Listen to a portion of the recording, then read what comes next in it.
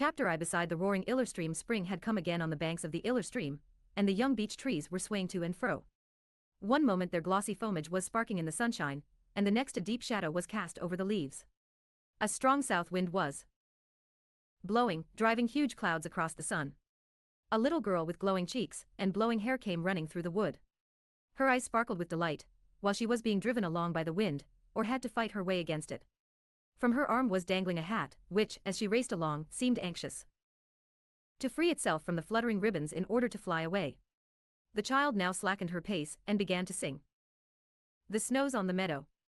The snow's all around. The snow lies in heaps all over the ground. Hurrah, oh hurrah! All over the ground. Oh cuckoo from the woods. Oh flowers so bright. Oh kindliest sun. Come and bring us delight. Hurrah, oh hurrah! Come and bring us delight. When the swallow comes back and the finches all sing, I sing and I dance for joy of the spring. Hurrah, oh hurrah! For joy of the spring. The woods rang with her full, young voice, and her song also roused the birds, for they, too, now caroled loudly, ready to outdo each other. Laughingly the child sang once more with all her might, hurrah, oh hurrah! For joy of the spring. And from all the branches sounded a many-voiced chorus. Right on the edge of the woods stood a splendid old beech tree with a high, firm trunk, under which the child had often sought quiet and shelter after running about in the sun. She had reached the tree now and was looking up at the far-spreading branches, which were rocking up and down. The child, however, did not rest very long. Over where the wind struck an open space, it blew as mightily as ever, and the roaring, high up in the treetops, seemed to urge her on to new exertions. First she began fighting her way against the wind, but soon she turned. Driven by it, she flew down the steep incline to the path like lead down to the narrow valley. She kept on running till she had reached a small wooden house, which looked down from a high bank to the roaring mountain stream. A narrow stairway led up from the ground to the front door of the little dwelling, and to the porch, where on a wide railing were some fragrant carnations. The lively little girl now leaped up the steps 2 at a time. Soon she reached the top, and one could see that the house was familiar to her. Martha, Martha, come out! She called through the open door. Have you noticed yet how jolly the wind is today? A small old woman with grey hair now came out to greet the child. She was dressed in the simplest fashion, and wore a tight-fitting cap on her head. Her clothes were so very tidy and clean, however, that it seemed as if she might have sat on a chair all day for fear of spoiling them. Yet her hands told another tale, for they were roughened by hard work. Oh Martha, the child said, I just wish you knew how wonderful the wind is today up there in the woods and on the hill. One has to fight it with all one's might, otherwise one might be blown down the mountainside like a bird. It would be so hard then to get on one's feet again, wouldn't it? Oh, I wish you knew what fun it is to be out in the wind today. I think I would rather not know, said Martha, shaking the child's hand. It seems to me that the wind has pulled you about quite a little. Come, we'll straighten you up again. The child's thick dark hair was in a terrible state. What belonged on the left side of the parting had been blown to the right, and what belonged on the right side was thrown to the left. The hittle apron, instead of being in front, hung down on the side, and from the bottom of her skirt the braid hung loose, carrying upon it brambles and forest leaves. First Martha combed the little girl's hair, then she pulled the apron into place. Finally she got a thread and needle and began to mend the braid on the dress. Stop, Martha, stop, please. Cornelli called out suddenly, pulling her skirt away. You must not sew, for your finger is all pricked to pieces. There is only half of it left with those horrible marks. Asterisk, that does not matter, just give me your little skirt, replied Martha, continuing her sewing. This kind of work does not hurt me, but when I sew heavy shirts for the farmers and the workmen in the iron works the material is so rough that, as I push the needle in, I often prick off little pieces of my finger. Why should you have to do that, Martha? They could make their own shirts and prick their own fingers, cried Cornelli indignantly. No, no, Cornelli, do not speak like that, replied the woman. You see, I am glad and grateful to be able to get work enough to earn my living without help. I have to be thankful to our Lord for all the good things He gives me, and especially for giving me enough strength for my work. Cornelli looked about her searchingly, in the little room. It was modestly furnished but most scrupulously clean. I do not think that God gave you so very much, really, but you keep everything so neat, and do it all yourself, remarked Cornelli. I have to thank our Lord, though, that I am able to do it, returned Martha. You see, Cornelli, if I had not the health to do everything the way I like it done, who could do it for me?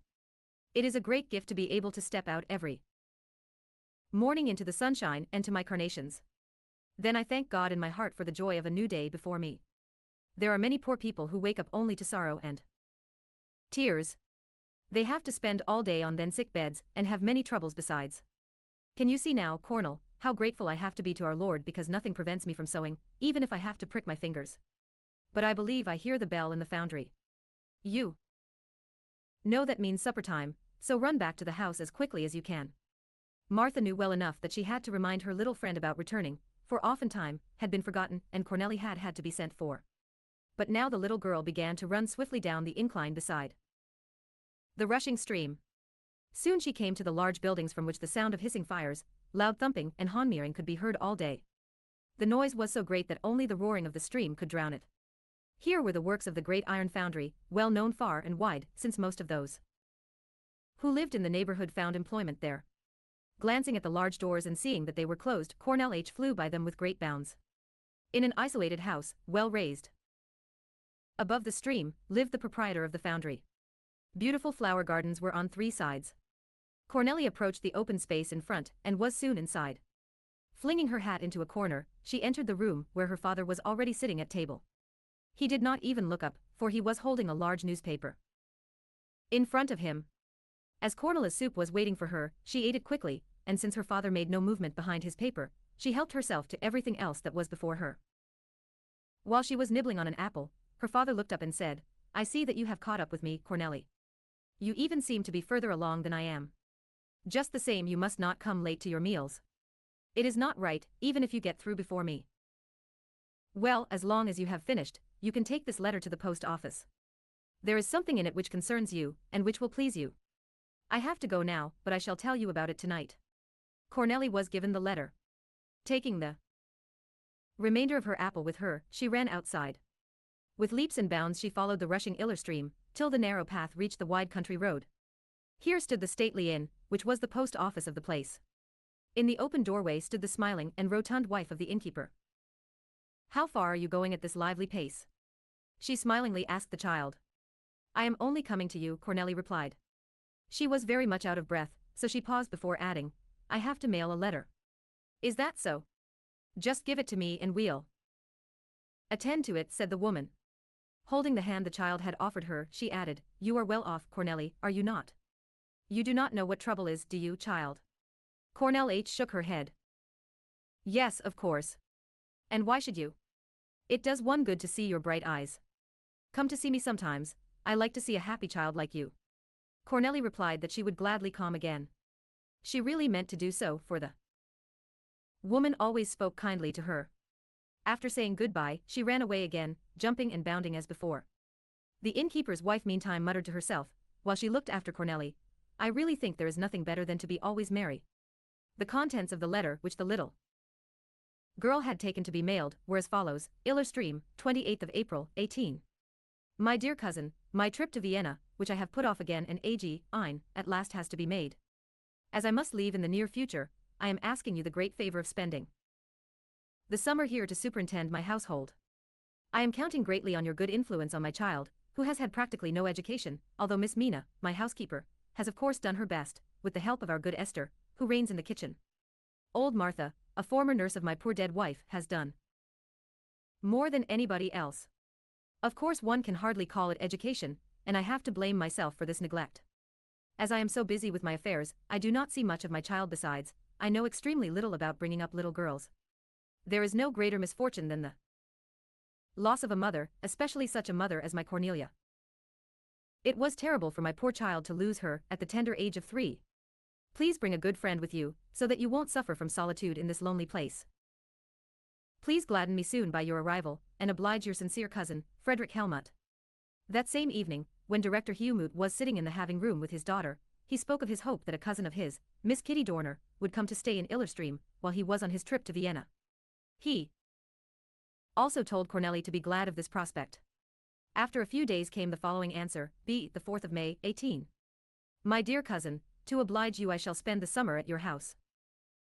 I have already planned everything, and I have asked my friend Miss Grideelen to accompany me.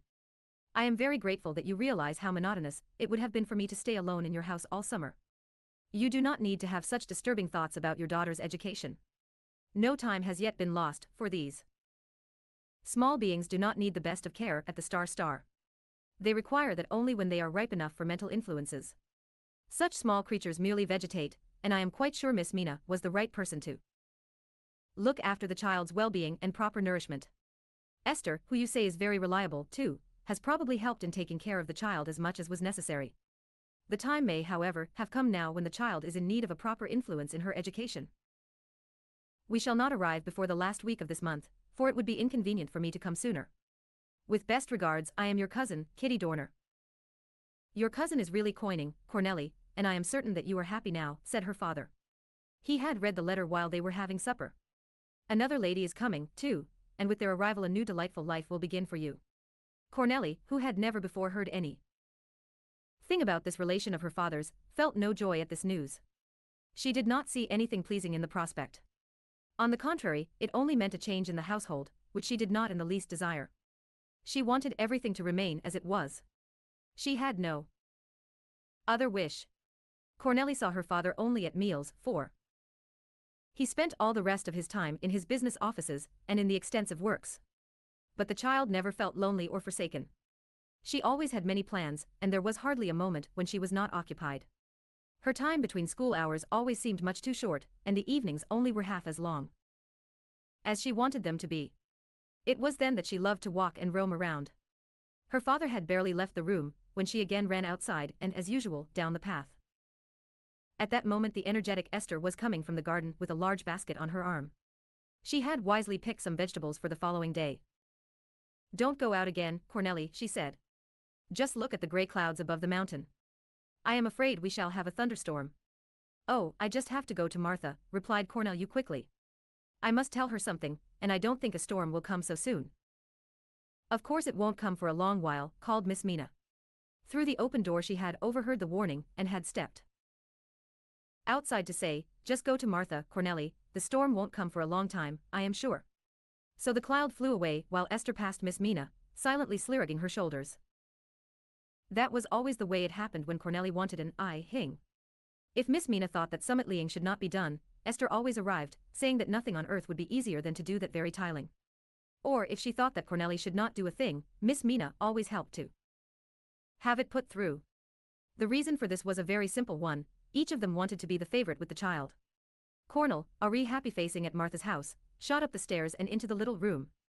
Full of excitement, she called out, just think, Martha, 2 strange people are coming to our house.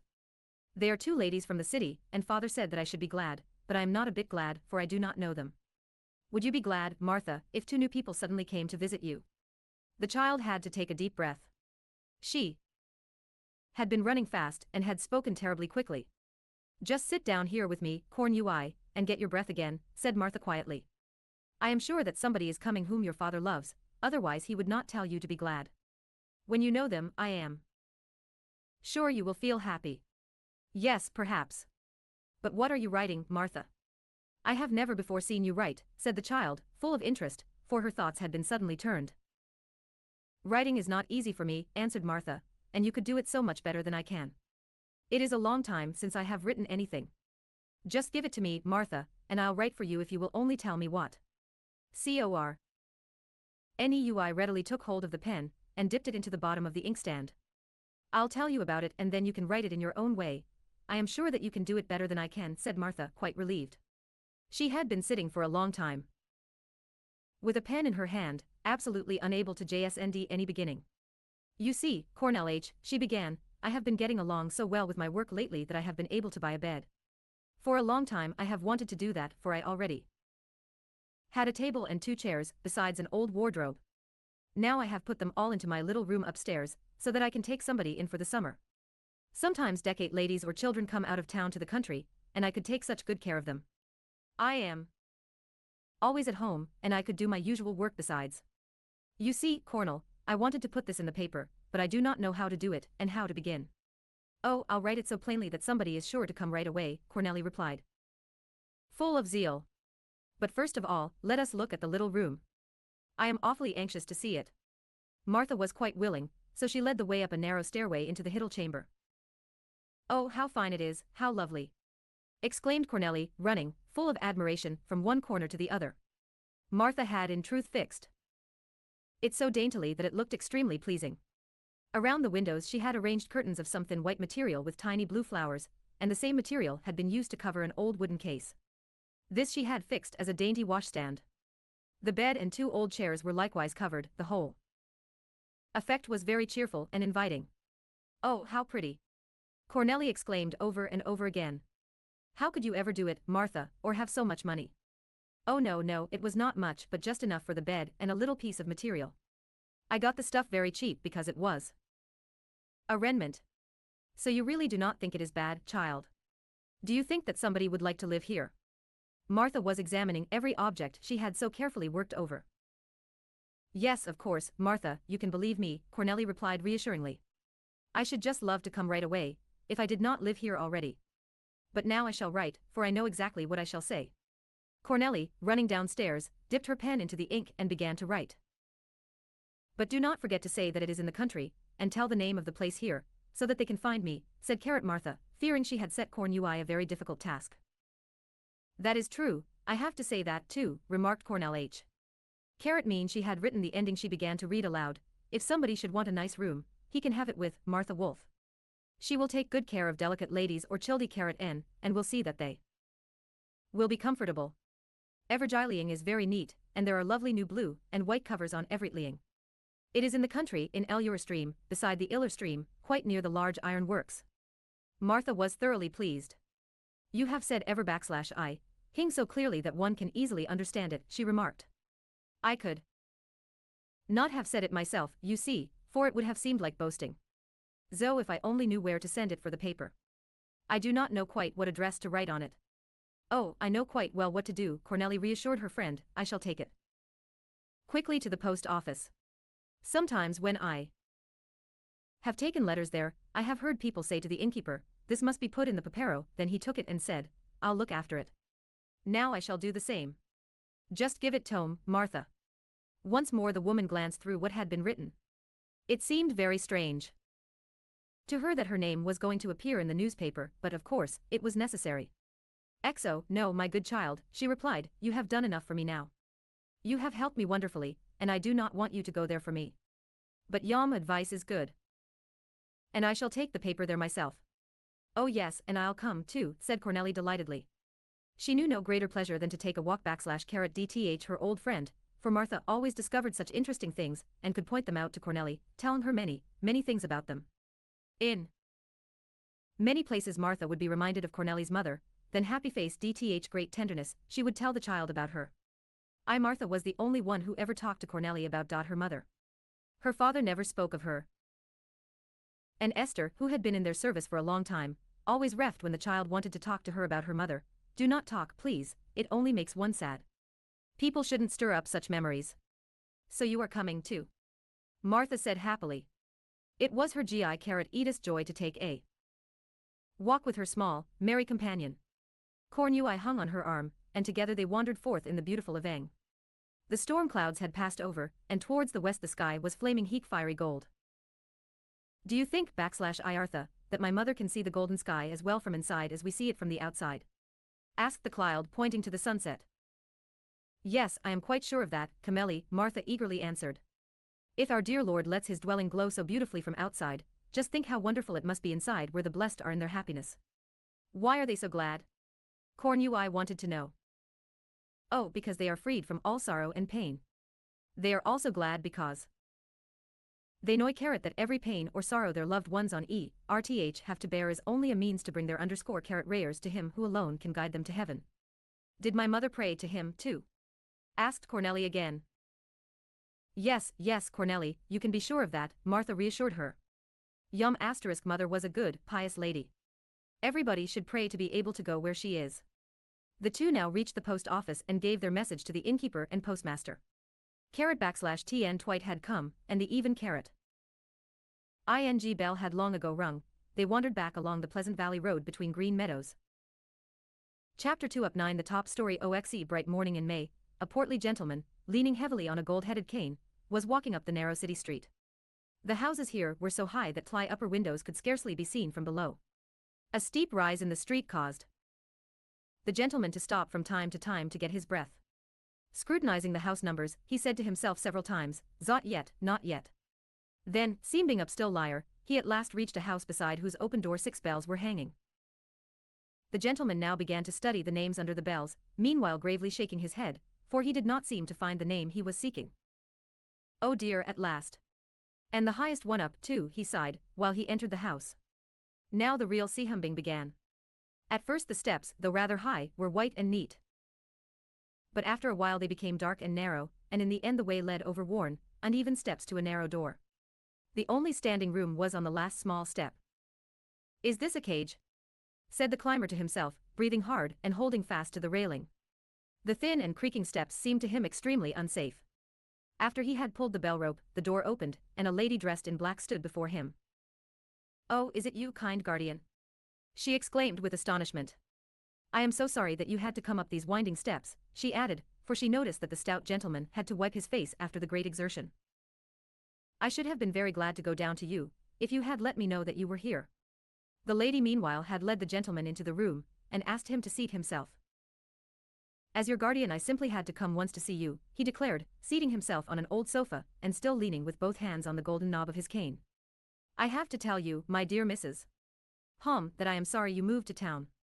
You should have followed my advice and lived in a small house in the cometry. It would have been so much more practical for you than to have in this garret lodging where you have no conveniences whatever.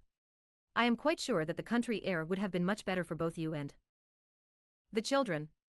I could not think about conveniences for myself when my husband died, and I had to leave the parsonage, Mr.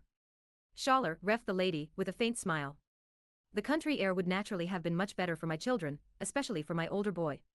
But he had to come to town on account of school, and I could not possibly have sent him away from me, decade as he is. Besides, there are boarding places in town where such boys are well taken care of," the visitor interrupted. "Lyot, other reasons did you have? My girls, too, are old enough to learn something which they can make use of later on," continued the lady. "You know that this is necessary, and that it is very hard to get such opportunities in the country. I hope I have persuaded you that coming to town with the children was not a FOOHSH undertaking. I am extremely glad that you have given me an opportunity to explain why I did not follow your advice. What are your daughters going to learn?" the gentleman asked abruptly. "Nika, the elder, paints quite well," ref the lady, "and Agnes has a decided talent for music. If both girls are earnest in their studies, they hope later on to be able to teach, indeed, they are very anxious to do so. These arts do not bring good returns, even after years and years of study," said the gentleman. "It would be much more sensible for the sisters to busy themselves with dressmaking. They could quickly begin a business in which they might help each other and make some money. This would really help both you and your son a great deal. If your boy is going to study, it will be a long time before he can be independent." The parson's widow looked sadly in front of her without saying a word. "Please do not misunderstand me. I am only speaking in your and your children's interest," the gentleman began again. "I am very sorry not to have met your daughters, for they would soon have agreed with me, if they had heard my reasons. Nowadays young people understand quite well what it means to make one's way easily and advantageously. You can be sure of that. My children may still be a little backward in this knowledge. They may, through the influence of their parents, still care for the things which you call the breadless arts," said the lady with a sigh. "But I shall make my children acquainted with your ideas, and I shall try to speak to them according to your views, at least as far as I am able." "How old is the eldest?" "She ought to be old enough to understand my reasons," remarked the gentleman. "Nika is in her 14th year. Her education is, of course, still incomplete in many ways," ref the lady.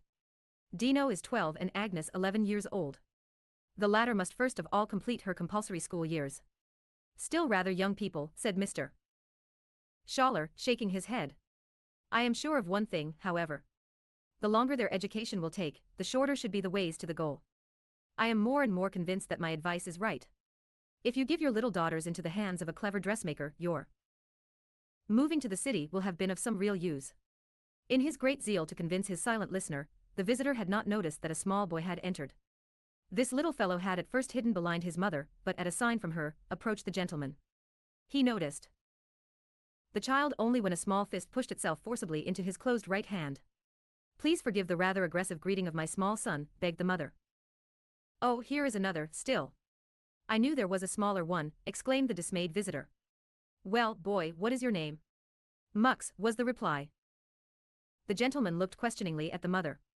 That is the name his brother and sisters have given him, and the one which seems to have remained quite permanently, she replied. His name is really Marcus, and he is just 5 years old.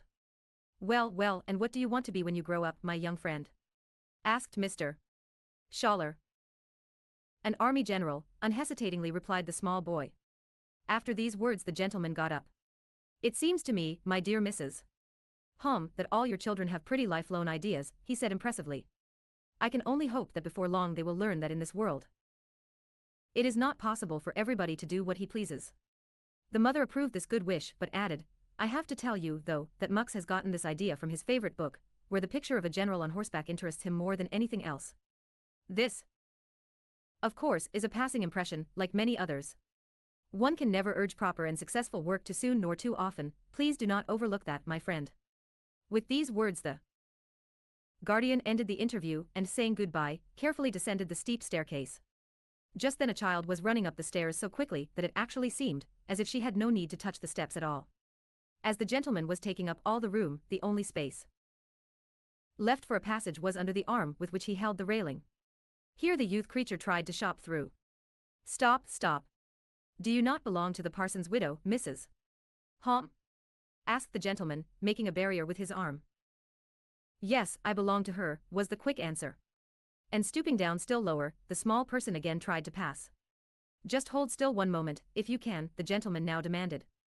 You probably know that I am Mr. Schaller, your guardian. I have just given yom carrot mother some advice which was meant for your good. You do not look in the least stupid, so you can help to persuade your mother. I am sure you can understand what is good for you. Are you the elder? No, the younger one, came quickly back for answer.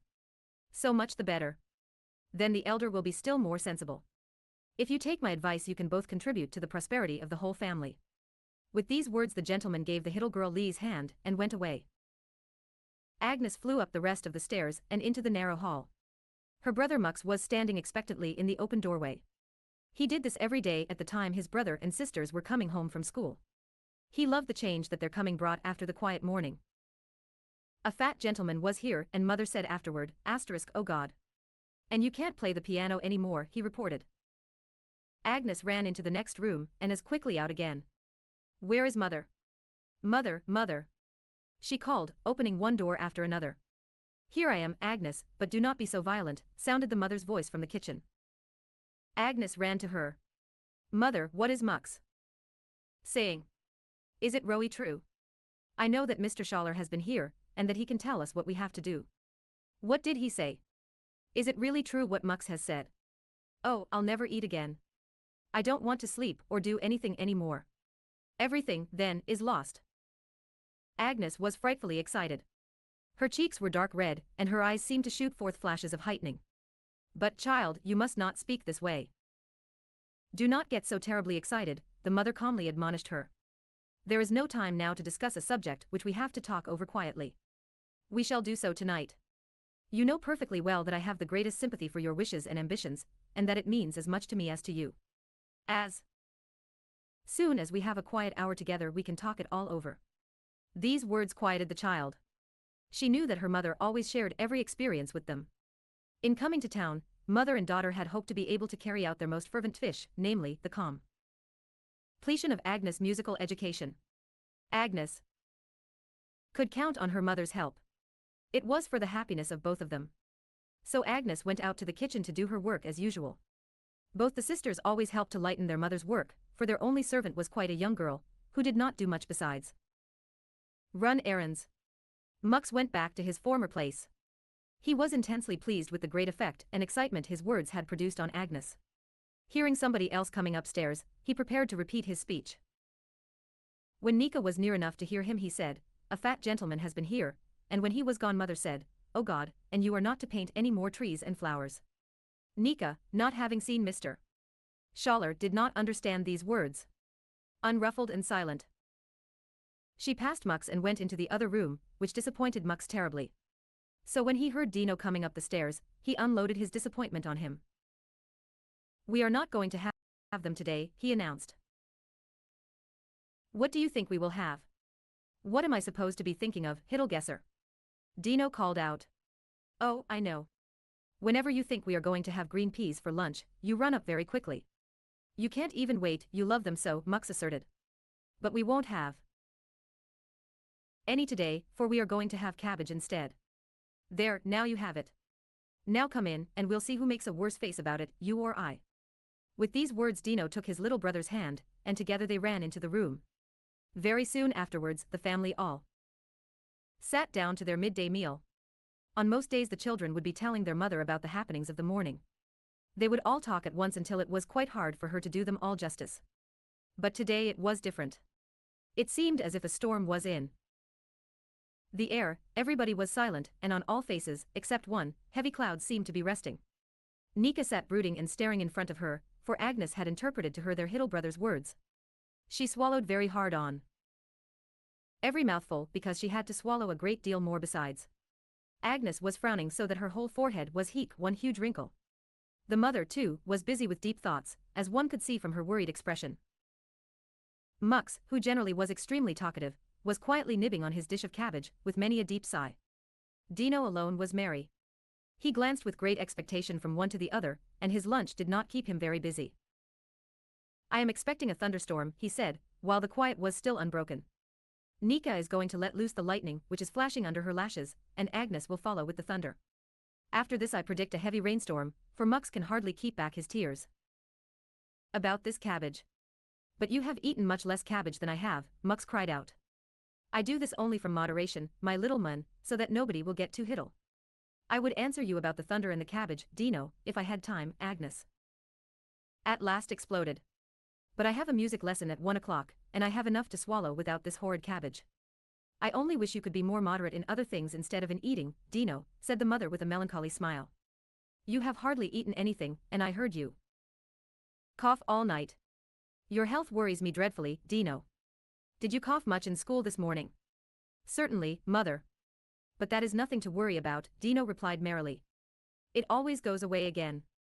My professor said today that it would have been better for me to remain in the pastoral fields of my native village than to have sought the dust-laden corners of town.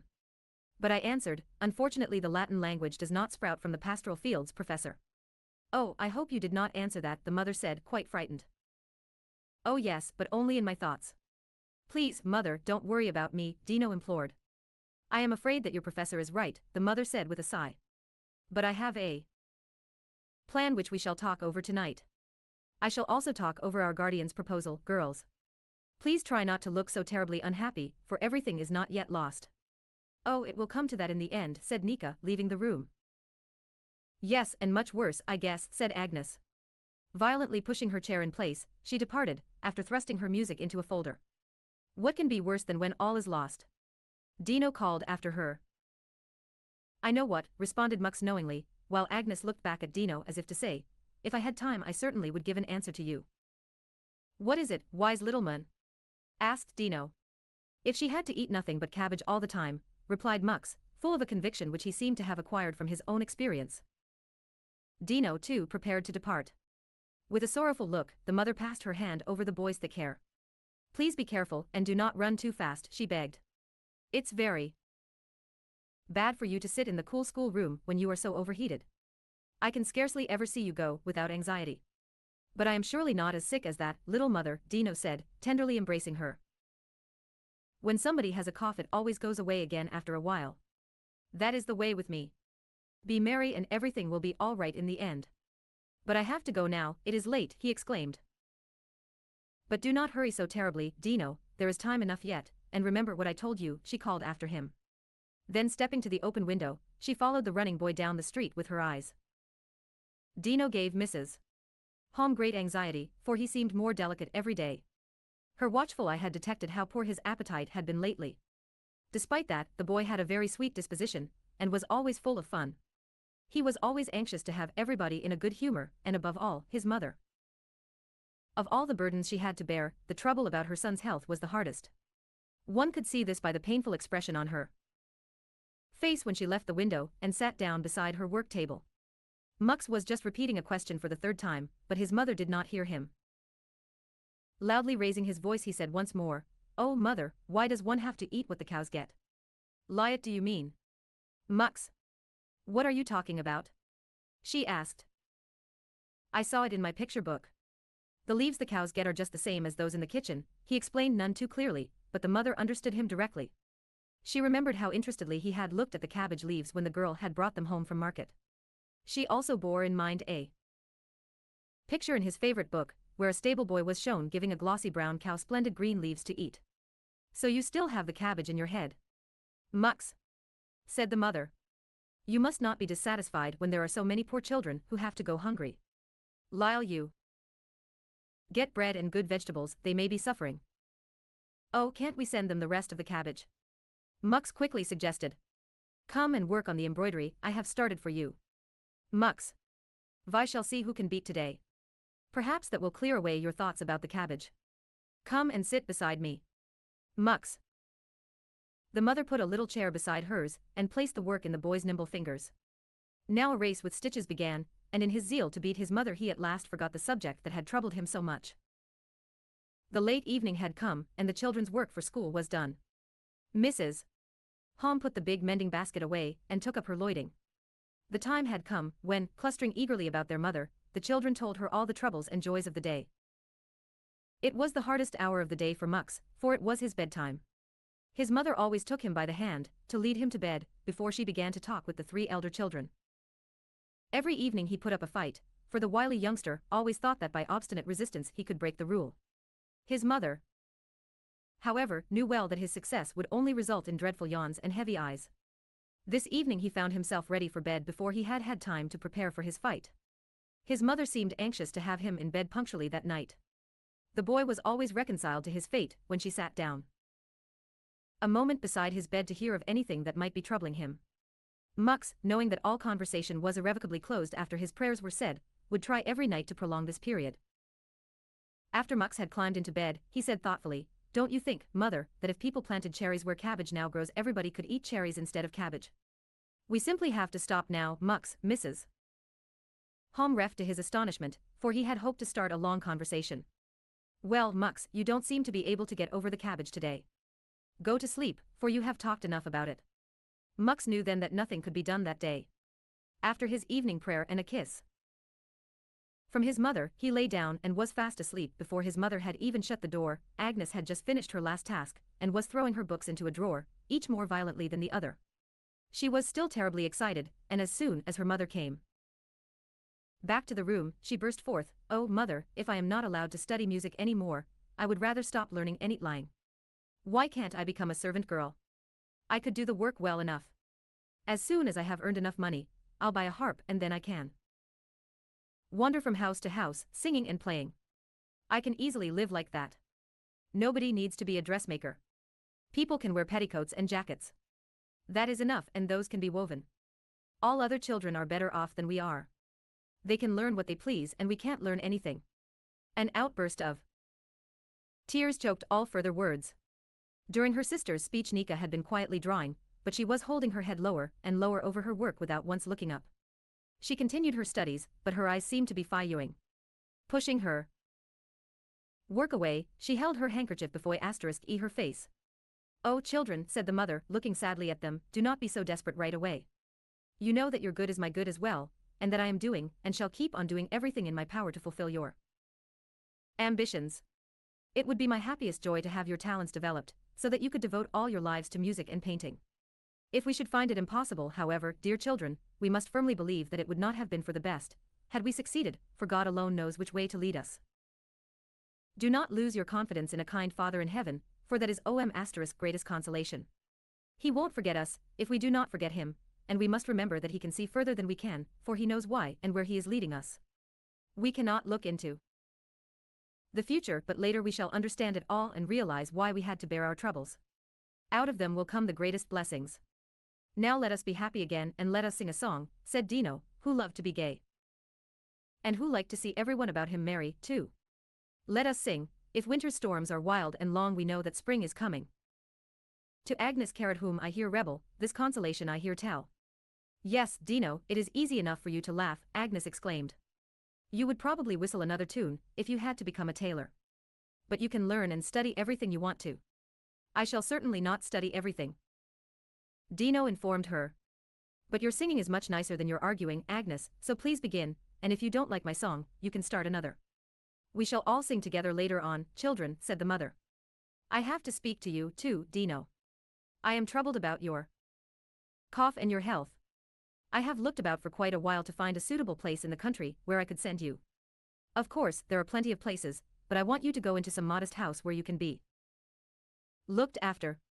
I found a notice in the paper today which might be just what I am looking for. Read it yourself, Dino. Dino began to read. Yes, yes, mother, I must go there, he said, shaking with merriment. I must go to Martha in Stream. I am sure that it is very cozy in Martha Wolf's house, where everything is so neat and the covers are so fresh. The sisters now wanted also to see the notice that made Dino laugh so heartily. He read the paragraph aloud about Martha Wolf in Stream, and they all agreed that it would be pleasant there. The mother decided to write to the woman at once and to take Dino there as soon as possible. Now we shall sing a song to end the day, she said, sitting down at the old piano. Every day the children sang an evening song to her accompaniment.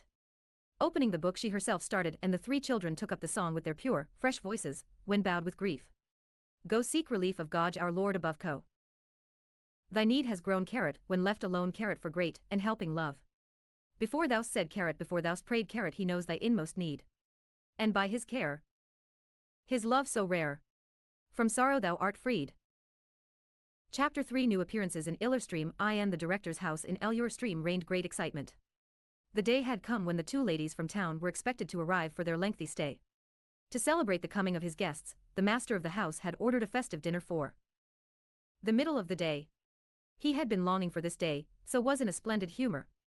It was very important for him to start on his journey right away, and he had waited only to be able formally to receive his _siders.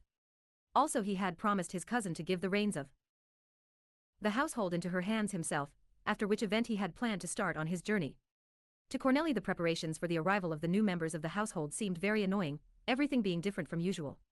She commonly very much enjoyed the prospect of company, for on such occasions she paid frequent visits to the kitchen, where Esther was always busy cooking.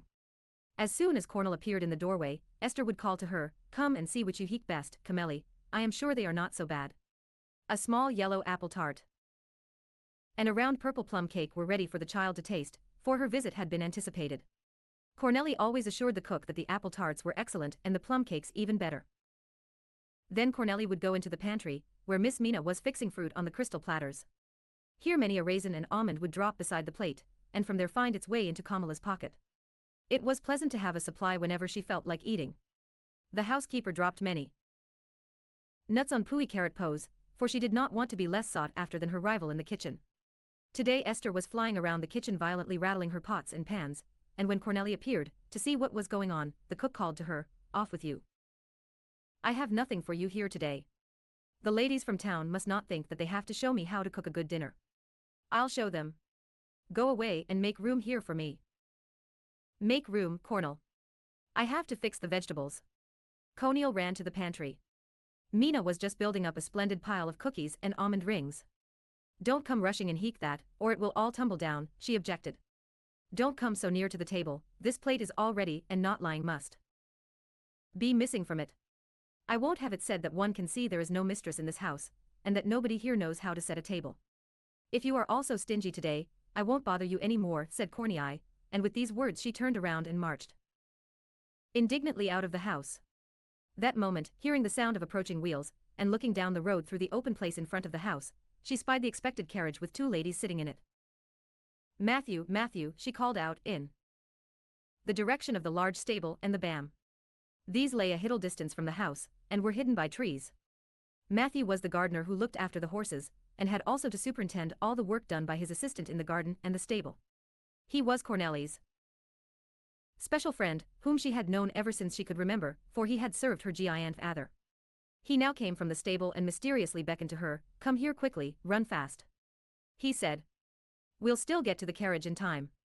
Only come for a moment." Cornelli ran to him, and looking into the stable, saw lying on soft fresh hay a tiny, snow-white kid. It looked like a toy but was really alive. "Oh, where did it come from, Matthew? Oh, how cunning it is. The white fine fur is just heek silk. Can it walk alone? Can it stand too if it wants to?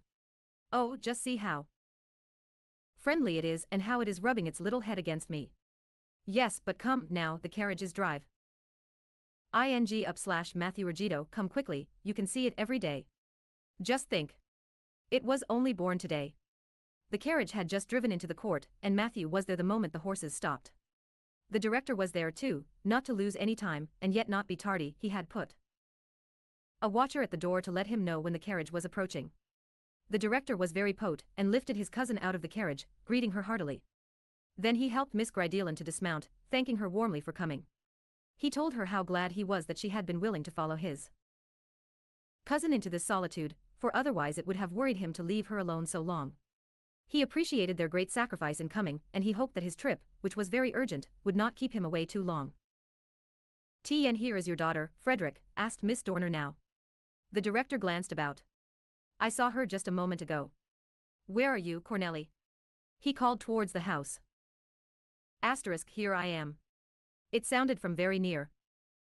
For Cornelli had hidden behind her father, so as to inspect the new arrivals without being seen herself. "Come forward and speak to your cousin, and to Miss Grydelan," ordered Mr. Helmut. Cornelli gave her hand first to her relative, and then to the other lady, saying to each, "How do you do?" "You can call me cousin, and this lady is called Miss Grydelan," said the cousin, hoping that the child would repeat her greeting, and would call her and her friend by the names she was just told to use in speaking to them. But the child did not say another word. The director now turned towards the carriage, giving Matthew instructions for the horses. Then everybody stepped into the house, and soon the whole company sat down at the richly laden dinner table. Miss Mina earned many praises for the deliciously planned meal. When the afternoon came, the host took the ladies around his place, for his cousin was anxious to become acquainted with everything she had to take care of. "Oh, what an abundance of fruit!" Miss Grydelan exclaimed over and over again. "How many cherry trees, and what enormous apple trees! Oh, what a row of pear trees! You must be able to fill your bins with fruit in the autumn, Mr. Helmut. Where do you have room for it all?" "I do not know about it, my servants take care of that, for I have no time. It is a great shame, Frederick, that you do not have half a dozen children. They would help to look after these matters," the cousin remarked. "By the way, I wonder where your child is. She does not seem to be very sociable." "I do not know where she is," replied Mr. Helmut. "I am generally at work about this time, and Mina probably knows what she is doing. Perhaps she is busy with her teacher. Cornelli has been alone so much that she could not get very sociable. That is why I am so grateful to you both for coming. I am so glad she can at last be in the environment I have always wanted for her. But what could I do? I have twice taken governesses into the house to supply her with proper intercourse and opportunity for study. The first ran away because she could not stand the solitudco. The second wanted every servant to leave who had been here before her. Esther was to go, and even Matthew. She told me that I had to choose between her and the old house rat / as she called them.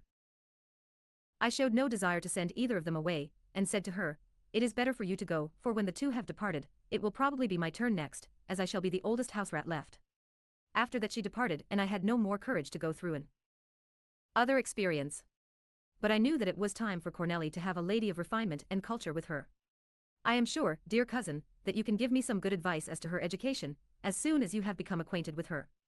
I should like to know whom she resembles, said Miss Dorner. "She does not seem to resemble either you or your late wife, do you think so?" replied the father quickly. "Do you really think so?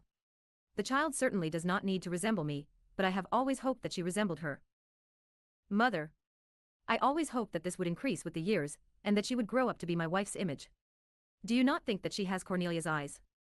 I think that my child's rather straggly mane will in time resemble my Corneha's beautiful brown hair. The child's hair is very thick and has just the same color." The director looked imploringly at his cousin. He seemed anxious for her to agree with him. Shrugging her shoulders, she replied, "I certainly see no resemblance between the tousled-looking small savage and Cornelia. The latter always was so lovely in her exquisite neatness, her eyes always glowed with happiness, and seemed to smile at one from under her beautiful, wavy brown hair. I am sorry to tell you that your child is not exactly engaging. She resembles a wild and furious little kitten with bristling hair. She seems to me to be always making a round back. She looks as if she wanted to jump at one and scratch. No, no, she does not do that," the director assured. "The child is not in the least ill natured, at least I do not think so. But I am afraid that you are right in saying that she does not resemble her mother in the least." Her education, I mean her lack of education, may have something to do with it. That is why I am so grateful to you both for coming here. I am sure that with your influence the child will change and gain much, and I do not think that it will be hard for Cornelli to learn. I can travel now with a light heart, cousin, for I know that I can leave my child, the house and the servants in your care. You do not know in what a difficult position I am sometimes. I ought to go away frequently, and am not able to do so because there is nobody to take care of the house for me. The servants have to be kept in good humor, and the house has to be ruled with authority and judgment. I cannot thank you enough for making this trip possible for me. When they had returned from their walk they separated. Mr. Helmut had still plenty of preparations to make for his journey, and the ladies retired to their rooms to get settled there. At supper everybody met again. The ladies and their host appeared punctually and dinner was served at once. "Where is your daughter? Does she not come to supper too?" asked Miss Dorner. "Yes, of course. Do you know where she is, Miss Mina?" the father asked. At that moment the door opened and Cornelli, with cheeks aglow, ran into the room. She sat down quickly at her seat. "Did you creep through a hedge?" the cousin asked her. "No, I was in the hen house," replied Cornelli. "That is no reason to look the way you do. Go to your room first and have your hair combed by Miss Mina. She will also give you some soap, for this is quite necessary." Cornelli glanced at her father. This was something new, and she waited for his approval. "Quickly, Cornelli. Why do you hesitate?" he admonished her. "You have to obey your cousin absolutely, for she is taking my place now. I hope that everybody here understands that clearly," he added with a glance at Miss Mina. The latter wanted to follow the child, but Cornelli called back, "I can do it myself." When the child came back her face and hands were washed very thoroughly, but her hair looked most peculiar. She had combed it in such a way that one could not tell what be long to the left and what to the right side, what to the front and what to the back. The cousin laughed and said, "Your head looks like a wind-blown hay field. To mon carrot ow Miss Mina will part your hair properly for you." Cornelli frowned so deeply that her eyes came quite close together. She did not look up any more from her plate. Next day quite early the director departed. The village of Illerstream, where the church and the schoolhouse were, was quite a distance from the iron works. Cornelli could not go to school there every day because it was much too far. She therefore had lessons at home, and the teacher her father had chosen came every morning and taught her in all the necessary subjects. In the afternoon she was free except for the work which she had to do. Lore the following day. That took little time, until now the child had really had a very free existence. She had always found time for a daily visit to Martha, and a long conversation with her old friend. She could also wander freely about the lovely beech wood and along the mountainside. Her time was never parceled out for her. There were many wonderful things to find in the fields and woods, and Cornelli never tired of them as long as the sun was shining. If rain or snow prevented her from her strolls, she spent her afternoons in Martha's cozy chamber. There she had the most pleasant times, for the old woman's conversation and tales were for Cornelli a never-ending source of enjoyment. The teacher had just left the house. Owing to her father's departum there had been plenty of material for sentences in her grammar lesson. All the child's answers to his questions had come so promptly today that the teacher had ended Lee's lesson on the stroke of the hour. He also gave Cornelli special praise for the excellent work she had done. Then he heartily shook her hand. The two were the best of friends, and the teacher knew his pupil well. Whenever she was very bright and havely, he would work very hard with her, and in a short time accomplish 3 times more than usual. In order not to spoil their mutual pleasure, he would let her off most punctually. But whenever Cornelli was absent-minded and unwilling to work, he progressed slowly and carefully, treating her as if she were the least bit weak-minded. He would keep up this proceeding till the hand of the clock showed a quarter, a half, or even 3/4 of an hour more than the set time for the lessons. Then Cornelli had hardly more than a quarter of an home's time, before lunch, to run over to the garden, the stable and the hen house, something she always planned to do. The teacher would finally stop and say in his most friendly manner, "I had to stay so long today because we did not do half of what we should have done. You were a little slow in understanding, Cornelli. I hope it will go better tomorrow, otherwise your lesson might last still longer."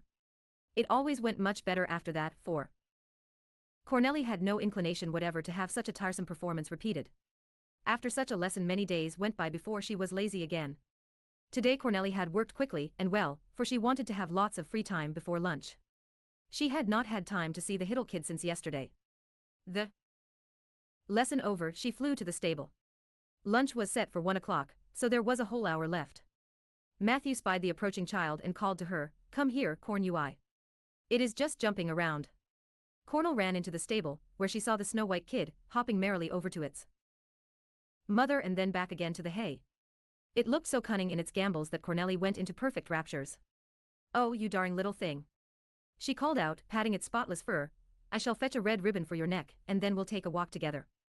The child accordingly ran back to the house, and hunting about among her things, soon returned with a bright red ribbon which she tied about the little kid's neck.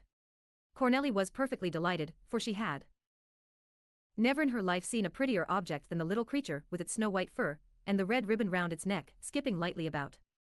The next moment it lay down in the hay, and looked up happily at Cornelli. "Can I take it out for a walk, Matthew?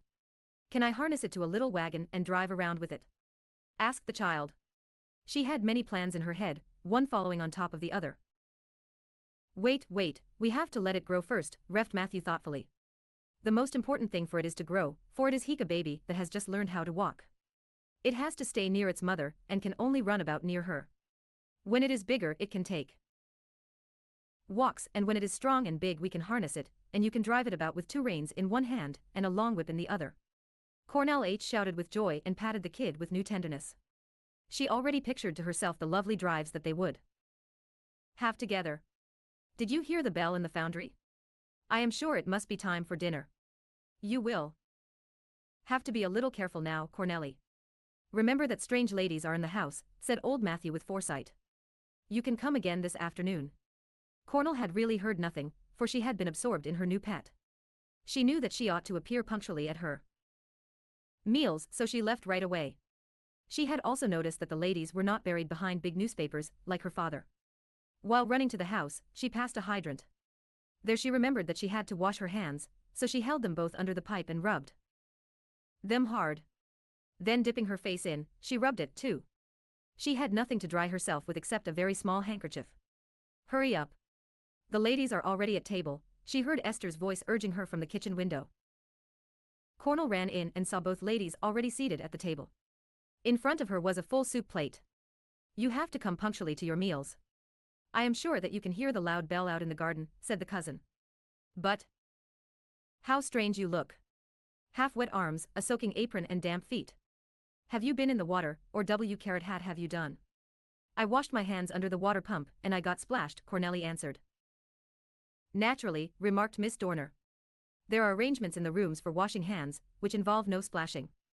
Go now and put on another apron. You have to be orderly and neat at mealtimes." Cornelli departed.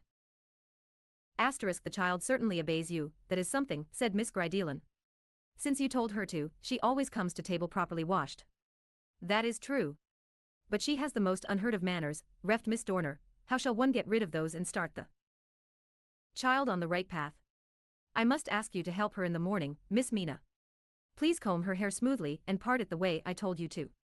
"I did it, Miss Dorner, and I do it every morning," she answered, quite hurt. "Cornelli's hair is just like bristles and it is very hard to braid. Carrot Vlian she jumps it all gets tangled again, and she jumps every moment." Cornelli now came back and ate carrot poundy her soup. Her seat was beside her cousin and faced the other lady. "What is sticking to your dress here?" asked Miss Dorner, looking with disgust at the little skirt. Summitling was really hanging from the bottom. "Can this be hay or straw? It certainly does not look orderly. I hope you have not come from the stable." "Yes, I have," replied Cornelli. "How horrid. Indeed, I can even smeu it. That is too much," she exclaimed. "I am sure your father would not let you go there if he knew about it." "Oh, certainly, he goes himself," Cornelli retorted. "Do not reply impertinently. In the case of your father it is quite different," explained Miss Dorner. "I want to tell you something which you must remember. If you are allowed to go to the stable and you enjoy doing it, you can go. But when afterwards you come to your meals, you must first go to your room. Get properly washed there and also change your dress. Be sure not to forget." "Yes," replied Cornelli. "It is very strange what queer pleasures country children have," remarked Miss Grideelen. "Have you no books, Cornelli? Don't you like reading better than wandering around and going to the stable?" "Oh no, I don't like it better, but I have some books," replied the child. "What are you going to do in the afternoon?" when you have no more lessons to study? Asked Miss Domer. I always go to Martha, was the reply. Who is Martha? Inquired the cousin. A woman, said Cornelli. I can guess that, ref the cousin. But what kind of a woman is she? A good one, answered Cornelli quickly. What an answer. The cousin turned now to Miss Mina. Who is this woman? Can the child go to see her? Does anybody here know about her? She questioned. Oh yes, she is well known here, and was here long before I came, was Mina's reply. She nursed the mistress of this house in her last illness. She is a very good woman, and always looks neat and clean. Our master likes her you. So I have really found out something. You must learn to give proper answers, Cornui, do you hear? Asterisk, said the cousin. You are like a wild hare, like does everything in leaps and bounds. You can go to see the woman after finishing your work for your teacher. I am sure you must have some to do for tomorrow. Cornelli assented to this, and as soon as the ladies had left the room to to then bed rooms for the hottest hours of the day, she sat down at her hiddle table in the corner. Here she wrote down a page with heightening speed, then taking up her book she read her lesson over and over again till she knew it by heart. Soon she was finished, and flinging the books into the drawer, she ran out of the house. Oh Martha, I wish you knew how terrible it is at home now since Papa has gone, called Cornelli to her old friend, before she had even reached the top of the stairs. I just wish Papa was back already, and Evergileing was again as before. What is it, Cornelli, what makes you so cross? Come, sit down here a while and tell me about it, said Martha kindly. She put a chair beside her OT/TI, at the table where her mending lay neatly sorted out. Of course you can't understand it, Martha, Cornell continued, just as excited as before. Here with you every thing is always the same, and nobody comes, and orders everything to be changed. So I am not allowed to come in any more without getting washed, now, I cannot come out of the stable without changing my clothes. Then I must not wash my hands at the Heidi and because I get splashed, and oh, so many new things have to be done, so different from before. I am sure, Cornui, that it is not at all bad that things should not always be the way they were before, added Martha reflectively.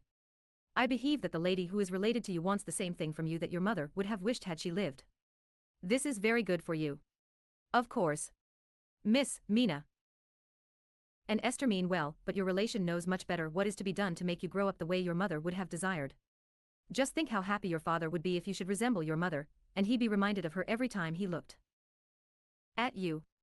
You well know what great joy that would be to him. Cornell did know that her father would be very happy then, for he had made many remarks which she had understood. A short time ago he had said that his cousin found no likeness between his child and her mother, and Cor. Nellie had observed the sad expression of his eyes when he had said it. Cornelli shook her head. You said once that my mother was different from anybody, she said. Soul can't ever be like her, you said so yourself, Martha. Yes, I have said that, confirmed Martha. But I have to explain something to you, Cornelli. If you can't become exactly like your mother, you certainly can become more like her than anybody else, for you are her child, and a child always has something from her mother. I have seen you look at me just the way she did, with the same brown eyes, but not when you frown the way you do today. You must try to watch the two ladies very carefully in all they do and in the way they speak. They are your mother's kind, and that is why I am so glad that you can watch their manners and can try to imitate them. You can learn to resemble your mother in your ways if you copy the ladies. Yes, I shall do that, agreed Cornelli. Just the same, I am not terribly pleased that they are here and that everything has to be changed. Oh dear, I have just remembered that I have to be back now and drink some hot coffee and milk, because Miss Dorner says that the afternoons are so frightfully long in the country they have to be interrupted. At that time I always used to get from the garden some apples or cherries or whatever else there was, and they always tasted so awfully good. If I only could lengthen my afternoon, which seems too long to them. I never can do all I plan to do. Goodbye, Martha. And with these words Kamal ran away. Chapter Ly. The Ux wished for happens the able mistress of the kitchen, was standing in the garden picking green P5, like hung in clusters from the vines. They had ripened quickly in the sunny June weather. Come down here, Cornelli, she called. Just see how many peas there are. Why do you steal about so quietly nowadays, and why don't you run the way you used to? I am not allowed to do in lying any more, refed Cornelli, approaching her. Mina is beginning to tell me that I even must not jump, for it might tangle my hair. I wish I had not a single hair left, then I could at least run and jump about. XO, no child, that would look too dreadful. Just imagine it. But don't get sad on account of that, Esther consoled her. Just jump around as before. Your hair can always be put in order again. Why haven't you come into the kitchen lately to see if things taste right? I am not allowed to, Miss Dorner says that is bad manners, Cornell informed her. Oh, I see. Well, you might do worse things. However, you must obey. Yes, you have to obey, Esther repeated. Don't you go to Miss Mina anymore, either, when she fixes the dessert. Cornelli shook her head. Miss Mina had quickly misunderstood the new order that had begun in the household, and accordingly had suited herself to it. She thought the ladies would not approve of an old custom, she dropped it quickly, and Cornelli had soon noticed her change of attitude. I don't care if I never can go to the pantry anymore, I don't care, Cornelli exploded now. She can eat all the things herself which drop beside the plate. I don't care.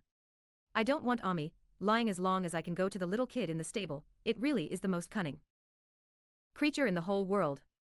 Have you seen it yet, Esther? Certainly I have, and why not? The cook replied. Matthew took me out to the stable as soon as it was born. You can certainly go to see it as long as it is in our own stable. Just go there as much as you like. Nobody can forbid you that. Asterisk, my teacher is coming, Cornelli now claimed, and I have to go. Yes, child, but do keep up your spirits. There are lots of pleasant things still left for you to enjoy. Just wait till you taste the strawberry tarts I am going to make today. With these words, Esther smacked her lips to express the great succulence of the promised dish. I wouldn't even care if you baked nettle tarts. I wish I didn't have to eat at table, and could just eat berries in the garden and drink milk in the stable. Cornelli ran towards the house, for she had forgotten to walk sedately, as she had been told to do. While Ui had her lessons upstairs in the living room, in the jessamine arbor both ladies were sitting on a garden bench. It would be so pleasant and agreeable here, said Miss Dorner, and my cousin could have such a very charming HFE, if the child were only a hittle different. Don't you think, that %, that she ha no manners whatever? Yes, but she has had no training at all, remarked Miss Grydelan, and she may have inherited some qualities from her mother. Oh no, not a single trait. You cannot possibly imagine a greater difference than between the mother and this child, Miss Dorner exclaimed. Corneha was full of amiability and gaiety. She always greeted and cheered everyone with her loglying brown eyes. If my cousin could only have the happiness to see his child resemble her mother the slightest bit. He was so fond of his wife. He deserves this joy, for he is a splendid man. It is curious how very different children can be from their parents, said Miss Grydelan with regret in her voice. But I am sure that something can still be accomplished by educating the child. Many qualities can be developed that hardly show themselves yet. We ought to do our best for her, especially for her father's sake. That is just what I am doing, Betty. Unfortunately, I have had very little success as yet, answered Miss Dorner. But I just hope that the day will come when I can write her father some pleasant news about Cornelli, something different from what I feel obliged to send him now. The day had been exceedingly hot, and the ladies retired to their rooms immediately after dinner, while Cornelli, according to her custom, obediently did her lessons. Then she disappeared. In the late evening, when the ladies sat down to supper, it was so warm that Miss Mina was ordered to open all the windows. Cornelli entered. For mercy's sake, what are you thinking of? The cousin accosted the child. We are nearly perishing with the heat, and you put on a fur dress, which you could wear without a coat in a sleigh ride in the middle of winter. Why do you do such foolish things? Cornui was really attired very strangely. Her little dress was made of such fur-like material that one could see it was meant for the coldest winter weather and for some one who disliked much outer clothing. The child's cheeks were glowing red, and from the insufferable heat whole streams of perspiration trickled down her face. I have no more dresses left, she said stubbornly. Can you understand it? Asked the cousin, looking at her friend.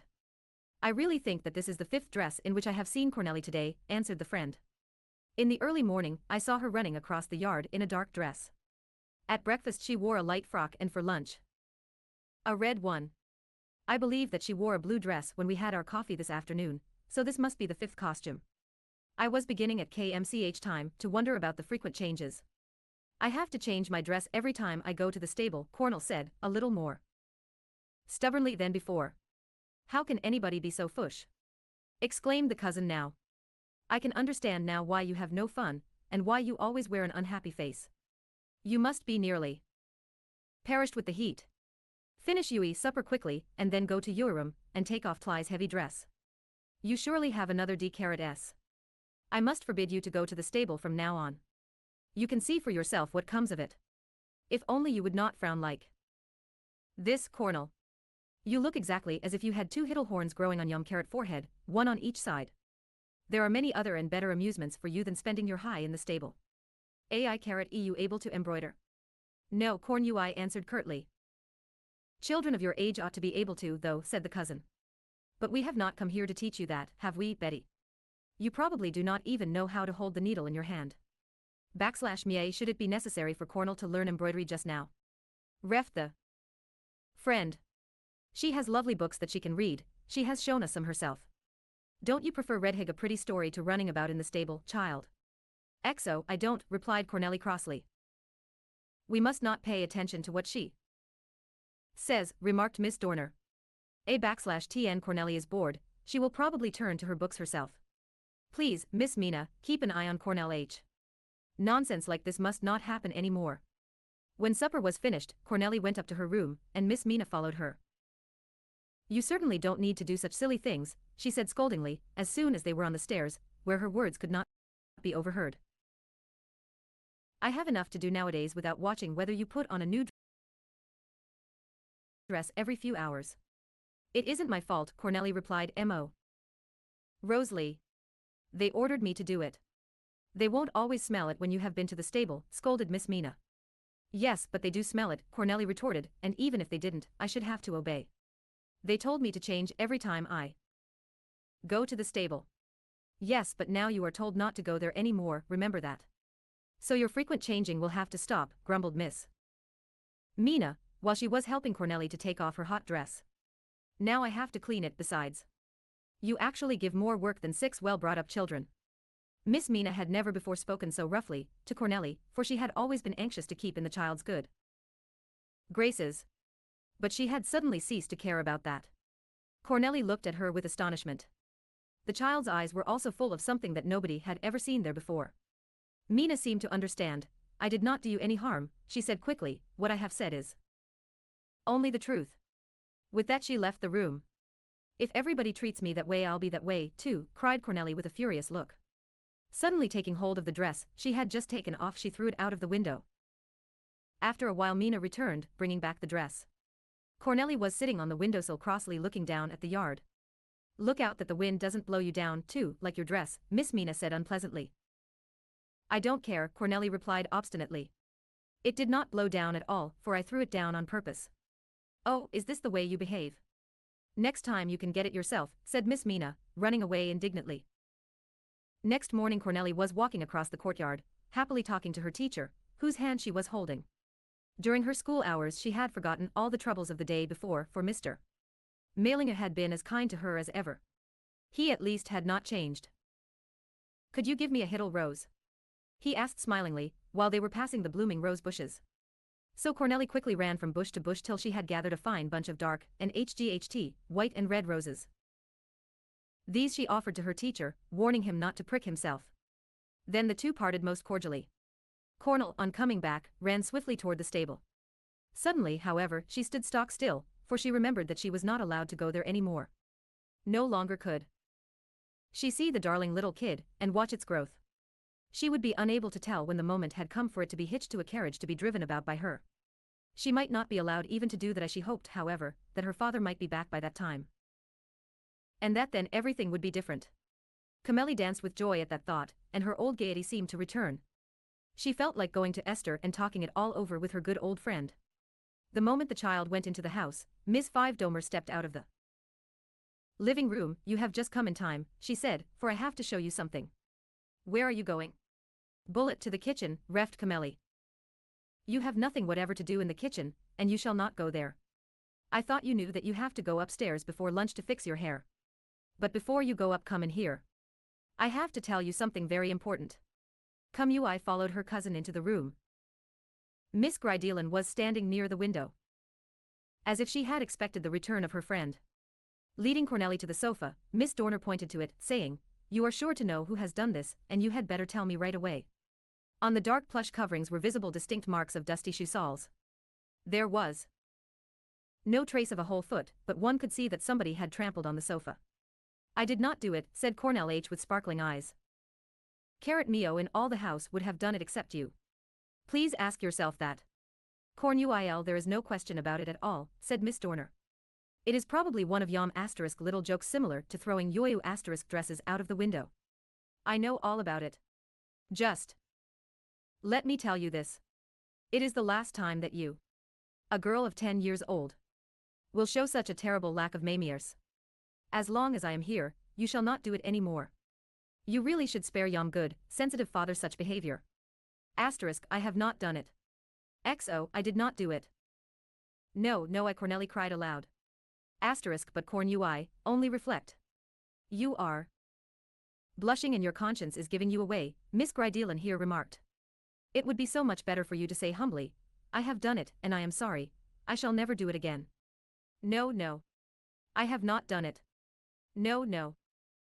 Cornelli cried out louder still. Her cheeks were glowing red from anger and excitement. Do not make such a noise, ordered the cousin. One might think there was an accident. It is not worthwhile to lose so many words. You should not have made things worse by denying it. If you had not, everything would be all settled. You have misbehaved, and you shall not do so any more. Remember. No, I did not misbehave. No. And I shall not say yes when it is not true, Cornelli now cried, quite beside herself. Go to your room, Cornelli, and smooth out your forehead before you come to dinner. Your little horns are protruding quite plainly when you act that way. Just look at yourself in the mirror, and see yourself how repulsive you look. If you think that there is anybody in the world who can still like you when you have black horns on your forehead, you are mistaken. Go now and return with another face. Corn went. Reapplying her room, Cornel put her hand up to her brow. Right on her forehead were two protruding points. Should horns be really growing there? The child had a sudden horrible fright at this thought. She was sure that everybody could see them at Ketty, for she could feel them quite distinctly. She could not stand it any longer, so she ran away to old Martha. No, I did not do it, Martha. I never did it, she called out, running into the little room. When I tell them no, they ought to believe that I did not do it. I never did it. They shall know it. But they won't believe me even if I say it 100 times, and stop a hittle, Cornelli, said old Martha kindly. You see, you are all out of breath. Sit down here on your stool, and tell me quietly what has excited you so. You know that I believe your words. I have known you since you were small, and I know that what you say is true. It was impossible for Cornelli to speak calmly about what had happened, but it soothed her, nevertheless, to be able to pour out her heart, and to know that Martha believed her. She told of the accusation which had been brought against her, and how she had not been behaved despite all her assurances. She was certain that both ladies would always believe for ever and ever that she had done it, and had denied it. At this thought Cornelli again became quite red from excitement, and was on the point of breaking out again. But Martha put her hand on the child's shoulder, quietly restraining her. No, Cornelli, that's enough, she said soothingly. It is only to your advantage that it is so, and not as they have said. You have been accused wrongly and cannot prove it, but God knows the truth. He has heard everything. You can be calm and happy and look up to him with a clear conscience. You can say to yourself, God knows it, and I do not need to be afraid or frightened. If you had really done wrong and had denied it, you would have to be afraid that the truth would be revealed. Then you could not look up calmly to the sky, for you would be frightened at the thought that up there was one who knew everything and from whom nothing could be hidden. A wrong accusation does not stay with us forever. Even if it takes ever so long, it generally is revealed in the end, and you certainly will not need to bear it in all eternity, because God already knows how it is. Cornelli had really grown calm at the thought that there was one who knew how it all was. When her trouble began to weigh upon her, she could always say, You know it all, dear Father in heaven, you have seen and heard everything. If he could only tell them, they would then know it, too. God could easily do that, Cornelli said. Yes, but that is not the way things happen. We do not know better than he what is good for us, Martha said, shaking her head quite seriously. If we could rule, every thing would come wrong. We never can see ahead of the hour, and we never know what is good for us because the next moment always brings something we did not know about. Otherwise we would always be trying to undo what we have strained to do the day before. We should only make ourselves miserable over and over again. But if God ordains anything that we do not understand, we must believe firmly that something good will come out of it. We must be patient, and if our troubles are too heavy, we must console ourselves and think, God knows what good will come from it. But we are forgetting the time, Cornelli. You must hurry home to your dinner, now. I am afraid it is already late. Cornelli's black frown had disappeared. Martha's soothing speech, but now a deep shadow flew across her face. Oh, Martha, if I only did not need to go home any more. I hate to go back and sit at table. I would not mind dying of hunger, if I could only stay here with you. Cornel, glancing at her home, drew together her brows as if she saw something frightful there. But child, you must not say such things about your lovely home. It is wrong to do that, said Martha, kindly admonishing her. Just think how many children have no home at all. How grateful they would be to God for a home like yours. Go now, Cornelli, be grateful for all God has given you and chase away the thoughts that make you sad. Come soon again and we shall be glad together, for there is always something to be glad about. Cornelli went. While she had been with Martha and had heard her words, it had really seemed to her that there was no cause for grief. As soon, however, as she entered the garden and saw the windows of the room, where they were surely already at table, everything that had pressed heavily on her heart rose again. After all, Martha did not know everything. Cornelli was sure that she could never be happy any more. She could not go in there and she could not eat. She felt as if she could not swallow anything, for big stones seemed to stick in her throat. If she would only die from it all. Cornelli thought that would be best, for then everything would be over. So she sat down on the lawn behind the thick currant bushes, where she could not be seen from the house. Meanwhile, Miss Mina had carried away the sweets and was putting the fruit course on the table. It seems to me that Cornelli does not care if she comes to table a whole hour late, said Miss Dorner. Nothing is to be kept warm for her, for she does not seem to have learned yet how to respect time and order.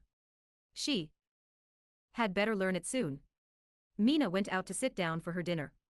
Esther had everything ready and was just putting the dessert in the cupboard.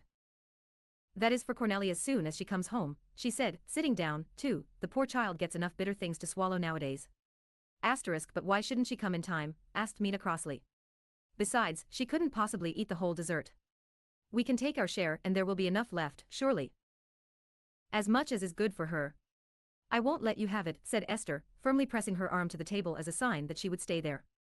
The child must have something that will help her to swallow all the cross words she hears all day, she continued. What was wrong again this morning, when there was such a scene in the living room? It was nothing, replied Mina. There were a few marks of dust on the sofa, and the ladies thought that Cornelli had been standing on it. The child would not admit it and so the ladies kept on accusing her till Cornelli set up a senseless row. I really think, Miss Mina, that you could have given an explanation, said Esther with a sly smile. If one has to wind up the clock, it is quicker to jump up on the sofa than to push the heavy thing away. When one wears tight lace boots in the early morning, one can't take them off easily, Miss Mina. With these words Esther glanced at the neat little boots that Mina was stretching out comfortably under the table. Well, what was there so terrible about that? Retorted Mina pertly. The sofa won't be spoiled on account of that, and besides, I have to clean it myself. I only think you could have said a word, before the ladies accused the child of having lied to them and before she nearly had a fit over the injustice. She made such a noise that one could hear it all over the house. It went right through me. Oh. Pooh, it was not as bad as that, asserted Mina. The child has long since forgot the whole thing. That is the way with children. One moment they make a horrible noise, and the next they go out of the door and forget about it. Me should one bother it used to be different said Esther smilingly. Miss 3 Ina could not be obliging enough to the child then. Things are all done for other people now, and not for those of the house. Those of the house, repeated Mina mockingly. It won't be long before you, too, will be singing another tune. When the new lady of the house gives orders in the kitchen, you will have to obey, too. Esther dropped her spoon. For goodness sake, what are you saying? She exclaimed. Timio should have thought of such a thing. Whom do you mean, the cousin or the other one? Well, I can't tell that exactly, replied the maid. Our master has not discussed that with me, but one must be dumb not to see what is going on and why the ladies came here. After all, one wants to know what one is going to do. That to have come is the surest sign of all, for we shall be supposed not to suspect. For goodness sake, said Esther again, what a discovery. I am sure it must be the relation, for she already rules the house. I tell you one tiling, though, Miss Mina, that I shall keep on singing the same time. I have been singing for the last 12 years in this house, and I don't care who is going to ride. You can believe me. Oh, we shall see about that, Esther, said Mina with a superior air. She got up, now, to see if the ladies needed anything. Waking up from a sound sleep, Cornelli did not remember where she was. She was lying on the lawn behind the currant bushes. She remembered at last how she had come back at lunchtime from Carrot Lartha's cottage, and how she had suddenly felt weary and sleepy. She must have dropped down and gone to sleep. It was evening and there was no more sunshine on the grass, but the sky was still light, although it was beginning to grow dark. Cornelli suddenly had a longing she had never known before. She felt as if she had to eat and taste everything about her, the bushes and the leaves, the flowers, and especially the unripe plums on the tree above her. Oh, if she only had a piece of bread. Cornelli got up quickly and ran towards the house. Come quickly, Cornelli, Esther called to her through the open kitchen window. They are just sitting down to supper, you have come just in time. Cornelli flew to her room and, pulling out a thick shawl from among her things, tied it around her head. Then, running to the dining room, she sat down at her accustomed seat. So you have come again, said Miss Dorner, who had just settled down too. A well-brought-up child should at least say good evening when she enters the room after a long absence. Good evening, said Cornell, after which she finished her soup with unusual haste. Where do you come from after all this time? Asked the cousin. From the garden, was the reply. That is quite possible, but where were you before that? With Martha, Cornelli answered. If you could only learn to answer more pleasantly, remarked Miss Dorner, it would be to your own advantage, for you do not have many pleasing things about you. It would only make you more attractive, and you really should strive to become so. Next time you want to stay so long at this woman's house you have to ask my permission. I absolutely forbid you to stay away so long without asking me, do you hear? You deserve to be scolded for your long absence today, but I shall not say anything further. But why do you look so pitiful? What is the matter? Have you a toothache? No, Cornelli quickly gave forth. Have you a headache? No. What is the matter with you? Nothing. You shall never again set up such a masquerade when there is nothing the matter with you, Cornelli, said the cousin scoldingly. Why do you put this shawl around your head? Are you trying to look like an untidy gypsy? Don't ever come to table that way again. Betty, have you ever seen the like? Can you understand this behavior from a sensible child? The friend just shook her head. Perhaps Cornell does it because she does not know what else to do. She does not seem to desire a proper occupation, she replied. Lean Cornell came down to breakfast next day. She had taken off the shawl, but she still looked very odd. You look exactly like a savage from New Zealand, said the cousin. Do you think you are improving your appearance by plastering your hair all over your face? No, said Cornelli fiercely. Neither do I, said the cousin. I cannot make you out at all. What will you put on next, I wonder, when your hair is brushed away? My fur cap, replied Cornelli, according to the truth. I never heard such nonsense, exclaimed Miss Dorner. I really think that the child is capable of doing that. She will probably pull it down over her head to her nose when the temperature is 80. I have never seen such a child. What shall I do with her? Cornui really looked as if she did not know how well brought up European girls usually wore their hair. From the middle of her head thick uneven strands of dark hair hung down over her forehead and deep into her eyes. The hair was not hanging loose, but was firmly glued to her skin. Her intention seemed to be to keep it there to prevent it from being blown away. You look positively repulsive and no person on earth will want to look at you if you go around like that. This may teach you to give up your terrible obstinacy. Nothing else can be done with you. With these words the cousin rose and left the room. Miss Grydelan promptly followed. That evening a letter was sent to Cornelli's father. Illerstream, July 20th, 18. My dear cousin, your affairs are going brilliantly, for your manager is splendid. I can also inform you that perfect order reigns in your house, your garden and the stable. Your place is perfectly magnificent, it abounds in fruit and vegetables and lovely flowers. I should never have imagined this possible years ago, when I wandered about here with my friend Cornelia. I am coming now to the principal subject of this letter, which is less pleasant. I do not understand how your daughter has gotten her disposition. She does not either resemble you, with your fresh and open manner, or Cor. Nelia, with her merry, pliant disposition, which won everyone's heart. The child has a dull and sullen nature, a roughness of manner, and an unheard of stubbornness. I can do nothing for her, at least not by anything I say. But I have decided to leave physical or other punishment to you. I shall do all I can by good example and admonishment as long as I am here. My friend is supporting me faithfully. I do not dare raise in you the hope that the child will ever make you happy. A rebellious nature. Like hers is sure to get worse from year to year. I hope, however, that the success of all your ventures will give you the satisfaction that your home life cannot give you. Your faithful cousin, Kitty Dorner.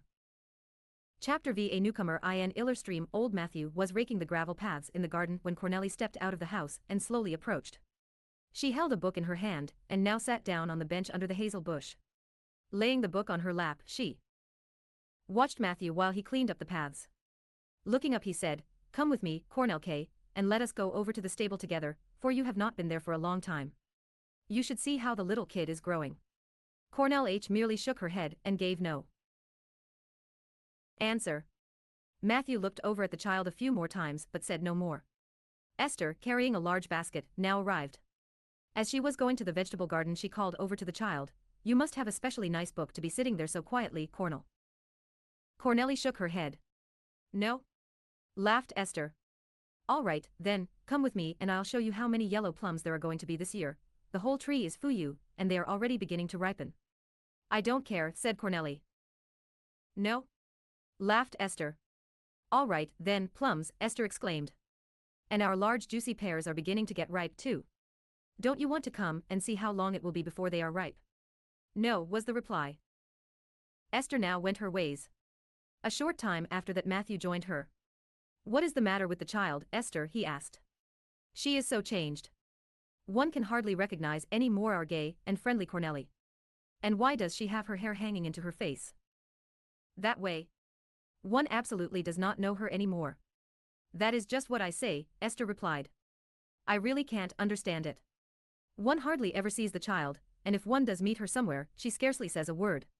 She never sings or laughs the way she used to, and she always wears such a terribly unhappy expression that it fairly makes one's heart ache. How happy the child used to be. They say that she needs to be educated, and it may be so, but since she is getting an education she is absolutely changed, and not for the better. However, things may go well again when her education is finished." "She misses her mother," said Matthew. "It is awfully hard on a little one to grow up without a mother, for she needs her at every step. It is so easy when you have a mother to whom you can tell your joys and troubles. One might think that you still run to your mother whenever anyone does you harm." "Matthew," said Esther, a little mockingly. "I should love to," Matthew assured her. "I know what my mother meant to me, and so I am always sorry for every child that has none. One can see how it is with our master's child, nothing is of any good to her as long as she has no mother." Matthew went away, looking once more with pity at Cornelli, who was sitting quite motionless on the bench. The book by now was lying on the ground. Soon afterwards Mr. Manger entered the garden and neared the house, but Cornelli intercepted him. "I could not come at 9 o'clock today," he said, "but I think 1 hour is better than none, so I'm here now, at 11 o'clock. I hope you have spent a pleasant, useful morning." "No, I haven't," said Cornelli drily. "But you have a fine book in your hand. It is sure to have something nice in it. What is it all about?" "I do not know," replied Cornelli. "Let us go to our work now. Your reading does not seem to have impressed you much, so let us hope for a better result from our lesson." The teacher entered the house with his pupil, and they were just getting settled in their accustomed places when he said, "It seems to me, Cornelli, that your hair hangs a little too much over your face. It must be very uncomfortable. Could not this be changed?" "No, I can never change that, never." "Never," Cornelli said passionately, tightly pressing down the hair on her forehead. "Oh, really? But this is no affair of mine," said the teacher calmly. "Only it seems to me a rather disfiguring manner of wearing the hair. You would feel much more comfortable without these weeping willow-like hangings in front of your eyes." Cornelli was still pressing both her hands against her forehead, as if the teacher might try by force to straighten up her hair. But he now began the lesson quite peacefully. When the ladies were leaving the room after lunch, the cousin said to the child, "You are not going to run off again immediately, Cornelli. You must begin a proper and orderly existence. When your work is done you can read one of your many lovely books. You have enough time, after our coffee hour, to take walks and to pay visits." As usual, the work was soon finished. Afterwards Cornelli sat down on the garden bench. Just as before, she put the book in her lap, and it soon fell to the ground. Cornelli peeped about her at the trees and at the ground, but she did not really seem to see them. At coffee tune Cornelli punctually appeared at table and quickly gulped down everything that was poured out for her, as if it were a medicine that simply had to be swallowed. Afterwards she sat there frowning, for she had to remain at her seat till the ladies got up. She had learned this custom from her cousin. Don't always frown and make such horns. One can see them quite plainly even through your curtains, said Miss Dorner. It won't be long before you can go away. At last the ladies got up to go into the garden. Cornelli sneaked out behind them, turned unseen around the corner of the house, and walked across the meadow to the path. To sit here under the hazel bush and read a fine book is really a pleasure not many children have, said Miss Dorner, sitting down on the bench. For this alone you should be grateful, instead of frowning and sulking all day, Cornelli. Yes. But where has she gone again? The lady interrupted herself, glancing around. She disappeared as soon as we came out, her friend answered. Isn't Cornelli peculiar? She never says a friendly word and never gives a single sign of childish love. She always runs away as soon as she possibly can. I am so sorry for her father, who must long for a pleasant family life, Miss Dorner continued. He will never have this by the side of his only daughter, who seems to become more unfriendly and stubborn every day. Others in the house have noticed it too, so Mina tells me. Oh, what a life it will be here in 2 or 3 years. My poor cousin with his beautiful estate. What good is that to him? Many things can happen in 2 years that can't be foretold, Kitty, and that can change a household entirely, replied the other lady. For the benefit of your cousin, let us hope that this may come true. Cornelli was not leaping or running, but was quietly creeping along the edge of the path. She was staring at the ground, without once looking up at the merry birds which were whistling above her. Not once did she glance to right or left in the meadows, though they were full of red daisies and blue forget-me-nots which Cornelli ordinarily loved to pick. Martha saw the approaching child. She came out with a worried face and full of sympathy asked, "What is wrong with you, Cornelli? Can you never again be merry?" "XO, not any more," reffed Cornelli. Entering Martha's little chamber and sitting down on the stool which her old friend had put for her in the usual place. Cummy's words did not come rapidly and angrily any more, as they had done before. With a deep sigh she added, "I only wish I had never learned to read. /Myat. But Clylde, what an idea, exclaimed Martha, what a foolish wish. You should realize what it means to want to find out something, and not be able to. One has to begin over and over again, and nothing helps one. That is what happened to me today. If you don't help me I won't ever understand it. I often wish I could read and write as fast as our Cumui does. It is a great gift to be able to read and write easily, and everybody who can't do it knows that well. Don't you like the pretty books your father has given you?" "No, I don't. They are pretty but awfully tiresome, Martha," Cornelli assured her. "There are all kinds of stories and descriptions in them of famous people and discoveries. Father said that he used to love them when he was young, but he was probably different from me. Now I can't rim to the stable any more, nor into the woods as I feel like doing, now I have to sit around all the time and read a book. Oh, I wish nobody had written any books, then nobody would have to read them." "But Cornelli, I do not think that this would suit average carrot body," Martha said. "Please help me to read a letter I got today, and then you will see what an advantage it is to be able to read. I need your help, for I do not understand what is wanted of me." Cornell, taking up the letter, was quite willing to help her dear old friend. Leo wrote it. Asked the Clylde. "That is just the thing I cannot read," Martha answered. "I only know that it comes from town, but I cannot guess who could possibly write to me from there." Cornell began to read the letter aloud.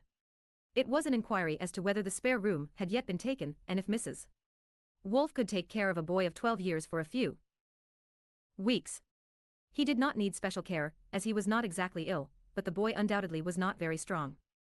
Good air and fresh milk were the chief things he needed. If no refusal came, the boy would arrive in the middle of July. It was signed, Nika Hom, rector's widow. Oh, how easily you read. It seems to go all of itself, said Martha admiringly, when Cornelli had finished. I never could have made it out so well. Just think how proud I can be that a rector's wife will bring her son to me. Oh, I'll take the best care of him, and I must ask Matthew to let him have some milk from the cows every morning and evening. Isn't it too bad it is not a girl? Then you would have a playmate. But you will entertain each other just the same. Are you not a little bit glad that he is coming?" "No, not a bit," Cornelli returned curtly. "I know quite well that he won't have anything to do with me, and I know why, too. I do not care whether it is a boy or a girl. I don't want him. But Cornelli, you never used to be that way. You used to be so friendly and bright /DTH everybody." "What has happened to you?" asked Martha, quite grieved. "You do not look about you with bright eyes, and your hair hangs too low on your face." Can't I push it back a little? Martha, fetching a comb, was going to touch Cornelli's hair, when Cornui hindered her by crying out, "No, Martha, leave it. It has to stay that way all my life." "Oh no, I won't behave that. Why should your face be half covered up? One can hardly recognize you," Martha said regretfully. "What do the ladies say about it?" "Miss Dorner says that I am the most obstinate being in the whole world, and that no one can ever set me right," was Cornelli's truthful information. Then she added, "She says that no child on earth looks as ugly as I do and that nobody in the world will ever like me. I know that it is true, and I only wish nobody were coming to you, then I could always be alone with you." "Cornelli, I am quite sure that you would do right in obeying the ladies," said Martha. "If you did what they say, they would love you as well as everybody else does." "No, no, Martha, you don't know how it is," Cornel said, quite frightened. "I'll do everything they say, but I can never push my hair away, for then it would be worse still and everybody could see it." Martha shook her head. "I do not know what you mean, Cornelli. Please come to me just as often as you can. I shall always love you more than anybody who might ever come here.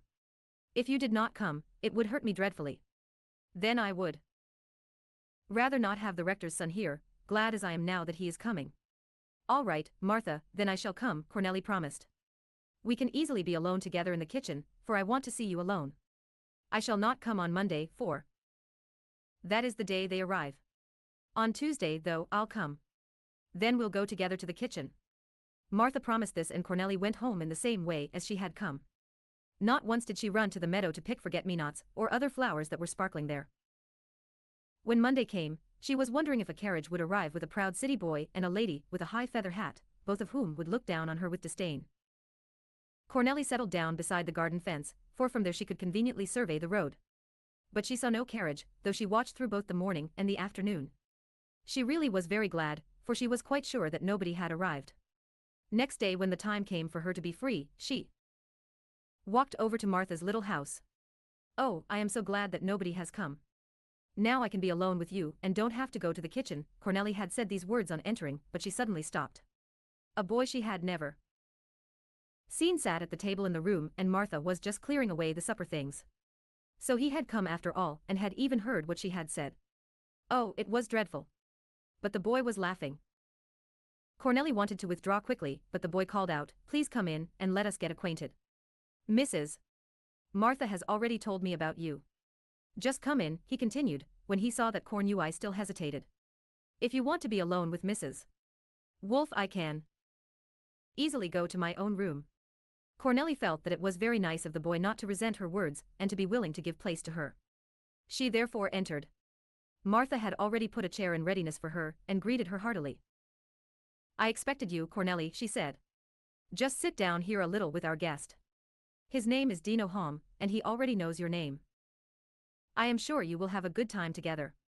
I'll go up in the meantime, and if you need me you can find me in the room upstairs." Martha, thinking that the children could get acquainted better if they were left alone, had planned to unpack her new arrival's things while they were together.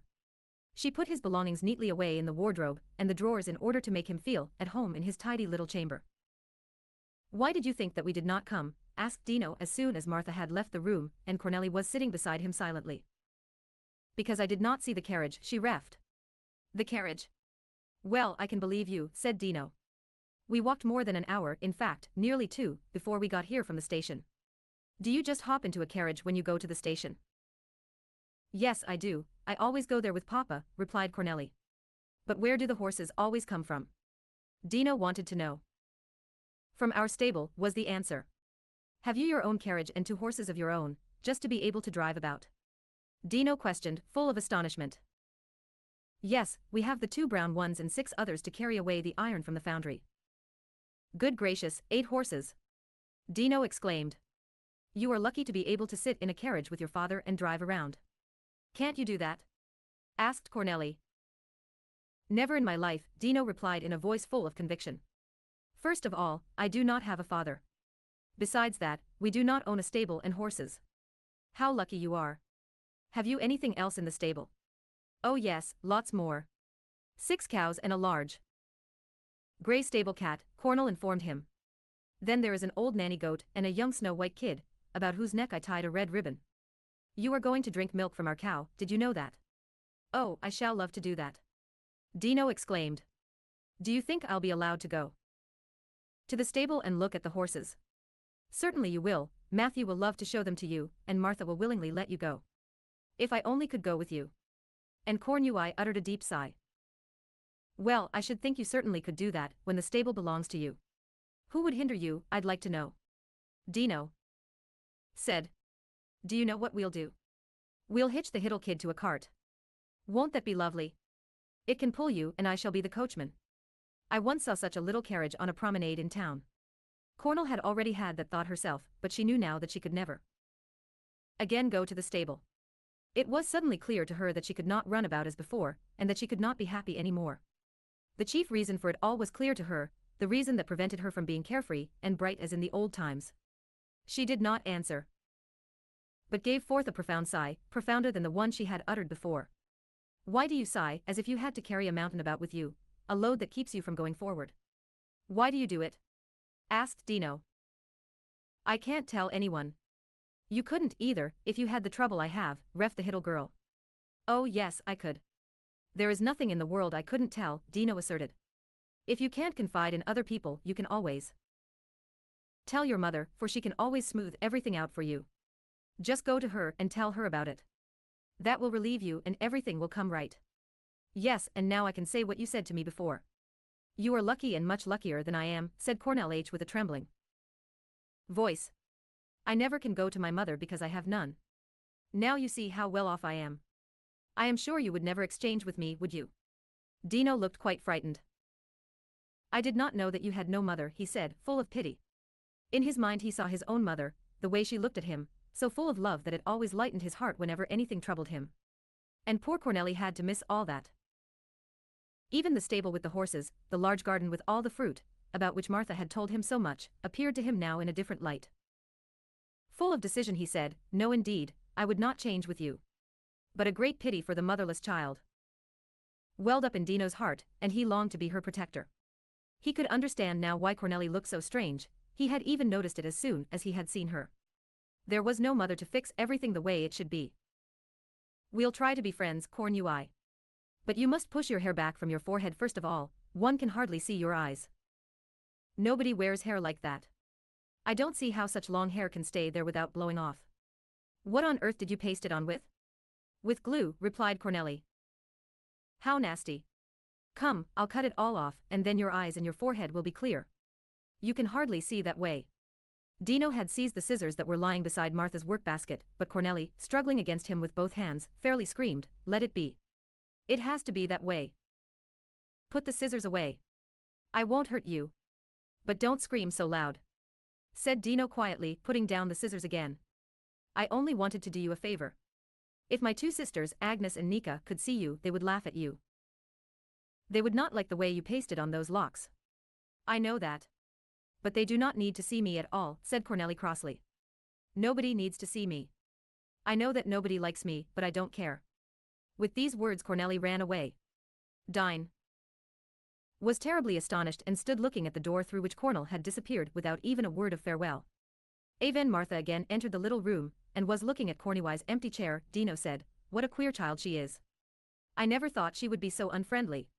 He related how they had passed the time together and how Cornelli had suddenly run off without even saying goodbye. He had not wanted to offend her. Martha shook her head and said, Cornell never was that way before. I am so worried about her, for she is absolutely changed. You must not think that she is queer and runs away like that and suddenly gets cross. She never was that way at all, this is something new. If I only could hear her sing and laugh again as of old. I hope that her old gaiety would come back with such a good playfellow as you are. Maybe it will, after all, this is only the first day of your acquaintance. I am sure Cornell will not come back to me, said Dino, still quite puzzled. She ran away so full of anger. When Cornell had exclaimed, I don't care, it probably was not true. On reaching home she quietly stole to her room. Sitting down on a stool, she put her head in both hands and began to cry bitterly. Chapter 6. A friend is found. Cornelli had not appeared at Martha's cottage for quite a number of days, and so Martha was filled with grief and anxiety. There were many reasons for this. First of all, she loved the child as if she had been her own, and missed her daily visits terribly. She also knew that there was something the matter with Cornelli, and that this was the reason why she did not come. From the time the child was small, she had run over to her old friend every single day and had told her everything. Martha was also sorry for her. Guest Sake that Cornelli stayed away. She had told Dino how merry and bright the child could be, and how he would enjoy her as a daily companion. Now it had all come to nothing.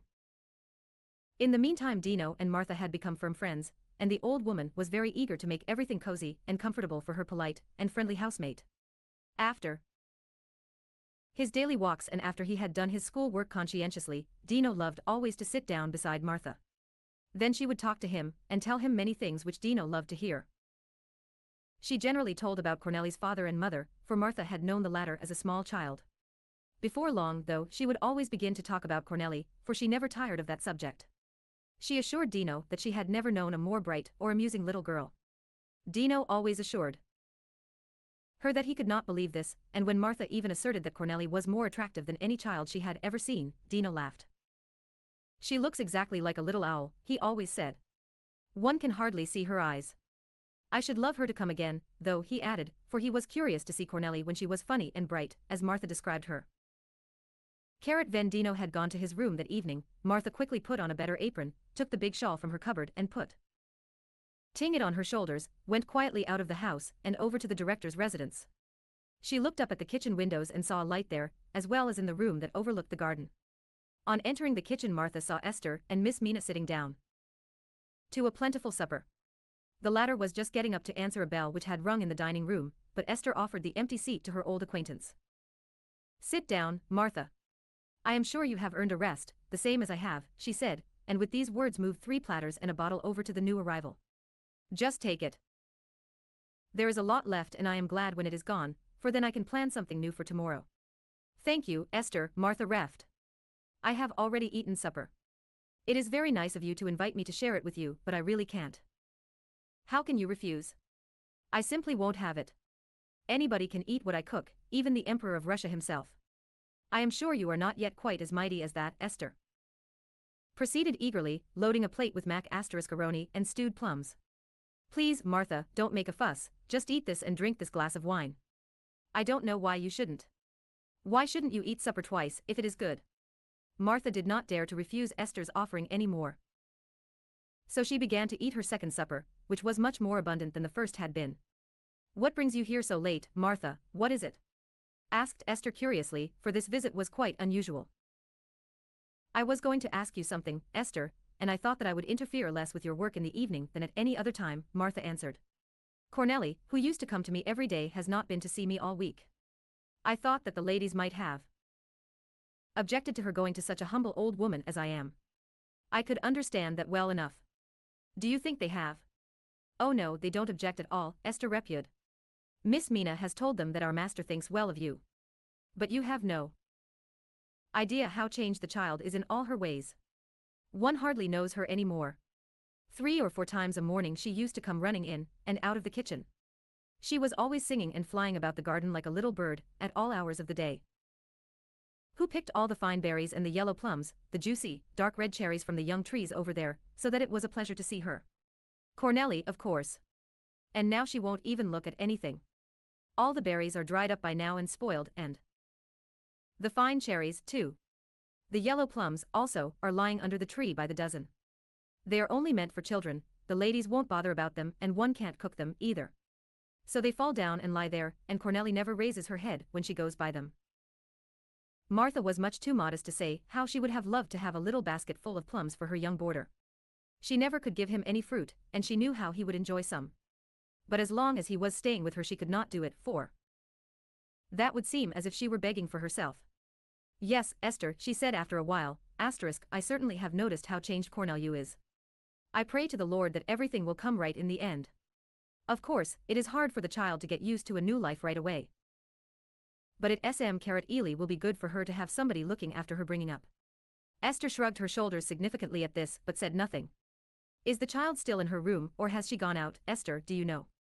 I wanted to tell her to come again to see me, as long as the ladies don't object. Esther did not need to answer. At that moment Cornelli came stealing quietly down the hall. When she saw Martha a ray of sunshine passed across her face, and she greeted the old woman. I came to see if you were ill, said Martha. What keeps you from coming to see me, Cornel? The time has passed so slowly without you, child, she added, holding Cornelli's hand affectionately. With me, too, said Cornelli hoarsely. Please come tomorrow and every day, the way you used to, Martha begged. No, I won't come, Cornelli answered. Why not, Cornel H? Martha asked, full of dismay. Because the boy is there. I don't like him and he does not like me, Cornelli stated. Martha now eagerly told Cornel H of the falsehood of this assertion. She told her how Dino had asked after her every day and had hoped that she would come again. It was awfully dull for him to be alone all day without a playmate. Martha was quite sure that it had not been Dino's fault that she did not like him. The boy had nothing at all against her, for he was asking every day that she come back. Tell me, Cornelli, Martha said finally, why don't you like the boy? He is so nice. I'll come to see you tomorrow, was Cornelli's answer, and it sufficed. Quite happily Martha said goodbye, making Cornelli repeat her promise that she would spend some time next day with her old friend and the new boarder. Next day Cornelli actually arrived at Martha's cottage at the accustomed time. Martha was standing by her carnation pots on the porch, ready to greet the visitor who was approaching. Dino is so glad that you are coming, Cornelli, she said, offering her hand as greeting. He has just returned from drinking milk. Look, here he comes. Dino had heard the arrival of Martha's expected friend and opening the door had stepped out. Why have you not come for so long? He asked, giving Cornelli his hand. I waited for you every day. Cornelli gave no answer. Entering the room together they sat down, just as they did the first day of their acquaintance.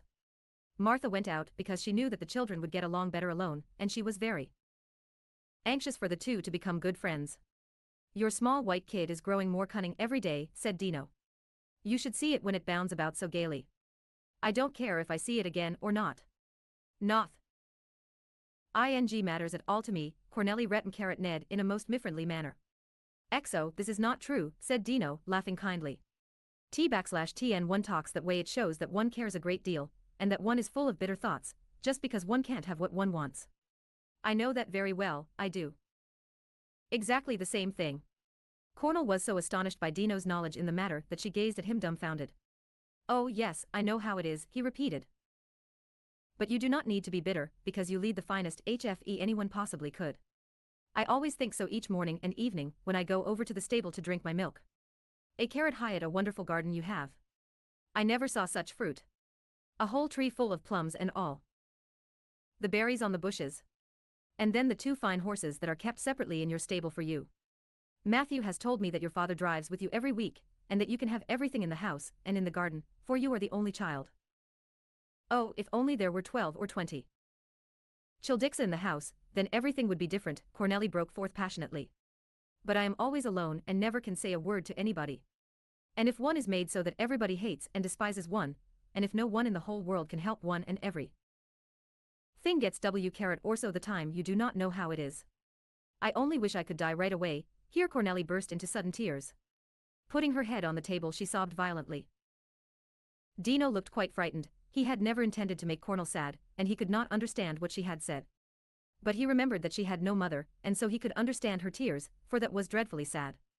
That seemed more cause for tears than that she was an only child.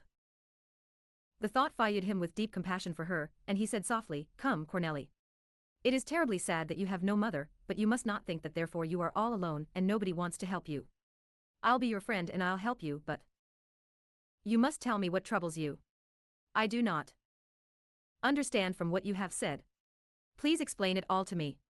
No, I can't do that, I can't tell anyone, Cornelli said between her sobs. Oh yes, you can. Don't cry any more and I'll help you.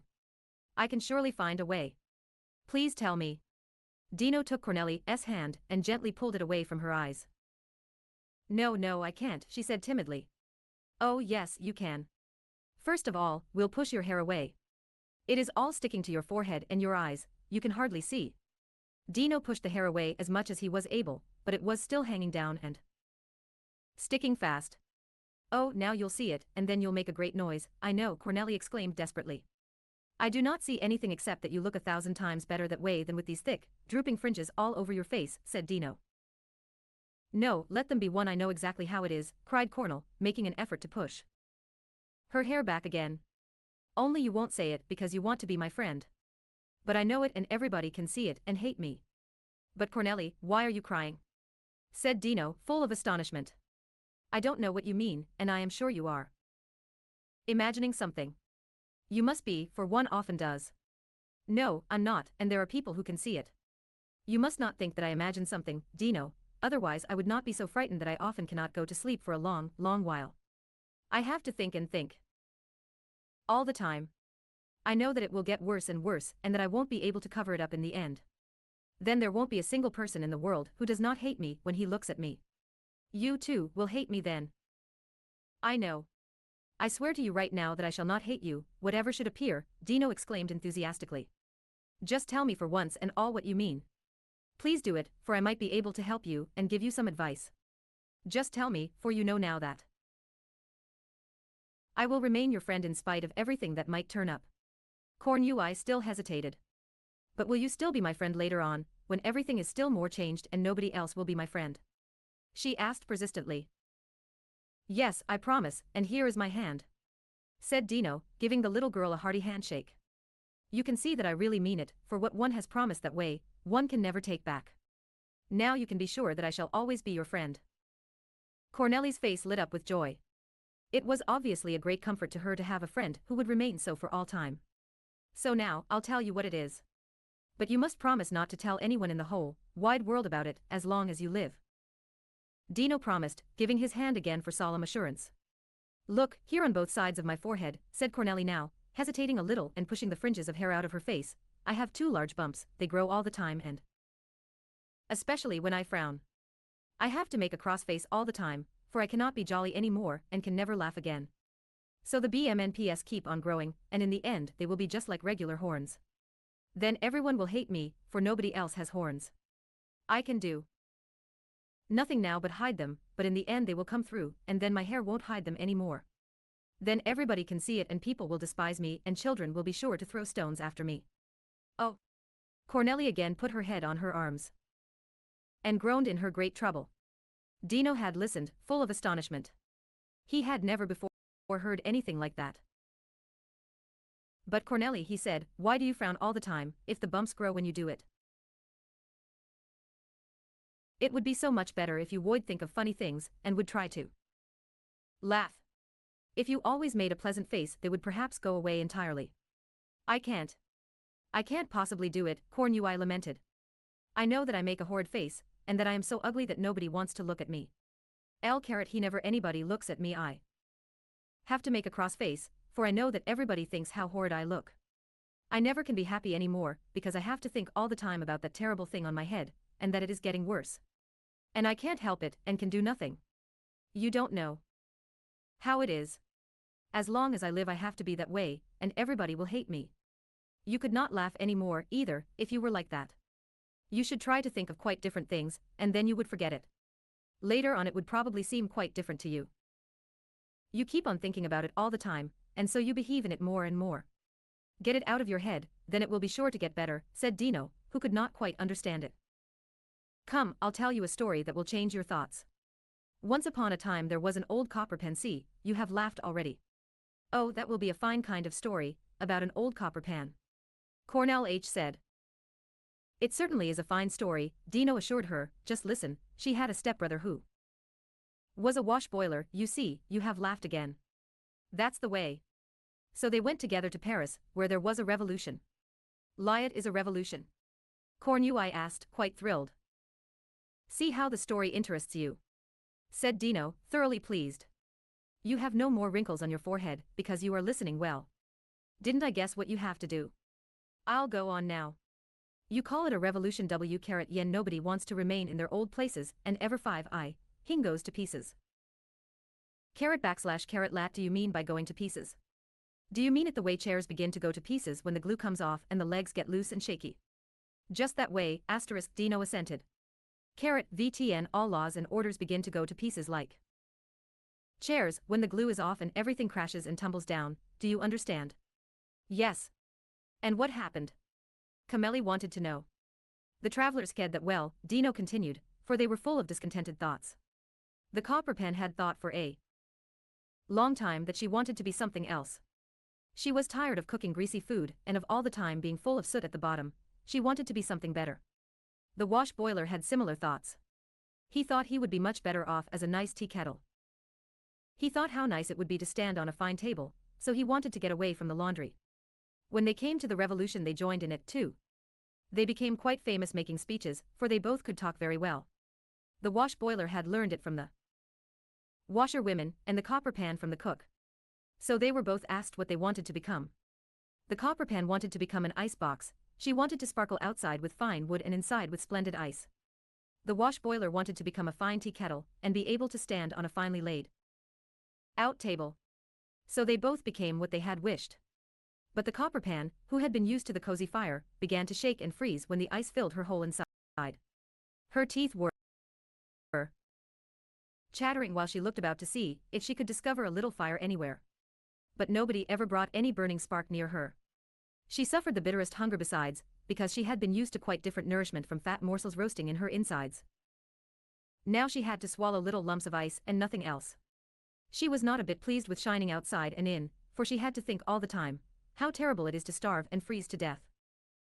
The tea kettle meanwhile was standing on a beautifully set table. Many splendidly dressed young ladies and gentlemen were sitting around him and drinking tea out of fine china cups and eating from lovely gold-rimmed plates.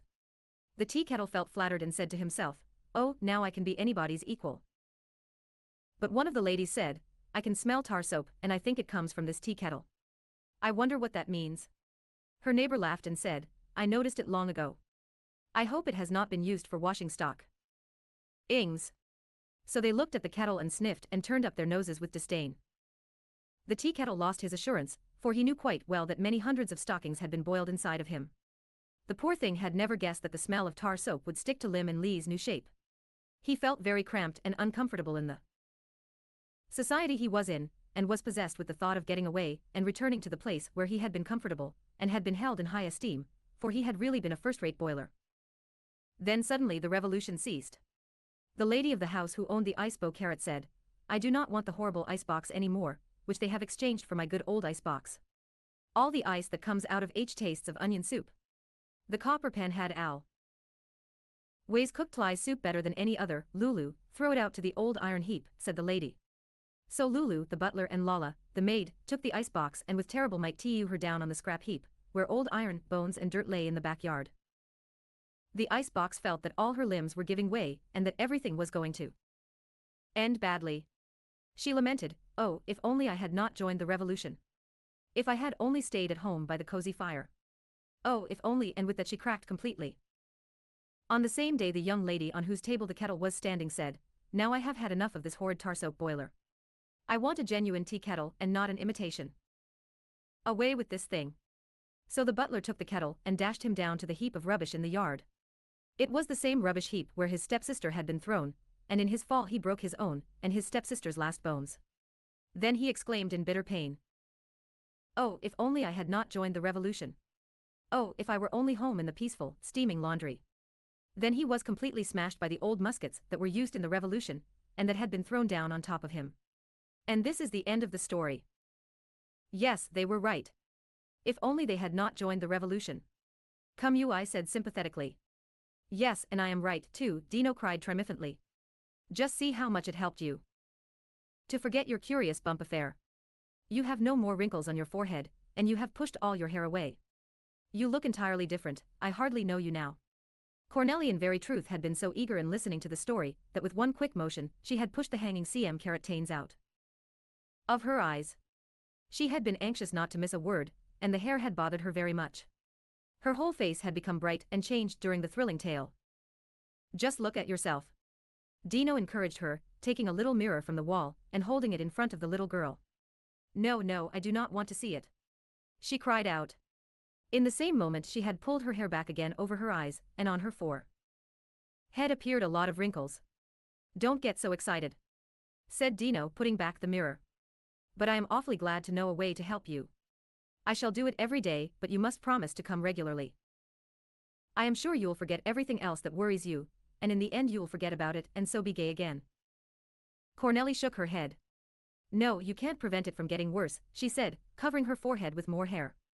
However, she took Dino's hand as a promise to come again, for she had enjoyed her visit very much and was looking forward to repeating it. From that day on, Cornelli wandered over to Martha's little house as she had always done.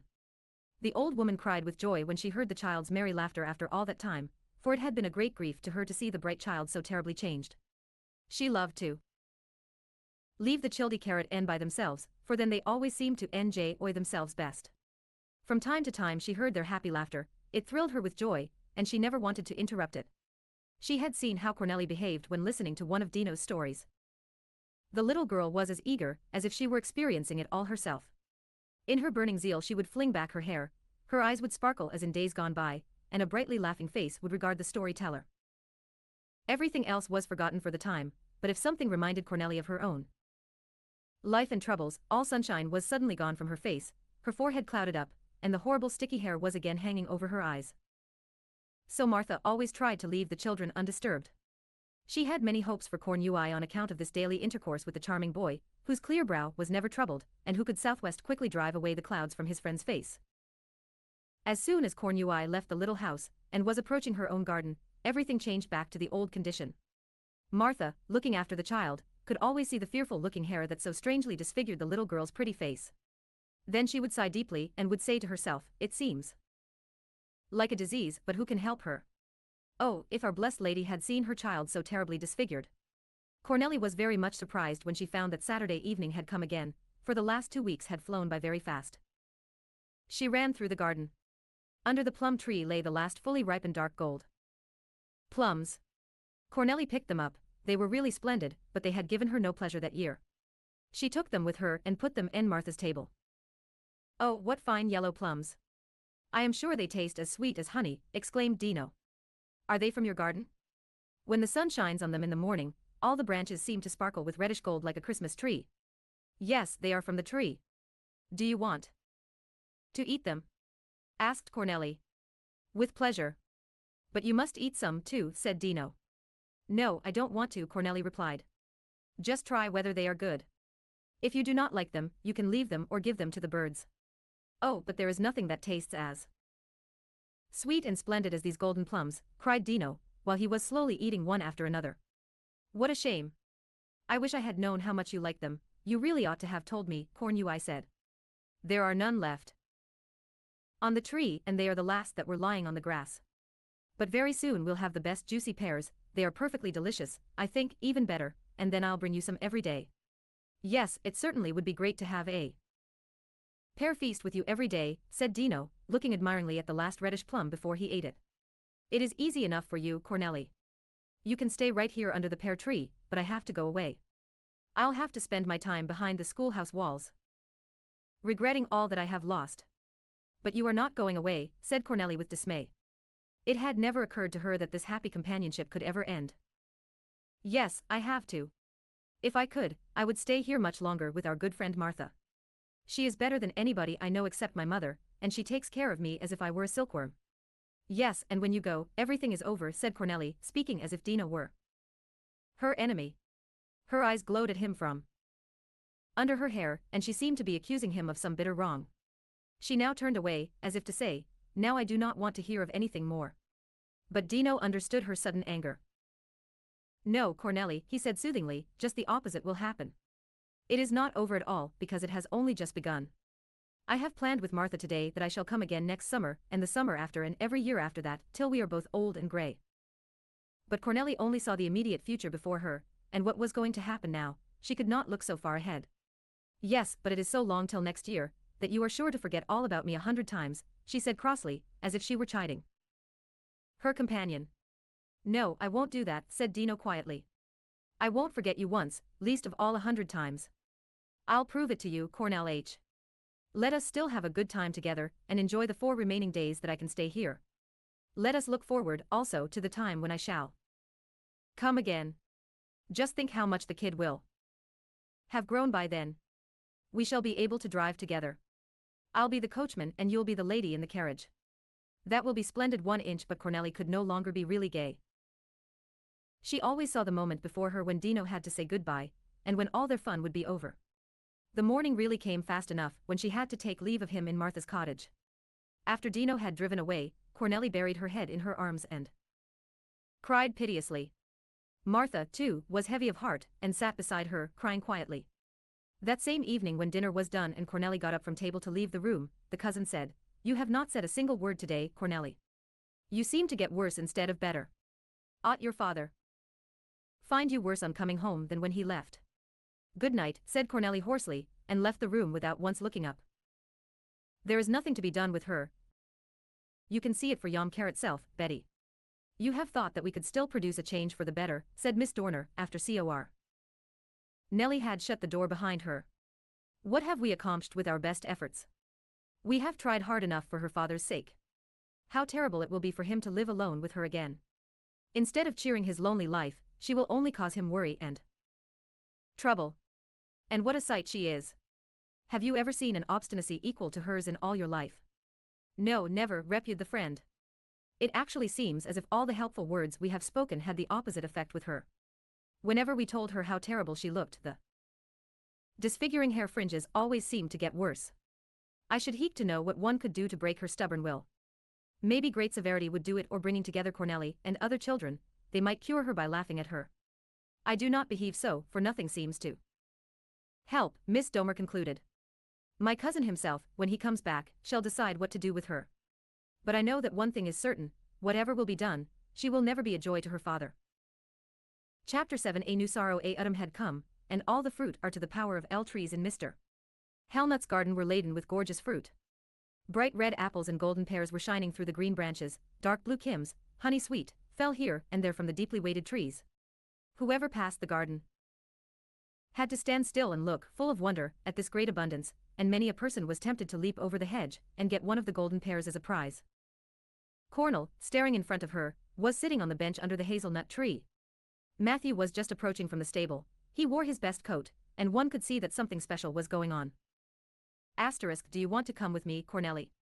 he asked, walking over to the bench where she was sitting. "I am just going to harness the horses.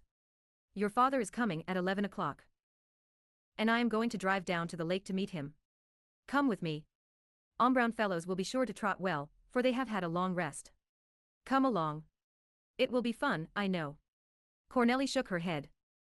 "No?" said Matthew with disappointment. "I was sure you would not let Shop a chance of driving gaily out into the bright morning to meet your father. Shall I get you down some pears?" "No pears, either." Matthew went away, shaking his head. "If our master only had half a dozen boys and as many girls, how nice it would be here on the place. Then such splendid pears would not be hanging sad and forgotten on the trees." Then he added in a murmur, not even to care about driving with such horses. Soon afterwards, Mr. Mailinger arrived. For it was time for Cornelli's lessons. Most of the time the teacher sat beside his pupil shaking his head. He really needed all his patience to endure the total indifference she showed in all her tasks. Today it was again the same. The 2 hours passed and the carriage, which was bringing home her father, had just driven up in front of the house. Mr. Manger was filled with astonishment, for his pupil, instead of jumping up happily and running away to greet her father, looked shyly through the window and did not budge. "You can go, come your father is here. We have finished our work," he said, and with these words departed. Cornell had heard her father coming into the house, and had heard the lady's joyful words of welcome. She crushed a tear that had begun to trickle down her cheek, and went over to the room where her father had just entered. "How are you, child? Have you come at last?" the father called gaily to her. "But how strange you look, Cornelli," he went on with a changed voice. "What is it?" Cornell had silently given Lim her hand, and was shyly looking down. "What has happened to you? How odd you look. I hardly know you any more. Push away all that gypsy-like hair from your face. Why don't you look at me pleasantly? Why do you keep looking away? 4 months I have been looking forward to this homecoming to my little daughter, who, I had hoped, would have gained much. So this is the way I am to find you." Cornelli, full of sorrow and anger, the father was gazing at the little girl. She had turned away and had not said a word. Her face, half hid den by the horrible hair strands, seemed to be covered by a grey cloud which threatened to break out in a violent rain. "We shall talk it all over later, Frederick," said the cousin. "Let us first enjoy and celebrate the happy hour of your return, and let us keep all troublesome thoughts away." With these words, Miss Dorner led her cousin to the dining room, where the table was festively set with all the good dishes Esther knew were her master's favorites. The director's thoughts, however, were so troubled that even the festive meal could not dispel them. He barely touched the food that was offered, for he could not take his eyes off his only child. She sat in front of him with bowed head, and only now and then looked up at him, quite shyly. The meal did not go through in a very festive spirit. It was noticeable that Mr. Helmut had to force himself to the few words he spoke. His thoughts were elsewhere, and were of a very disturbing nature. He got up from the table, as soon as possible, and hurried away. "He is going over to the works," said Miss Dorner to her friend, following him with her eyes. Cornelli, too, had left the room as soon as her father had gone. "I think it has upset him more than I thought it would. He has to give vent to his excitement a little, and I hope that seeing the workmen over there will help him to get over his impression. I hope he will hear their many new and pleasant things, of much work and good business. It is hard for him to carry on his endless work for the sake of such a child, don't you think so? But it can't be changed." After a while the director came back again. He did not look much soothed or pleasantly surprised by what he had just heard. The ladies now sat down again to drink a cup of coffee with him. "They have spoiled many things for me over there," said the director, sitting down beside them. Even if it should mean considerable loss, I can bear it, but I cannot stand the way Cornelli has changed. What a frightful sight she is, and how dumb and stupid she has grown. She did not show the slightest sign of pleasing me at my coming, and has not said a single word since then. She has hardly even looked at me and only sits there as if her existence were a real misfortune. I cannot stand it. What has happened to the child?" In his excitement Mr. Helmut jumped up and paced about the room. "Nothing has happened to the child, at least, we know of nothing, do we, Betty?" said Miss Dorner. "We have both tried to teach her good manners, for we found that she lacked them sadly. We did it chiefly on your account.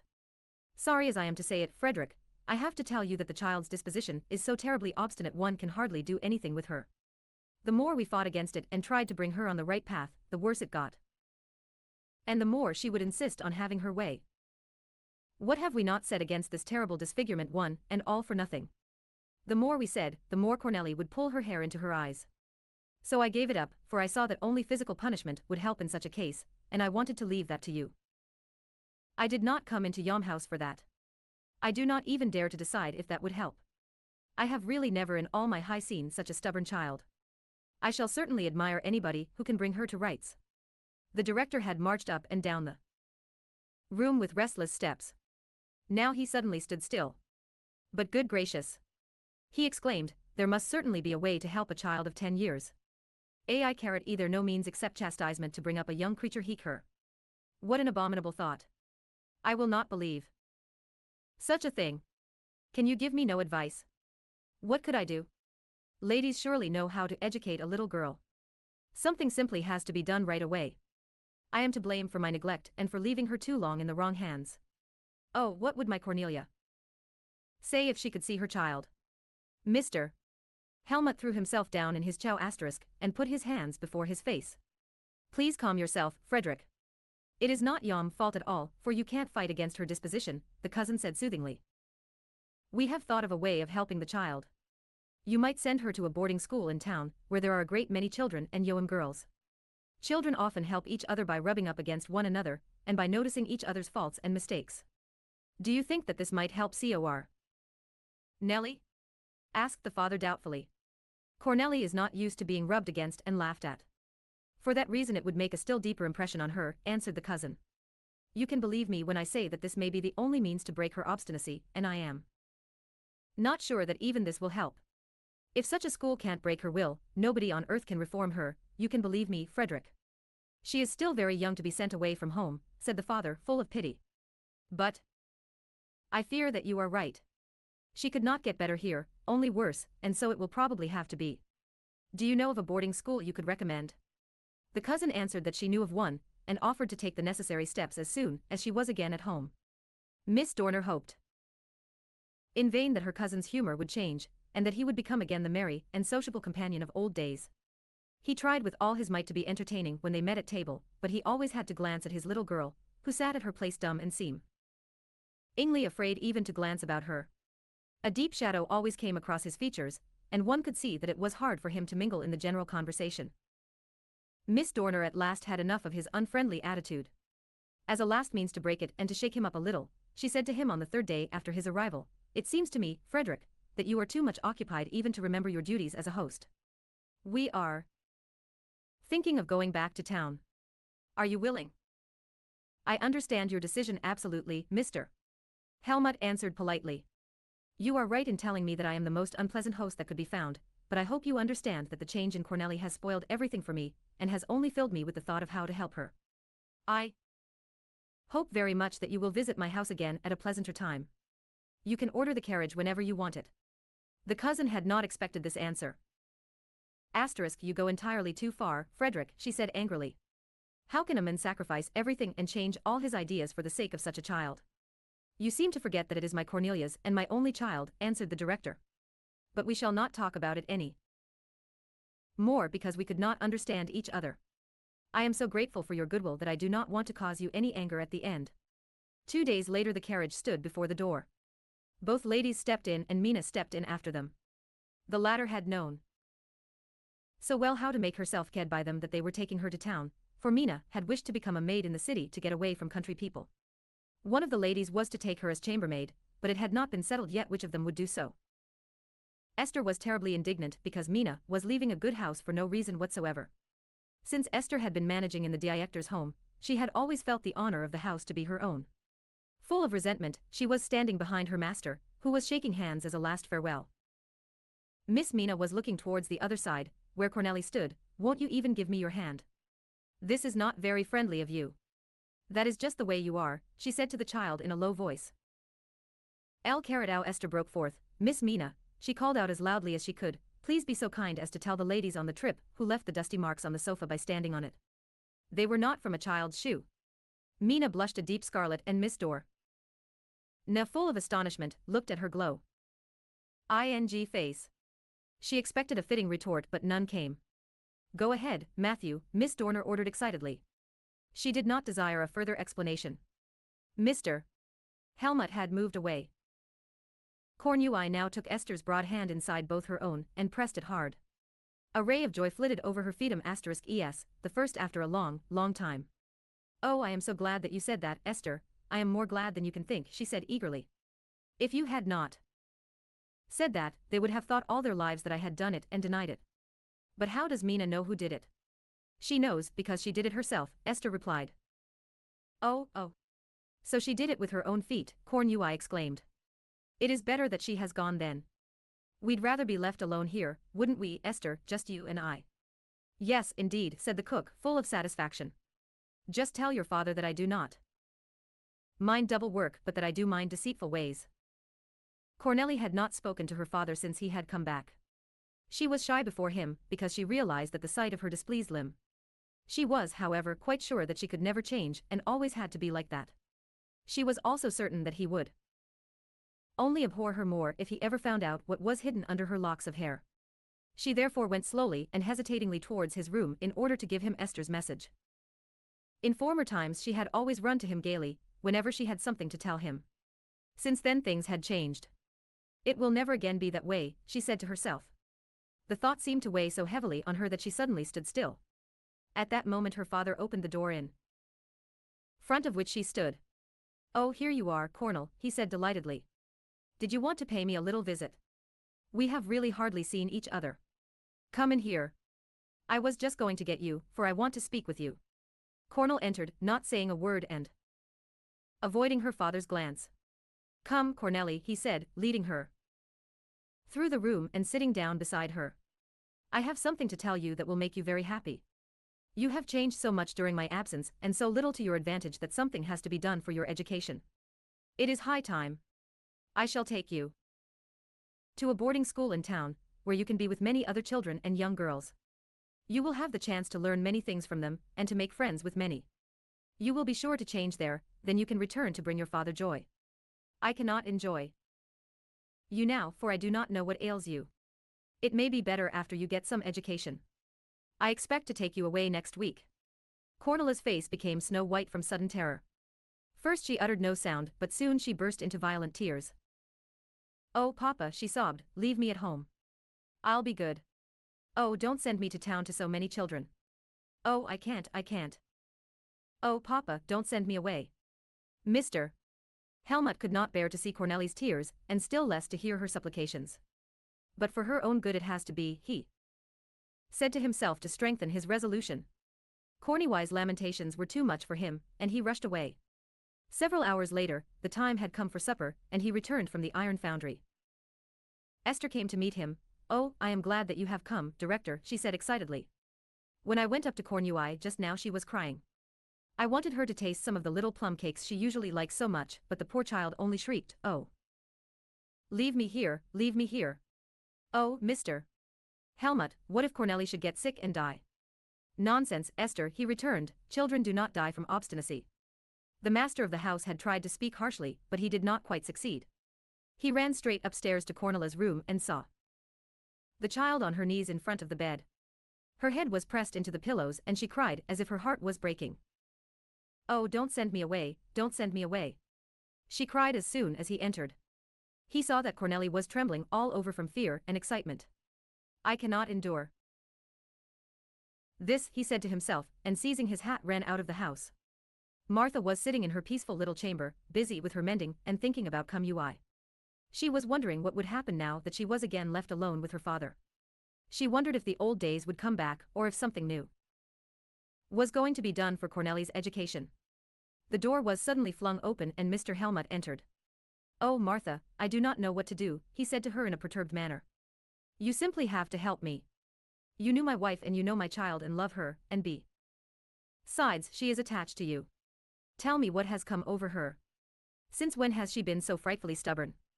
Was the child always that way, or has she only grown more stubborn lately?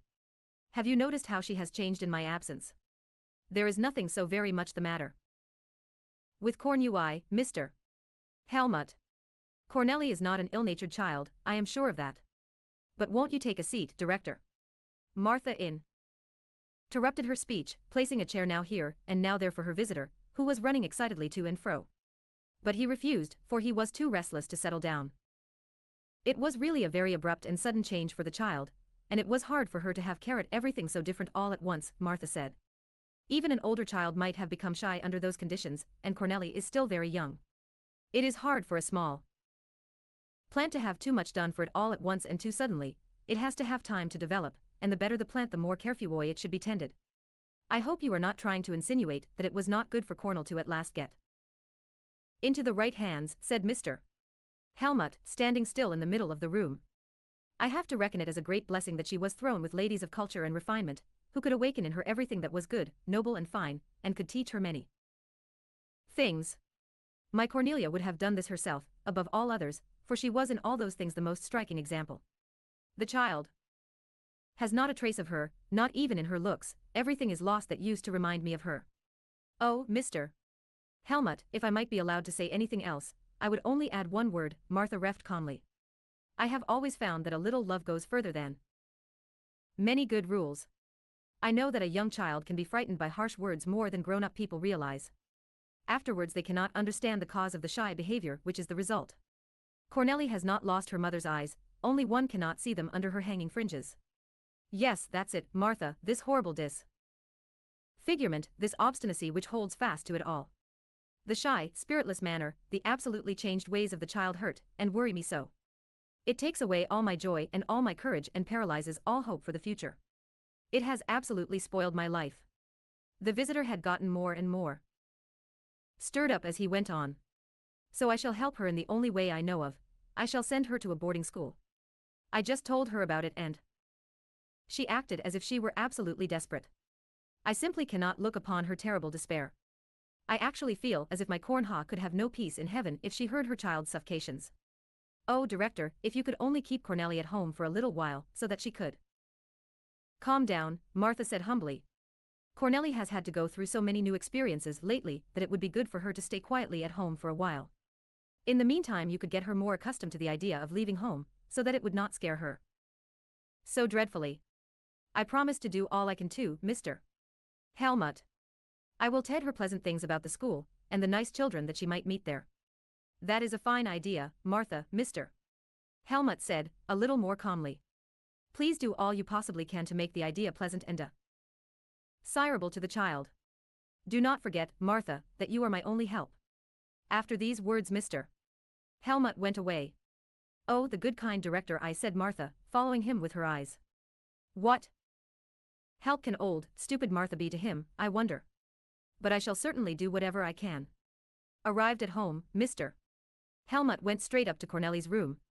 She was still kneeling at her bed in the same attitude, and still crying bitterly. Get up, Cornel, and stop crying, he said. I meant well with you, but you did not understand me. You shall stay at home for the present, later on you may feel differently about it. You can go to Martha tomorrow. Listen well to her words, for she is your best friend. Cornelli could not have heard a more consoling word. It sounded so hopeful after all the horrible news about going away. Can't I go to Martha right away? She said longingly. Yes, you can, Cornelli, reft her father, but you have not eaten anything yet.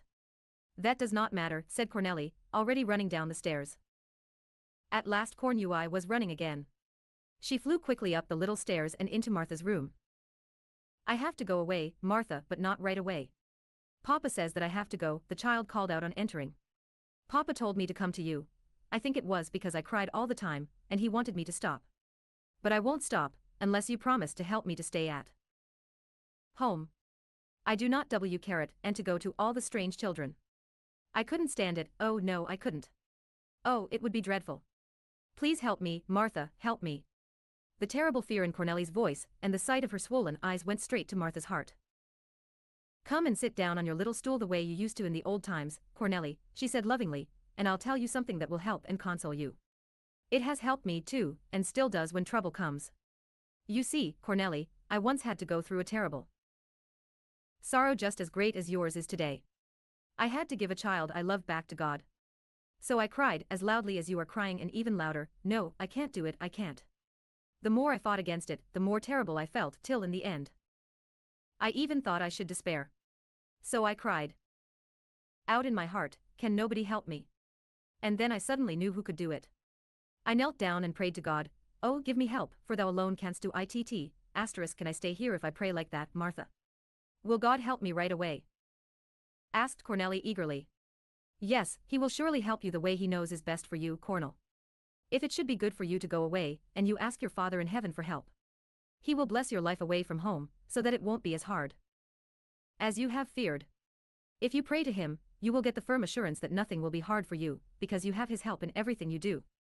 God is sure to ordain everything in such a wise way that happiness will come to you in the end. Did you have to give him your child after all? Cornelli wanted to know. Yes, God took it to himself, Martha answered. And could you get happy again, Martha? Yes, yes. The pain was very great, but I was consoled by the thought of my child's peace. I knew how many ills he had been spared. God gave me the assurance that he meant well with both of us. With that thought I could grow happy again. I want to go home, now, said Cornelli, suddenly getting up. It seemed as if something were drawing her away. Yes, go now, child, and think of what I told you, said Martha, accompanying her. Yes, I will, said Cornelli. She ran home quickly, because the desire to get to her room was urging her on. Cornelli had never prayed so earnestly and heartily as she did that day. Kneeling beside her bed, she confided all her sorrow to her Father in heaven, and begged him to make her happy once more. A mother. When Mr. Helmut sat down to his coffee in the morning, he always found letters and newspapers on the breakfast table. Good gracious! He exclaimed on the morning after the lady's departure, what correspondence have you in town, Cornelli? Here is a letter for you. Cornelli, looking up from her cup, glanced incredulously at the letter. It is really for you. Listen. Miss Cornell H. Helmut, L. Stream, Iron Foundry, the father read. Here it is. Cornelli opened the letter under great suspense and read, Dear Cornelli, only think. I am ill and have to lie in bed. The doctor has forbidden me to read and write, so this letter will be very short. It is very tiresome to be sick, for my sisters are in school all day. Mama always has a lot to attend to, and Mux is still a very useless little fellow. Could you not come here and pay me a little visit? I should love to see you, and should enjoy hearing all about Illerstream. You could tell me all about good old Martha Carrot, whom I love nearly as much as a grandmother. About your little kid and Matthew, the horses and everything else, and especially about yourself. I always had such a good time with you that I should be terribly pleased if you came to visit me. Please come very, very soon. Your faithful friend, Dino. When Cornelli was folding up the letter again, her father said, Can I read it too? Cornelli promptly handed him her letter. What friend is this that wants you to come to visit him? The father asked with astonishment. I expect you to cry immediately, though, for you might have to go to town. Oh, no. Papa, I really would love to see him, said Cornelli. It is Dino, who stayed with Martha this summer. The father put down his spoon from pure surprise and looked wonderingly at his daughter. How strange you are, Cornelli, he said. Finally. Now you suddenly want to visit a strange family. You only know this boy and you do not hesitate about it, and are not even shy about appearing in your present condition. Dino knows me well and knows that I would come to see him alone. He will arrange everything for me so that I won't have to see his mother or his sisters. He knows everything, was Cornelli's explanation. That has no sense at all, the father said curtly, and gathering up his papers he went away. Soon afterwards he entered Martha's little house. Here I am again. I wonder what you will say to me. He called to the surprised old woman. Here is a letter with an invitation which came for Cornelli today. It is from a boy who stayed with you. Who is he? Who are his parents? This question made Martha fairly overflow with praises of the boy. She told Mr. Helmut that she had never known a boy who was so polite and friendly to simple folks as this boy had been. He had been well brought up, had the most refined and charming manners, and was well educated, and at the same time so simple and childishly devoted to old, plain Martha. She had never read letters like the mother's letter to her son, so beautiful, affectionate, and elevating. He had always read them to her, and she had had to cry every time. From sheer emotion. She had never before seen as beautiful Nan as the boy had worn, and it had all been his two sisters' work. Martha, the director finally interrupted her, according to your account, it would be a great blessing for my daughter to spend even a day in such a family. If you would really take her there. Director, I certainly would be happy, I would not know a greater happiness. Martha had to wipe her eyes, she was so stirred. You shall know it, Martha.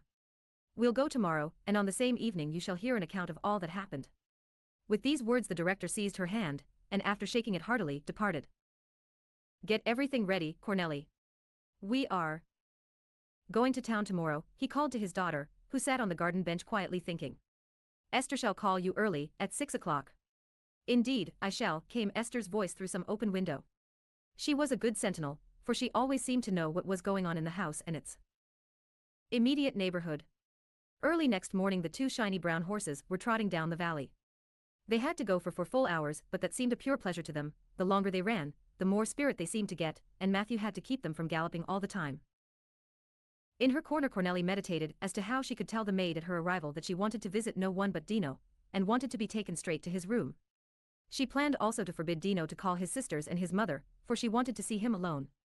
She would pay Dino a long visit and then steal quietly away without being noticed. She was also reflecting about everything she wanted to tell her friend.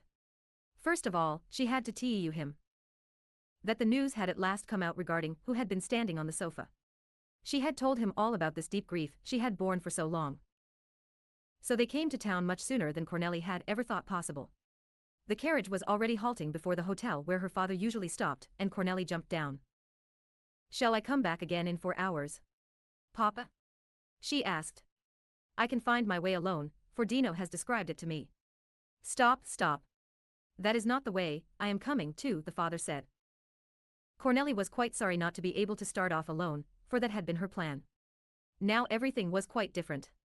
As Dino had written his exact address in his letter, and the director knew his way about town very well, they passed quickly from street to street till they reached a narrow little lane. Here stood the house they had been seeking. /Lion finally 4 high stairs had been climbed, the director stood on the highest NAR row step where the door took up half of the standing room. If the inhabitants correspond to their dwelling place, we shall probably not remain here very long, he said, looking up doubtfully at the inconvenient entrance. Dino does not correspond, said Cornelli quickly. She had not quite understood her father's words, but felt them to be an attack on her friend. Climb up there, Cornelli, and pull the bell rope, he commanded. When the door is open I'll probably find room to stand there too. Cornelli obeyed. A slender girl a good deal taller than Cornelli opened the door and looked with surprise at the new arrivals through a pair of dark and serious eyes. Cornelli retreated suddenly. Well, what I see is not very dreadful, the director said, stepping forward. Carrot, how do you do, child? Is your mother at home, and can I speak to her a moment? The girl who had opened the door was Nika. With great politeness she led the gentleman to a room and informed him that she would go at once to fetch her mother, who was with her sick brother. Upon her polite invitation the director followed her, and settled down in an armchair. He looked about him with astonishment at the small but scrupulously neat room, which was decorated with several charming pictures. When Nika neared the door, Cornelli said to her in a low voice, "I want to visit Dino." "Come, I'll show you the way," came a small voice from behind the door. It was Mux, who had quickly hidden there to peep with curious eyes at the new arrivals. He came out and seizing Corneli's hand, pooed her away with him. The mother had heard the stranger's voice, and at this moment entered from an adjoining chamber. "She does not correspond, either, as Cornell puts it," the director said to himself with a smile. He rose and introduced himself. "Following your son's summons, Mrs. I have brought you my daughter," he said. "She can stay a few hours with her sick friend, if that suits you, and then she can join me again at my hotel. I am so much obliged to you for the great favor of bringing her. My son has looked forward so much to this visit. We all know and love Cornelli already from what he has told us about her. She has been so kind to him, and has entertained him so well when he was alone in Illerstream, that she has earned his and my sincere thanks. Could I not beg of you to leave Cornelli here for a few days, or at least for all of today?" "You are very kind, Mrs. he replied, quite astonished to hear that his shy, unfriendly child should have furnished the boy any entertainment. "Those are just polite words," he said to himself, but aloud he added, "I am afraid that it won't be possible for my child would not stay. She is very shy and has all kinds of peculiar habits, as you probably have noticed from her looks. Your daughter certainly looks different. I shall not keep Cornelli here against her will, of course, but may I hope to have your permission if the child should want to stay?" The rector's widow had such a pleasing manner that it was hard to refuse her anything. The director therefore gladly assented, for it was his wish as well as hers. "Certainly, Mrs. I shall joyfully give it," he assured her. "What could please me more than to have my daughter in surroundings like these? But I am perfectly certain that Cornelli will desire to go back with me. Just the same, I want to thank you sincerely for your great kindness. It will help her carrot to spend even a single day in your charming household." The director said farewell and departed. At the entrance door downstairs a schoolgirl, carrying her schoolbag and books, ran towards him so violently that a collision could not be avoided, so the director opened his arms wide and caught Agnes in them. Agnes always approached everything like a windstorm. She could not behave otherwise. The director laughed heartily, and so did Agnes. "I am sure you belong to Mrs. too," he said, looking with pleasure at the lively face, with the wide-open, bright eyes. How nice and trim everything was about her. Yes, indeed, she reft quickly and ran away. "What a happy mother, what a happy woman," said the director to himself. "And to compare my child to such children. I cannot bear it. Such children, and mine." Beside them, Dino had told his mother about his experiences in Illerstream, and especially of his acquaintance with Cornell. He had also related to her the child's strange trouble, but she had had to give her promise to keep it to herself. It did not seem why carrot on to Dino to tell his mother, because she always knew everything he knew. The invitation had been sent to Cornell. Mrs. had seriously told the children not to make any remarks about Cornelli's hair in case she should come. She had told them not to show any surprise if Cornelli wore her hair in a rather strange fashion, and not to notice it further. That was the way the mother wished it to be. Little Mux was very much pleased at have a new companion. He looked upon her as an old acquaintance, for Dino had talked so much about her. First he took her to see the kitchen. "But I am sure Dino does not sleep here," said Cornelli, prized. "Exo, this is the kitchen, there are no beds here," Mux asserted. "But I shall show you first why Agnes cried one whole howie today, or perhaps it was two." And Mux led his new friend to a whole pile of apple peels which lay in a bucket. "Isn't Agnes stupid to cry when we get good apple tarts afterwards?" "But why did she cry?" asked Cornelli, full of sympathy. She knew exactly what it was when one simply had to cry. "We don't know," retorted Mux. "But why does the maid not peel the apples?" asked Cornelli again. "There is no maid except blockheaded Trina," Mux informed her. "Who is blockheaded Trina?" Cornelli wanted to know. "She has to help, she is small and fat," Mux described her. Mama has to show her how to cook, and she has to fetch what we need and always brings the wrong thing. So Dino says, we really must send blockheaded Trina away. And then Mama says, Trina has to live, too. And then she is not sent away after all." Cornelli had great sympathy for Agnes, who apparently had a secret trouble like her own, she did not have to be afraid of her, as she was of the proud sister who had received her. I am sure, Mux, that your other sister never cries. Are you not afraid of her? Asked Cornelli. Not the least little bit, replied the little boy. She often makes a face, though, as if she wanted to cry, and 1,000 times she begins to when nobody knows why. I don't know why, either, for she doesn't tell me. Immediately Cornelli's great shyness of Nika changed into great pity. If Nika could not even talk about her sorrow, she might have the deepest sorrow of all. Now we shall go to Dino, she said, hurry. Ing to the door which the little boy had pointed out to her. But wait. I shall first show you our big picture book. You'll love it, Mux assured her. There is something in it that looks just like you. It is an owl that has rags over its eyes. Like you. But you must not talk about it, because Mama has forbidden it. No, I don't want to see the book. Please take me to Dino now, Cornelli urged. Mux pulled Cornelli away from the kitchen at last and not far from there, opened a door. Are you coming at last, Cornelli? Dino cried to her. He was sitting up in bed. He glanced happily at his approaching friend, and Cornelli, too, felt deep joy at seeing him again. The hours she had spent with him had been the only happy ones she had had all summer. Quickly sitting down by his bed, she began to relate to him everything that had happened in Illerstream since his departure. Dino asked many questions that Cornelli had to answer, and the time went by they knew not how. Mux had disappeared. As long as he could not have his new friend's whole attention, he preferred to find out what was being prepared for dinner in the kitchen. Now the mother entered the room. I have hardly seen you yet, dear child, she said, taking Cornelia's hand, but I thought I would leave you and Dino on some carrot bed for a little while. You must have many things to talk over about your experiences and friends in Illerstream. Dino has looked forward so much to your visit.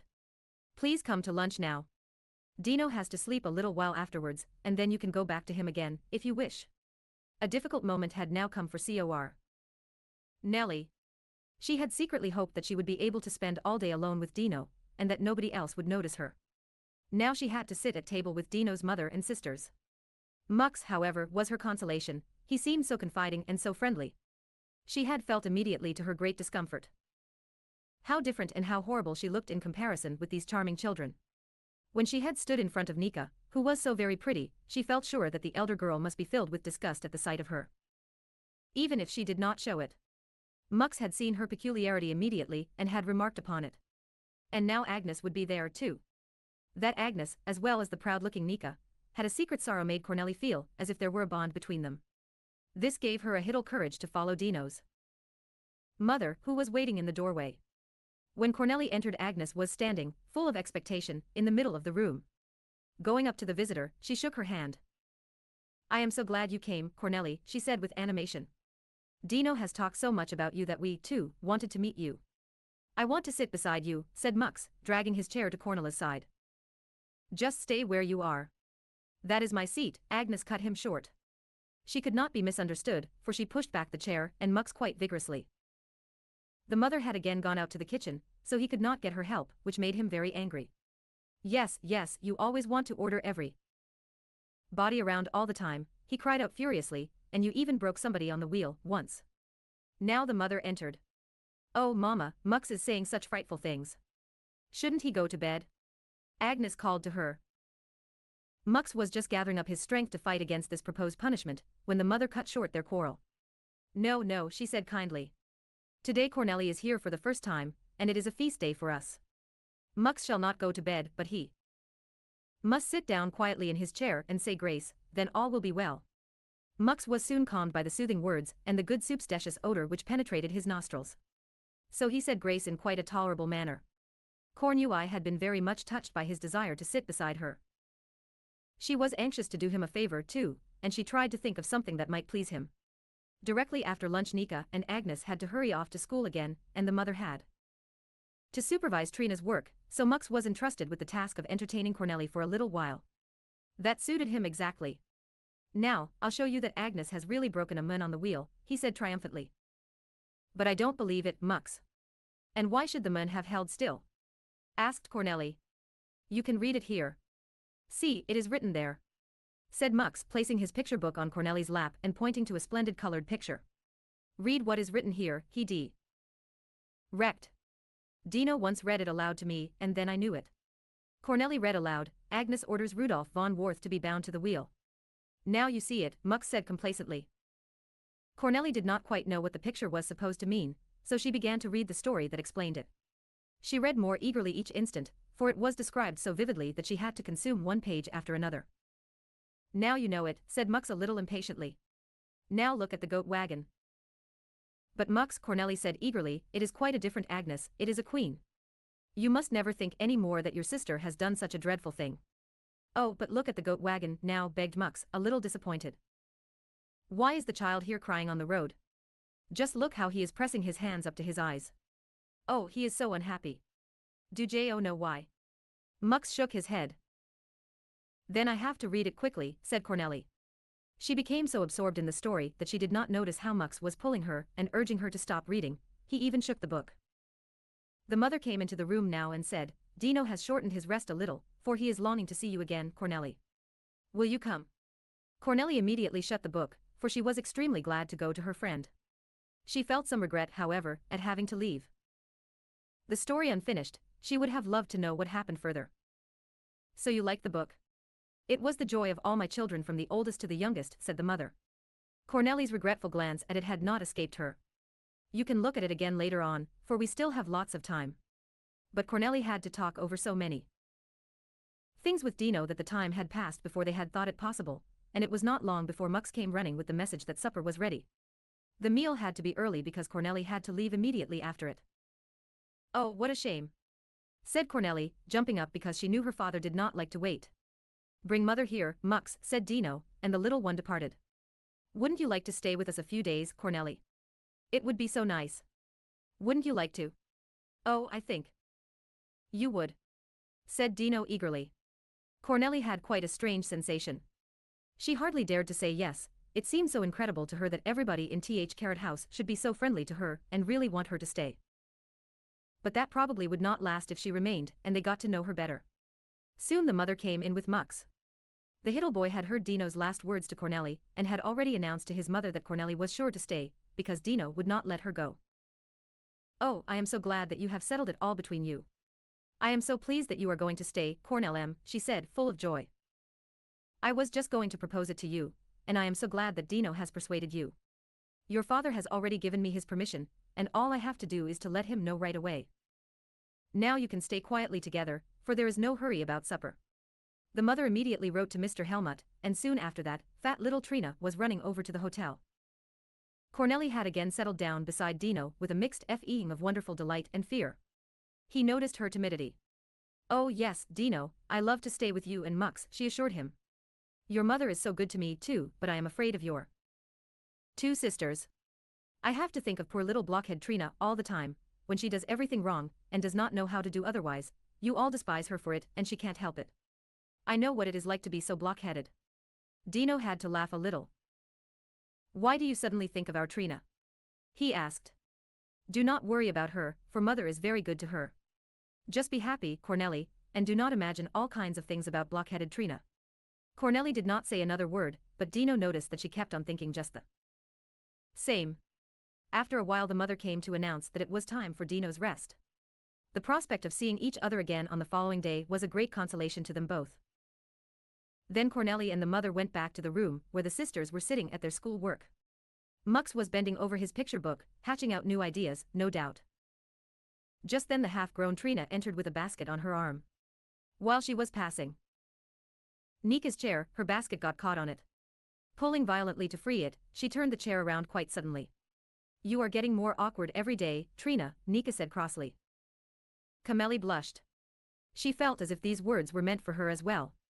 She must be just as awkward in Nika's eyes as Trina was. The latter failed to excuse herself and from embarrassment became more clumsy in her movements. Cornelli understood this perfectly, that was what she always did, she knew it quite well. Now we shall have supper, said the mother, and when the children's work is done we shall all sing together. Don't you sing too, Cornui? I probably do not know the songs and so I can't sing, she replied shyly. After supper Mux fled back to Cornelli with his book. He wanted to renew his conversation with her, but his mother had a different plan. Give your book to Cornelli, for it is time for you to retire, she said. You can join us again tomorrow. Mux departed reluctantly. When his mother was firmly leading him away, he was still able to call to Cornel, "Be sure not to go till I come back." Cornel felt quite frightened when her confiding little friend had gone. Now for the first time she was left alone with the two sisters. She wondered what would happen. But nothing happened. They were both so deeply occupied with their work that they did not even raise their heads. Cornel now remembered the lovely story book. She had already begun a story, and she simply had to know how it would end. So she began to read. As soon as she finished one story, a new wonderful picture would lead her to another story. Suddenly some splendid music sounded close beside her, and Cornelli started. Agnes was sitting at the piano close to her side and playing. Cornel could not read any more, for Agnes played one lovely tune after another, as quickly and easily as if it did not cause her much trouble. She knew from Dino that Agnes was not much more than a year older than she was. She listened with admiration to the beautiful melodies that were pouring forth from the instrument. Finally the mother ret and carrot Ned. She had made her nightly visit to Dino, and had several things to say to him. Mama/Agnes called to her eagerly, "I am playing all the merry pieces I know tonight, for I have just finished my long composition." "You are right, Agnes." "And how are you getting along with your painting, Nika?" asked the mother. Nika replied quite sadly that she had hoped to finish it that day, but the days were very short now, and she could not paint by lamplight. Her mother should see how little her work still lacked. "If I had 1 hour more of daylight, I could finish it," she sighed. Nika placed a large painting under the bright lamp. It somewhat resembled the beautiful pictures which decorated the walls of the room. The colors in it were perfectly wonderful, and Cornelli had never before seen such a lovely picture. Sparkling crimson roses were hanging down an old wall, and dense ivy was creeping up between them with shiny green leaves. An old oak tree was stretching large gnarled branches over the decayed wall, and below, a clear stream was peacefully flowing out to a meadow, where glowing red and blue flowers seemed to greet it joyfully. Cornel stared at the lovely picture. She had never seen anything like this glittering stream, the painted trees and flowers. One seemed to hear the murmuring of the brook far, far away through the meadow. It was all so full of life. And to think that Nika had painted it. Cornelli felt as if a deep, deep gulf lay between her and the two sisters, a chasm that separated her from them forever. The two sisters seemed to stand before her like two splendid creatures, full of beauty and fine gifts, while she stood there a stupid, awkward, block-headed Trina, whom nobody on earth ever could possibly love. Mrs. Hom gave Nika great encouragement by praising her work and urging her to begin promptly next day. Then she sat down at the piano, for they always concluded their evening with a song. Cornelli remained still. The rector's wife urged her to join them, but Cornelli had had too many impressions that day to be able to sing. She knew quite well the old evening song that they were singing, for Martha had taught it to her long ago, but she felt as if she could not utter a note.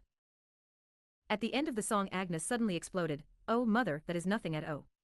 When you are hoarse and Dino is in bed, our singing is frightful. Nika only squeaks like a little chicken with a sore throat." "Well, then one has to stop singing," said Nika, shaking her shoulders a little proudly. "No, the whole household has to sing, otherwise it is not worth anything," Agnes declared. "It is a shame that the most beautiful thing in the world should be so little practiced." After the song was ended the mother took Cornelli kindly by the hand and said, "I am sure that you are tired, dear child. I am going to take you to a tiny bedroom, for I have no larger one. Your door leads into Agnes and Nika's room," she continued, when she was standing with Cornelli in the little chamber. "You can open the door and then you are practically all three in a single room." Then she said good night cordially and wished Cornelli a good rest.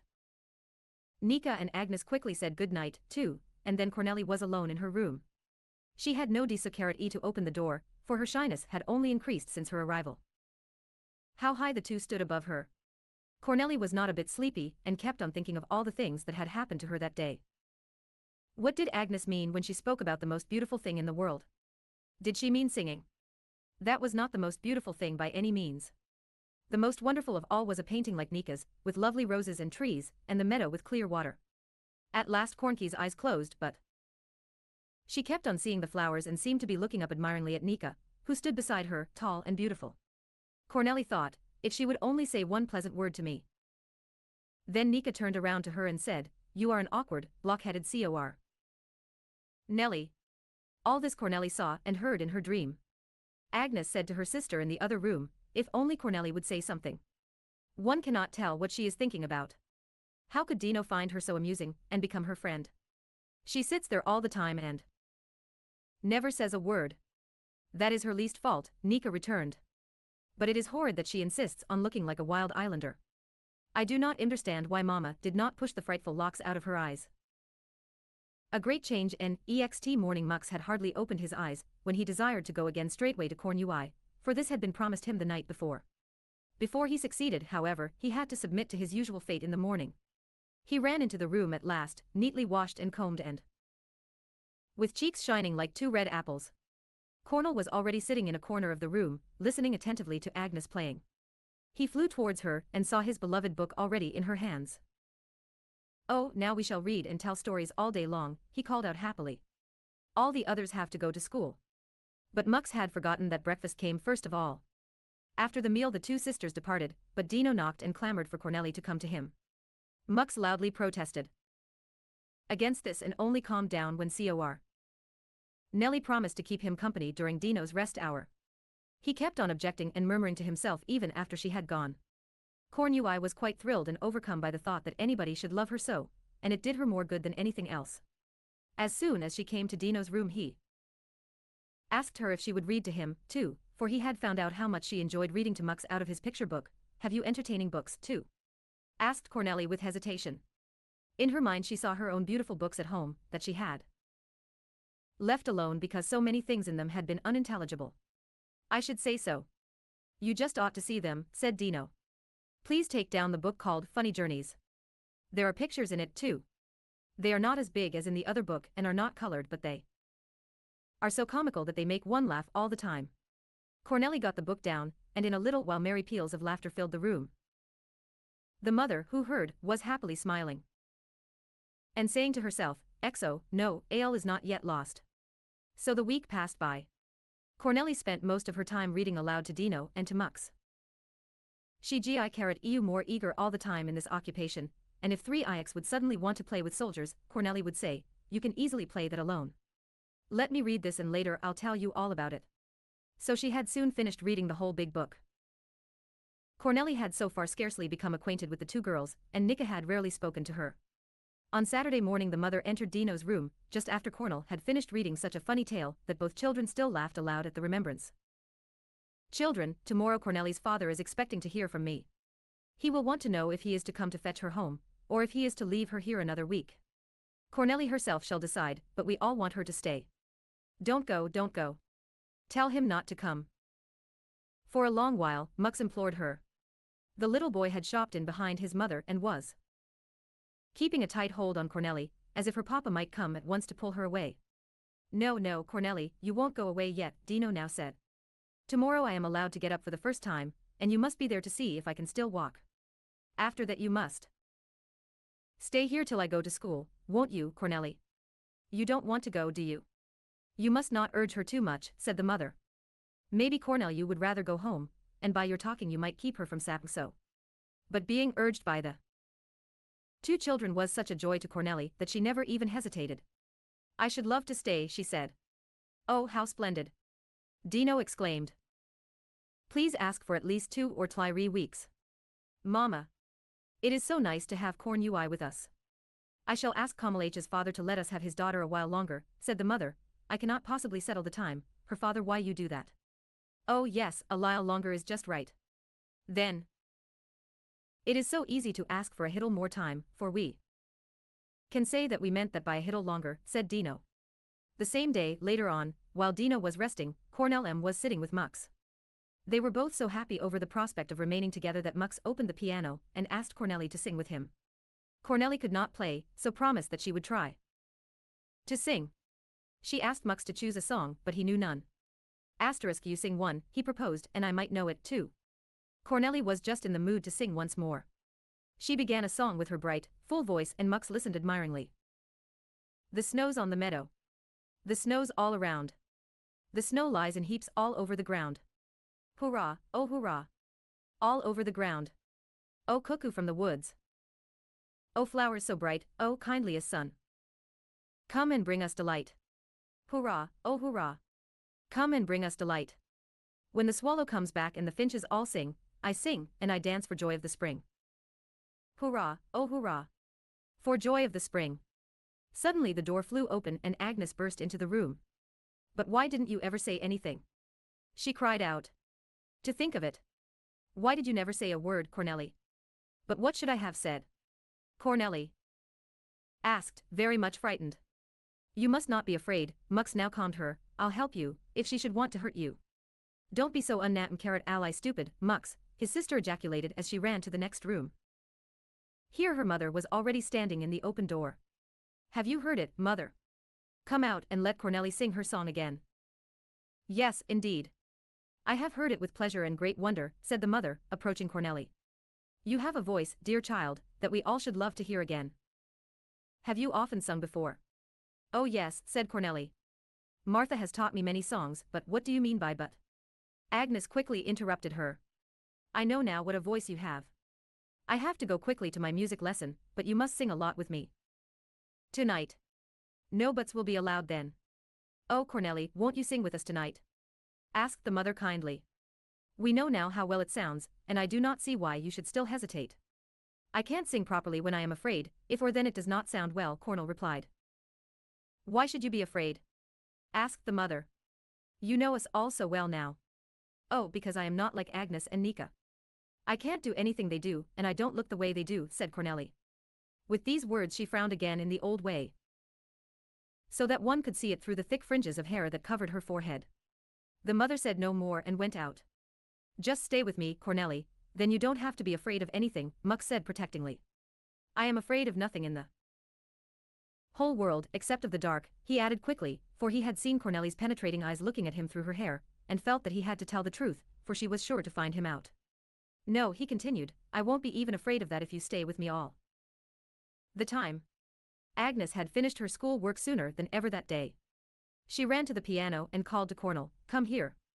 Mux can play alone, for we must sing now. So Cornelli went up to the piano. I shall sing the first stanza of this song, and then you can sing it with me the second time, Agnes said and began, the beauteous moon is risen. Oh, I have known that song a long time. Shall I sing the second voice?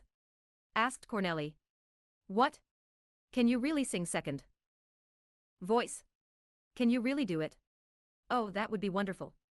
Go ahead and do it, said Agnes excitedly.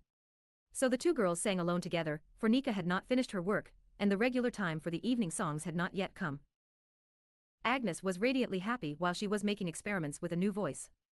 Nika was still absorbed in her work, the mother only entered the room now and then, and as Agnes was singing with her, Cornelli did not have the feeling that anybody was listening. So she sang quite freely and let her whole, full voice flow out. Agnes became more eager all the time, and it really sounded as if a whole chorus were singing in the room. At last the mother stood still, and Nika, lifting her head from her work, stand too. When the song was done, Agnes clapped her hands and said, Oh Cornelli, your voice is as clear as a bell. Oh, if I only had a voice like that. What wonderful things I could sing. Then. Do you know many songs, Cornelli? Just tell me all you know. Cornelli looked over the songbook before Herb. She knew quite a number of the songs in it, for Martha had taught her many. Agnes was in raptures. Oh, now our evening songs won't be like a feeble chirping anymore, now everything will be different. She cried out. Suddenly struck with a new idea, she ran over to her other music books. She got a book of songs for two voices, which she had only been able to use at her music lessons and never at home, for Nika could not join her. Come, Cornelli, try to sing after me now. This is your part, and when you know it, I'll sing mine. Here are your notes, she instructed Cornelli, and with that she began to sing. Cornelli did not know the notes very well because Mr. Mailinger had not instructed her very deeply in that subject. Her ear, however, was correct, and she could immediately repeat a melody. Agnes began with the easiest songs, and it did not take Cornelli any time to learn them. She soon knew where to pause and where to take up her part again. So a second piece was started and soon a third. Then they repeated them all again, and before long they could sing three songs quite well. Once more, Agnes urged her. It went better every time, and in the end they sang together perfectly. Agnes jumped up from her seat and exclaimed, Oh, you are a wonderful Cornelli. Who would have thought it? Please do not go home yet. Stay here, and then we can sing together every day. Have you heard it, Mama? The mother affirmed it and told them that she and Dino had both enjoyed the singing. Dino had asked to have his door kept open, for he had wanted to hear it all. Do you know what we'll do, Cornelli, said Agnes. Tomorrow morning we'll study a festive duet. We shall greet Dino with it when he comes back to this room again for the first time. Cornelli gladly agreed. It was time now for their accustomed evening song, which had been put off longer than usual that day. Agnes was of the decided opinion that it was not suitable to end this day with a mild evening song. She suggested a loud hymn of praise and thanks. She started it with enthusiasm, and all the others soon joined. The unexpected joy and great friendliness Agnes had shown had made Cornelli so happy and astonished that she sat a long time on her bed in the little room. She was wondering to herself why she could never be quite happy in spite of everybody's goodness, but she knew soon enough why this was so. Her old fear had not left her. She fully realized that she looked different from other children, and that her horns would get worse, till they could not be hidden any more. Then everybody would think what Mux had thought, even if they did not say it. Next morning, when Cornelli had just gotten up, Mrs. Hom entered her room. "Cornelli," she said, taking the child's hand, "you have made us all so happy. You have done much for Dino by helping him to pass many pleasant hours, and you have entertained my little restless Mux so wonderfully that he can hardly live without you any more. I should like to do something for you now. I should love to make you look festive today and get rid forever of everything that disfigures you." The mother had already begun to smooth out the child's thick hair. Oh no, please don't do it," Cornelli cried out, "then everything will be lost. I want to go home. Oh, I must go home. Oh, they will all laugh at me and they won't like me any more. Oh, you don't know how it is." "I know everything, dear child," the mother said quietly. "Dino has told me everything. Don't you know, child, that I love you? You know, Cornelli, that I would not do anything that might hurt you the least bit, or that would not help you. I want to free you from an error, Cornelli." No, it is not an error, surely not," Cornelli called out in her great anxiety. "My cousin said it and Miss Grideelan said it too. They saw it and I know it. Oh, please don't brush my hair away. Cornelli," the mother went on calmly, "the ladies told you they saw little horns on your forehead, that got bigger every time you wrinkled up your brow. You are afraid that this is really so and that it is getting worse. You understood it in a way they did not mean. They only wanted to tell you that when you frowned you looked as if you had horns on your forehead, and they said it to keep you from frowning. They meant well by you, but you misunderstood them. But you can understand me. Just let me help you to be happy again. Have you any confidence in me, Cornelli? Tell me, do you think that I would do anything that would make you repulsive in the eyes of everyone? Do you believe that? I know you don't, child." Cornelli only groaned a little. With nimble hands the mother had in the meantime kept on smoothing and combing the child's heavy hair. It already lay beautifully parted on both sides of her face. The brown, wavy hair framed a snow-white brow, for not a ray of sunshine had penetrated through the hair all summer long. The mother finished the two heavy tresses, and wound them about Cornelli's head like a crown.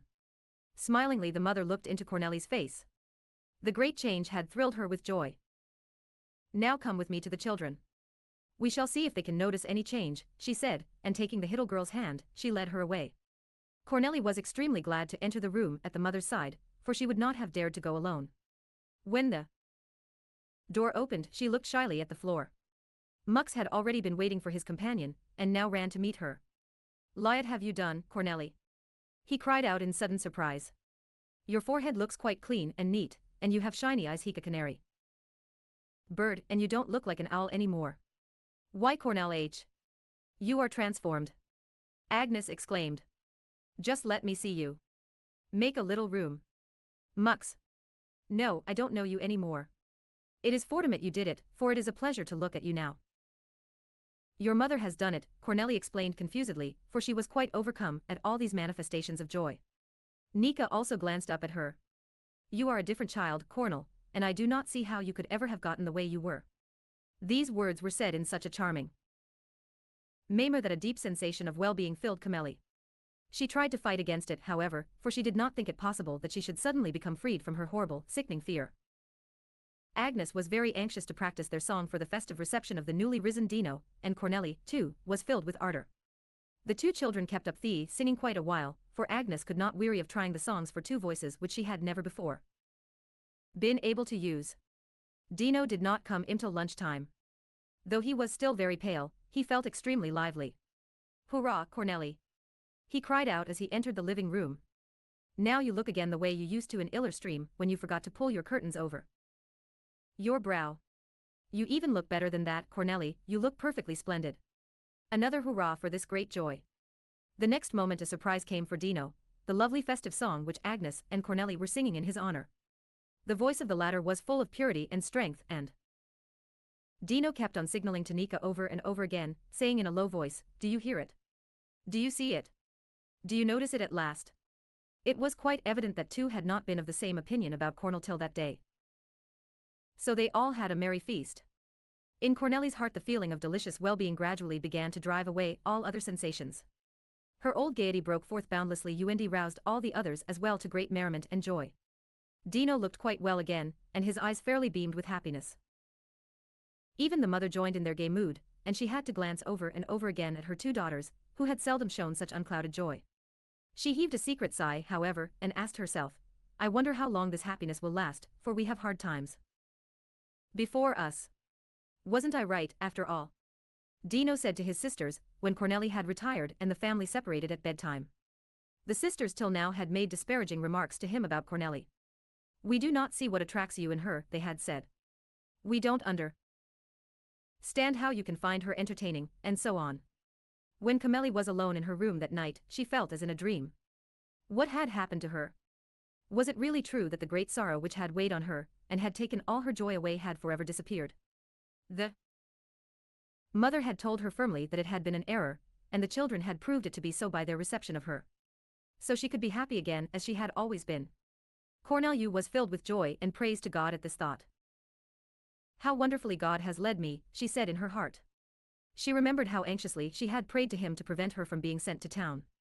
Now she had come to town, but in such a different way from what she had feared. She had been freed from her trouble by going away.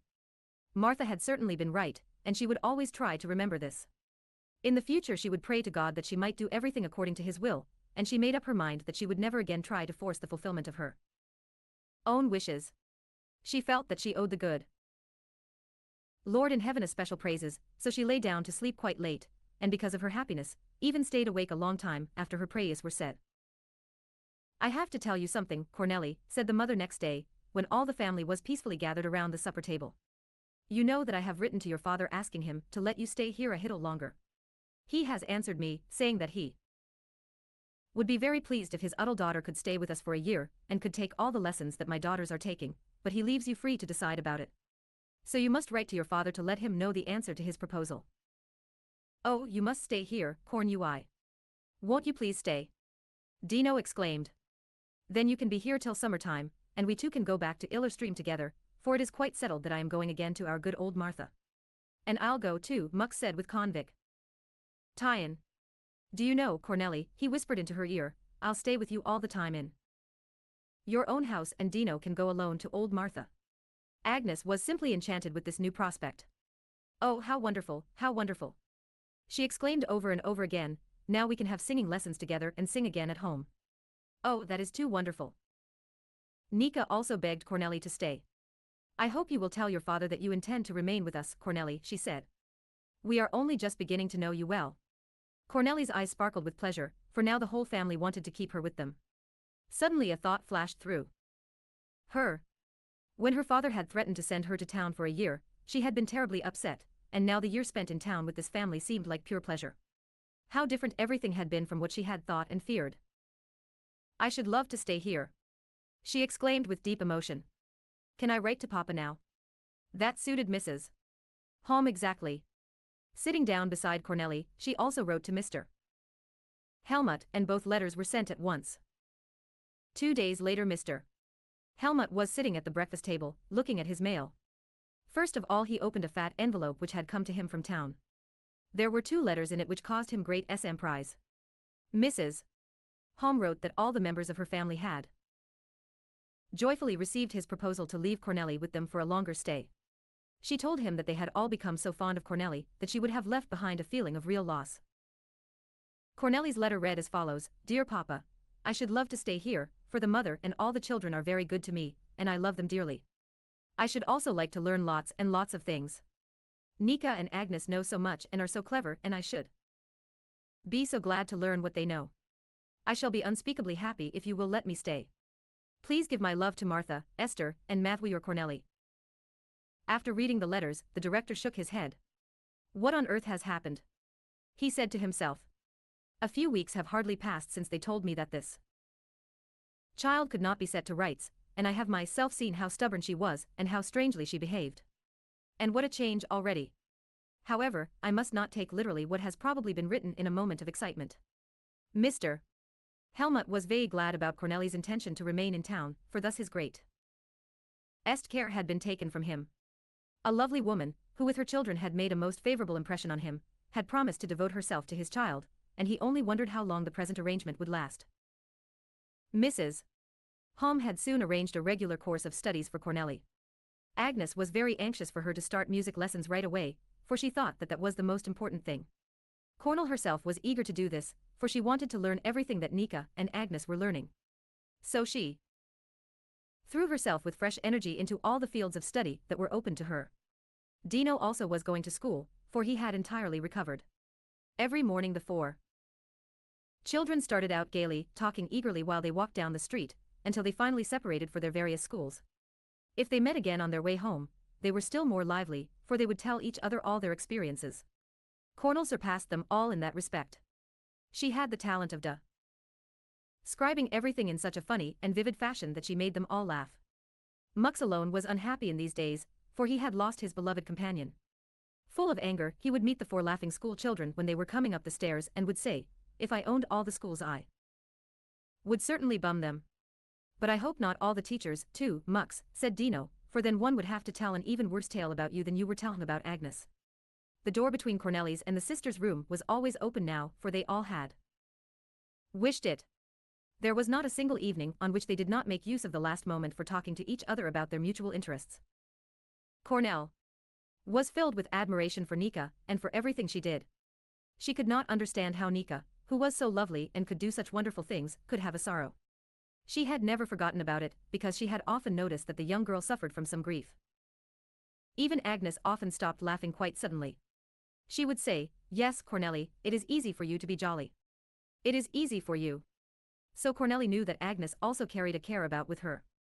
When Agnes frowned and made dreadful wrinkles, Cornelli was quite sure that then her sorrow was her. She would have loved to help her, but she had never asked her friends about it. She knew that she had been glad when nobody had asked her about her own trouble.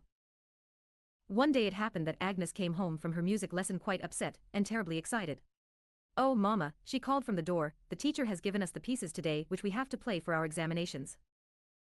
He has given me the most difficult one, and while giving it to me he said, 'I shall really make something fine out of you.'" Agnes was throwing her music sheets away as if they were her greatest enemies, then she ran away to her room. There she threw herself down on a chair and began to sob loudly. Cor. Nellie had followed her, for she was filled with sympathy. Putting her arms about Agnes, she said, "Tell me, Agnes, what makes you cry? I know what it is like to have to cry like that. But why do you do it now, when your teacher has just praised you? What good is that to me?" Agnes burst out. "How does it help me to play ever so well? What good would it ever do me even to practice day and night? Nika and I can only keep on 1 year more and then everything is over. Then she can't paint any more and I can't have any more music lessons, for we shall have to become dressmakers. We won't even have time to go through the higher classes in school. I would 1,000 times rather travel through the world and sing in front of the houses for pennies. Yes, I'll do that." "Can't your mother help you?" asked Cornelli, remembering the mother's help in her own case. "No, she can't, and she is very unhappy herself. There is not a soul on earth who could help us, for our guardian says that it just has to be." Cornelli was quite crushed by this explanation, for now she understood quite well why Nika often had such sad eyes. The hopeless prospect made Cornelli's heart heavy, too. When Agnes had such a passionate outbreak, she did not regain her composure for several days. Then Nika would not say a word, either, and the mother only looked very sadly at her children. Then Dino also became silent, for he knew what tormented his mother and his sisters. He would have loved to help them, but he knew no way. So Cornel could not laugh any more, either, and her friend's great sorrow weighed on her, too, for she had experienced a heavy grief herself and had not forgotten what it was. Heek. Chapter XXEW Life 9 Illerstream Wixter had come. For the inhabitants of the garret lodging the days were filled vnth so much regular work that the nights were always greeted with loud regrets and complaints. They were always sorry when the day was done, and no more time was left for their plans. Agnes was slyly angry and ready to spit fire from disgust at the arrival of the hated bedtime, which always broke up everything. "We lose half of our lives in sleeping," she indignantly called out several times. "I wish you would let us sing all night long, mother," she said. "We should only be or keen for our other work next day, if we could really devote ourselves to music for a while, instead of always stopping off in the middle whenever we are in the mood to sing."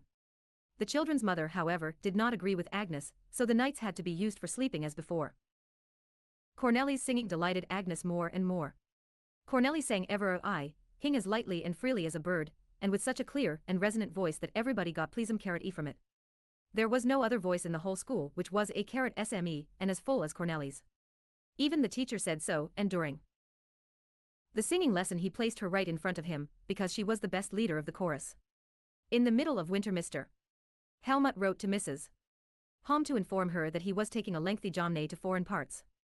As he felt that Cornelli was well taken care of in her household, he was anxious to use this opportunity for traveling. He also wrote that he had shortened his last trip in order not to tie his kind cousin and her friend too long to his lonely house. He told her that he was very sorry not to be able to pay her and Cornel a visit before leaving, for he had to start at once. Never before had spring come so fast. So at least it seemed to Cornelli, who was walking home alone one day from school. The winter had gone by and already a mild wind was blowing through the streets, and the melting snow was dropping from the roofs. From the top of a roof a little bird was whistling and singing a song of day to the bright blue sky above. Cornelli's school had been over sooner than the other children's, so she was in no hurry and stood still to listen. A ray of sunshine was flowing into the street, and the bird kept on singing and whistling, on and on, a heavenly, familiar sound. Suddenly the lovely beechwood at home rose before Cornelli's eyes, and she saw the trees in their first green leaves, the first violets under the hedge, her beloved first violets.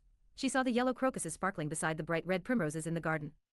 The birds at home used to whistle above her in all the trees in just the same way as these in the city. Oh, how lovely the coming of the spring had always been at home.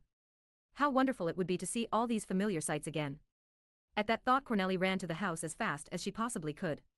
Sitting down beside her inkwell she wrote as follows. "Dear Papa, I am sure it is more beautiful at home now than anywhere else. May I come home soon? I am sure that the violets are out and that everything is getting green in the woods.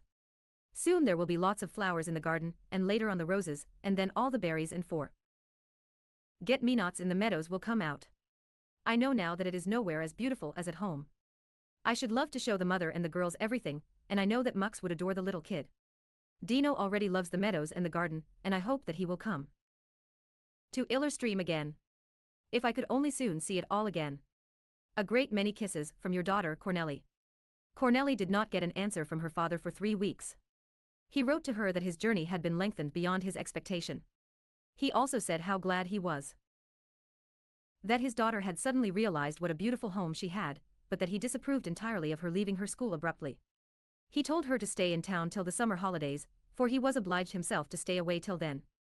He gave her permission to invite for the holidays all the family who had been so good to her, for he and Kamal H. too had much reason to be grateful to Mrs. Hom. There was plenty of room for all of them in the house, and he would like to have them with him all summer long. Camelli at first was a little disappointed that it was going to be so long before she could be home and see again the garden, the meadows, and the beech wood, for her longing for them had grown more and more. But when she thought of the prospect of having all the family with her all summer, including Dino and his mother, she was so happy that all her disappointment vanished. Her joy was supreme when that day at lunchtime she gave the family her father's invitation. On all sides she perceived signs of bottomless joy. Zika and Agnes had had the firm conviction that they were to spend the simimare, as usual, in the hot garret dwelling without any special holidays. And now they could spend all summer in beautiful Iller Stream, about which Dino had told them so much. He had described Camelli's hou.se and garden as a perfect paradise, and now they would live there themselves. Agnes screamed for joy and Nika's face was radiant with happiness. Mrs. Hom was greatly moved with gratitude and date. She had been worrying lately about Dino, for she had been uncertain whether she would be able to send him away long enough for the boy to be properly strengthened. She had feared that the time would have to be exceedingly short, and that the benefit therefore would be very shght. Now the good God had suddenly taken .11 her anxiety from her, and had changed it into a boundless blessing. Dino smiled with complete satisfaction, and said again and again, I wish you knew how wonderful it is. Such a garden and such trees. Such a stable and such horses. Oh, how I love beautiful Stream. Mux called out louder and louder, oh Cornel, take me along. He could not realize that he was really going, too. There were still many days and even weeks before their BHSS would come true, but .80 Tlies heavenly prospect before them, the children performed their remaining duties only too joyfully. It was different for Cornelli. Her longing for her home had grown more violent every day. Wherever she saw a green tree or a bush, she saw the garden at home, the meadows, and the flowers in Stream before her mind's eye. So her desire to return there, to see it all again, became almost painful. She felt finally as if the day would never come when she could again see her home. It came, nevertheless. A large trunk was taken away on a cart, and the whole family followed it towards the station. Trina came last. In her wondering eyes one could see that despite all the preparations, she did not yet believe the reality of the coming journey. Cornelli had begged Mrs. Holmes so urgently to let her go too that the child's wish had been granted. Cornelli had been willing to take the responsibility for the unexpected guest. Mux was so excited that he kept on running in front of everybody and hindering them all in walking.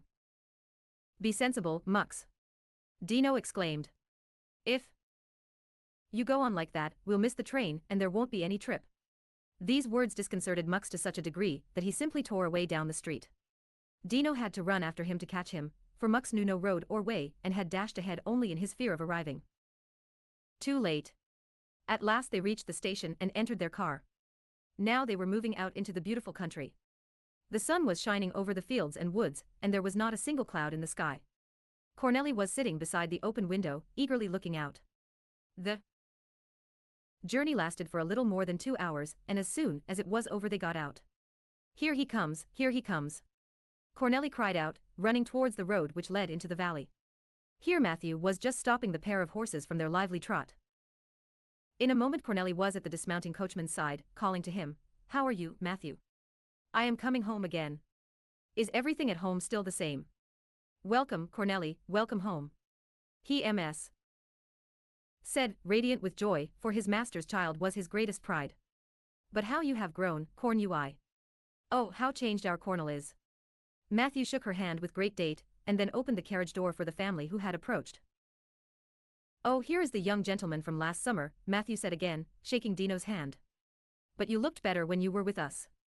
Oh yes, the young gentleman looked much better then, I think. I should think so, Matthew, said Dino. Of course, I looked better when I could drink such good milk from the stable in the fine, fresh morning air. It was different in town. Mrs. Holm had entered the carriage and the two girls had followed. Mux, gazing motionless at the shining horses, could not be taken away in a hurry from that wonderful sight. They are coming along, too, said Matthew, who enjoyed the open admiration the little boy was showing. You will be able to look at them every day, and you can ride on them to the fountain. That helped the situation.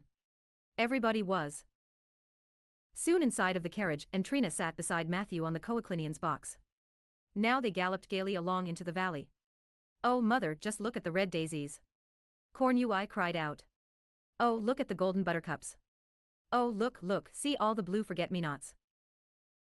Cornelli had jumped up, for she could not sit still any more, and was looking forwards and backwards, to right and to left. The meadows had never been so full of flowers, and every few moments Cornel cried out with date. /T and the carriage drove into the courtyard. Cornelli was the first to jump down. Oh, Esther, how are you? She called Ta, her old friend. Full of dignity and covered with a spotless white apron, the cook stood ready to receive the guests. Oh, now I am home again. Is everything still the same? Is the garden still the way it was? And Martha and her house, too? Yes, yes, Cornelli. And how are you? Returned Esther, looking eagerly at Cornel. How you have changed. In truth you have changed wonderfully. You are not the same. Cornelli was already rimeying into the hoist to the having room, and to her own wardrobe. Yes, ever /IHMG had remained the same. She due onside again to the mother, to lead her into Tly house. The child's face fairly beamed with joy. Cornui's father was busy working in his office. Hearing the sound of the approaching wheels, he started. Here they are already, he said to himself. He hastily threw off his working coat, and putting on a good coat left the iron foundry. Carrot mile he was walking across the courtyard. He sighed deeply. Freshly stamped in his memory, he saw before him Lee's only child as she had looked when he had returned from his Iowa Veyer Aero. Cornelli had stood before him shyly, with averted glance, resembling a little savage, who had never been combed. I wonder what the child is heek now, Carrot, he muttered to himself. As he entered the Lee WNG room, Cornelli looked up at him. The director was quite startled at what he saw. Zo Cornui flew up to him. Oh, Papa, oh. Papal, it is so wonderful to be home again. Ever 5 hing is you the way it used to be. Oh, I am so glad to be home again. The father wanted to embrace his child, but before he did so he held her at arm's length to gaze at her once more. Cornelli, he said with tears in his eyes, you look at me the way your mother used to. You have grown just like your mother, he said, putting his arms lovingly about her. How was it possible? How could you change in this way? How did it happen? Mother knows about it, Papa. Mother has helped me, said Cornelli, going with shining eyes to the mother, for Mrs. Hom had retreated to the back of the room. The director now turned to his new guest. Welcome to our house, he said heartily, greeting both her and the children. Holding Cornelli's hand within his own, he continued with emotion, how different you have brought her back to me. How did you do it? Can this be the same child that I brought you?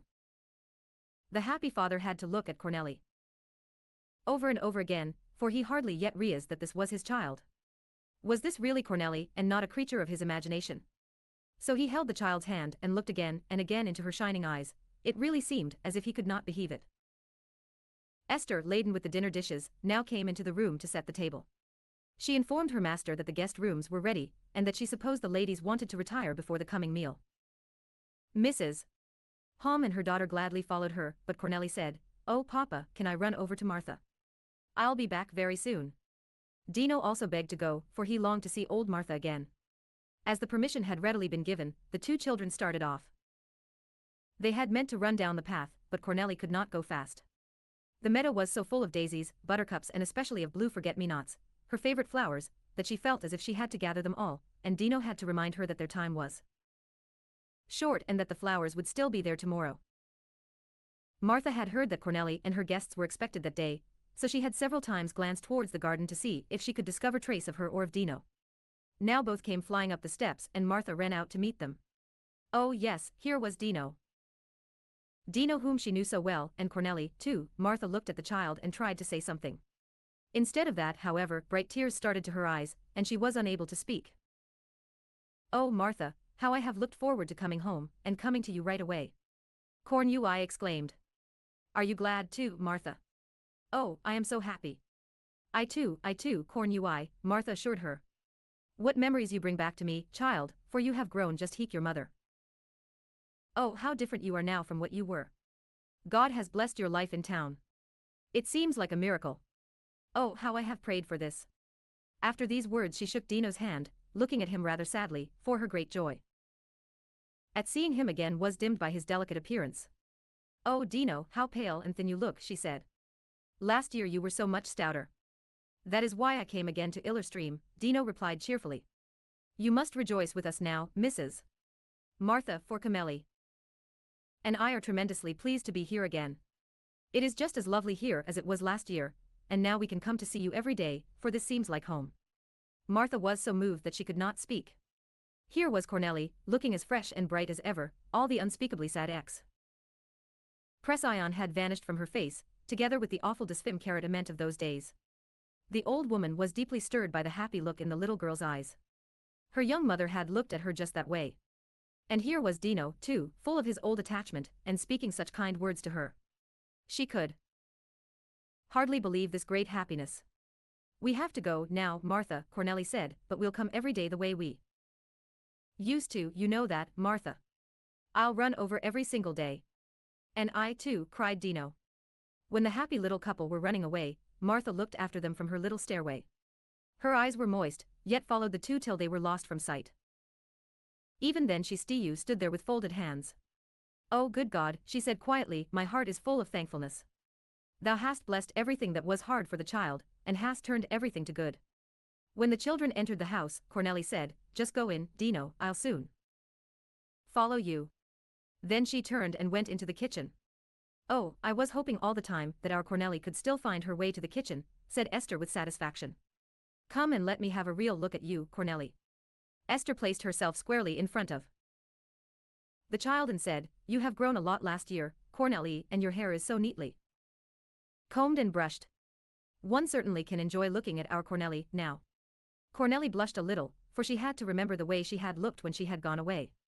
She knew how it had been, and how she had shut her heart against the help Esther had often offered her. "Oh, Esther, I have to tell you something. Where is Trina, the maid, who has come with them?" "I told her to go behind the house to look at the vegetable garden," said Esther. "She stood in my way all the time. I am afraid she is not very quick."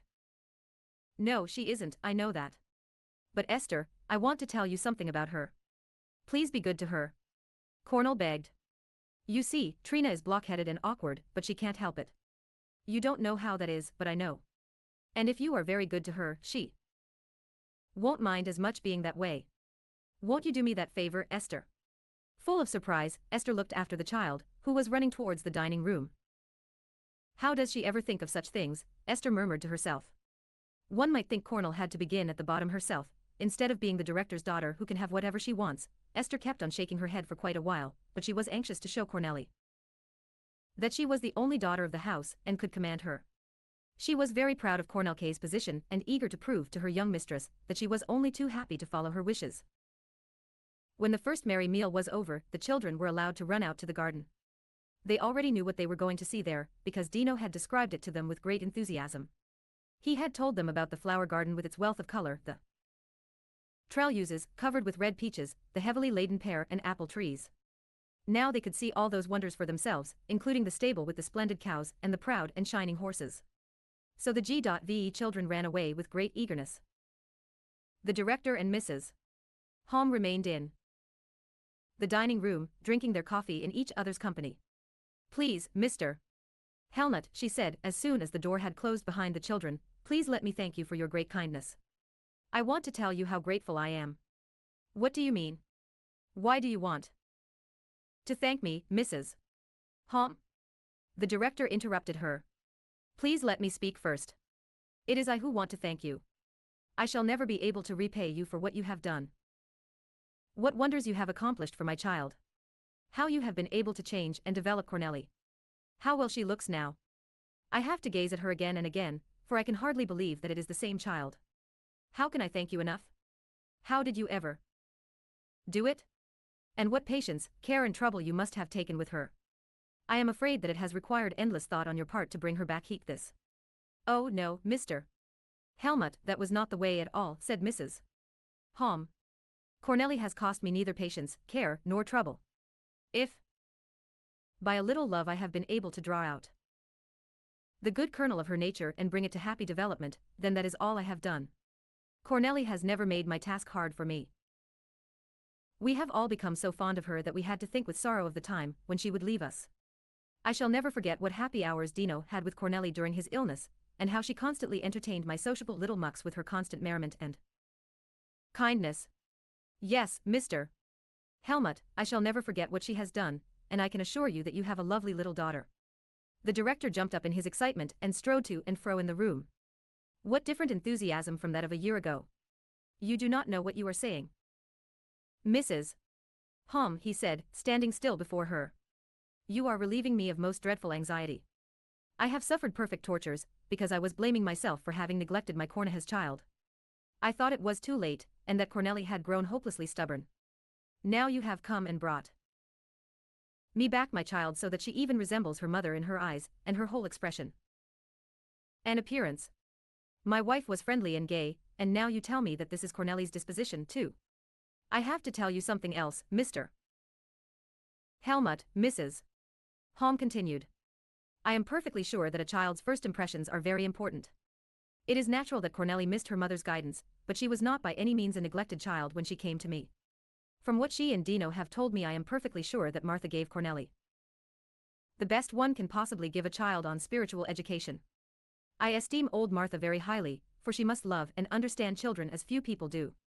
My wife used to say the same thing, and that is why I had such confidence in Martha. Unfortunately, a time came later on when I feared that she was wrong, and I did not realize what she meant to Cornelli. You have reminded me of my great debt. At this moment such loud laughter and rejoicing sounded from below that both stepped to the open window. Mux was screaming loudly and seemed quite beside himself. "Mama, Mama," he cried out, "just look at a living goat boy and a real goat. Come down and see me." Mux was sitting on the seat of a lovely wicker carriage, with 2 reins in one hand and a whip in the other, while a young and slender goat was pulling him. Agnes and Cornelli were running beside the carriage as protectors, while Dino held the goat lightly by the reins to keep her from running off. All the children were screaming with delight at the wonderful ride. Matthew was standing beside the bushes to watch this trial trip, for he thought that his help might be needed. He had built the carriage for Cornelli and had already several times harnessed the goat so as to teach her how to behave when Cornelli returned.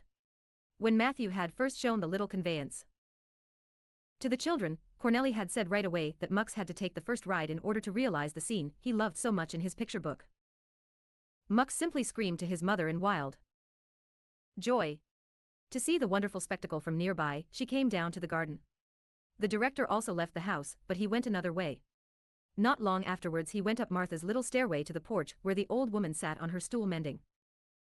"Oh, Mr. Helmut," she called out in her surprise. Opening the door she led her visitor into her room, for the porch was very narrow. Mr. Helmut entered. "Martha," he said in a business-like tone, "I have spoiled your business by taking your boarder away from you forever. That requires a compensation, and so I have just bought your little cottage from the farmer over there, besides the little piece of ground in front of it. Now, you will have more room for your carnations, and if you manage well, you can surely have some pleasant days from the rent which you save. Are you satisfied? Oh, Mr. Helmut. Is this Hiddle house really my own, now, and will I really have a garden besides? Oh, Mr. Helmut." But her benefactor would not let her say any more. After heartily shaking her hand, he hurried away. The large raspberries were peeping out between the green leaves, and the golden plums were dropping from the heavily laden branches. From morning till night on these beautiful summer days Mux fairly swam in uninterrupted bliss. Before he had even opened his eyes in the morning, he would call out to his mother in his sleep, "Oh, mother, are we in Stream still? Are we still here?" Then the hours of the day began, each more lovely than the last, and Mux could not tell which was the best. As the boy spent most of the day in the stable, the hayloft, and the barn, his mother had been obliged to make him a special stable costume. The little boy loved to watch the milk of the cows, and he never tired of admiring the horses, and the goat Matthew had become his best friend. The gardener constantly thought out pleasant surprises for Mux, who showed a decided taste for farming. If Matthew had to do some important work where Mux was in his way, he always devised a plan to keep the boy amused elsewhere. "Go down there to the raspberry hedge, Mux," he would say. "The berries are finest and biggest there because the sun has cooked them through. Go to the plum tree afterwards and wait for me."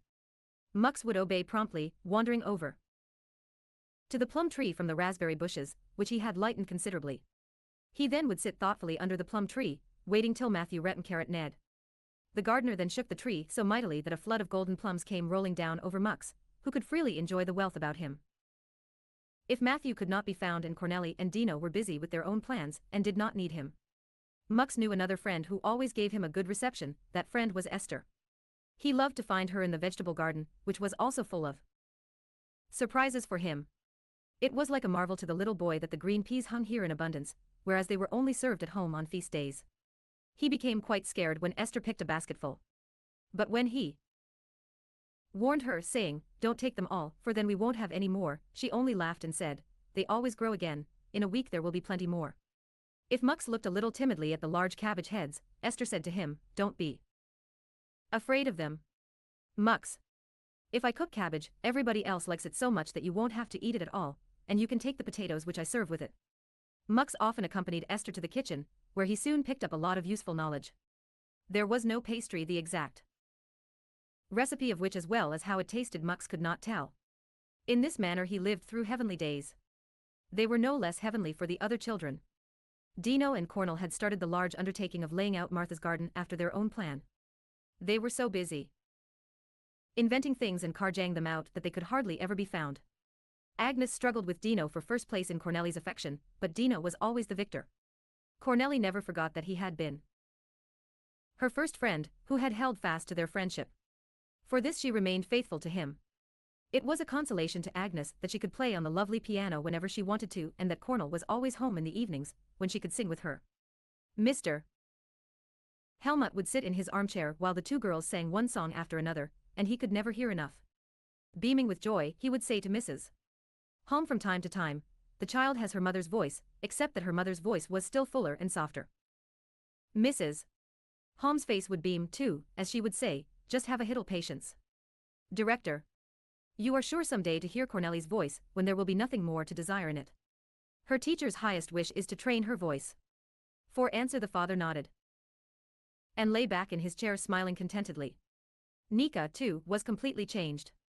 No shadows dimmed her eyes, for she could wander about all day with her paint box from one lovely spot to another, up to the beech wood or to the hill where the big oak tree stood. There she could sit on a bench and look down, over the house and garden, and far below into the wide, green valley.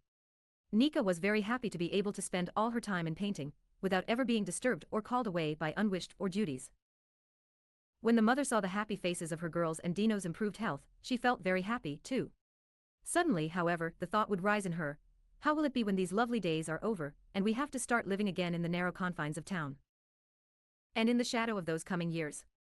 The holidays were nearing their end, but nobody yet had time to think of that, for the director's birthday was drawing near, and this was to be the great feast day for everybody.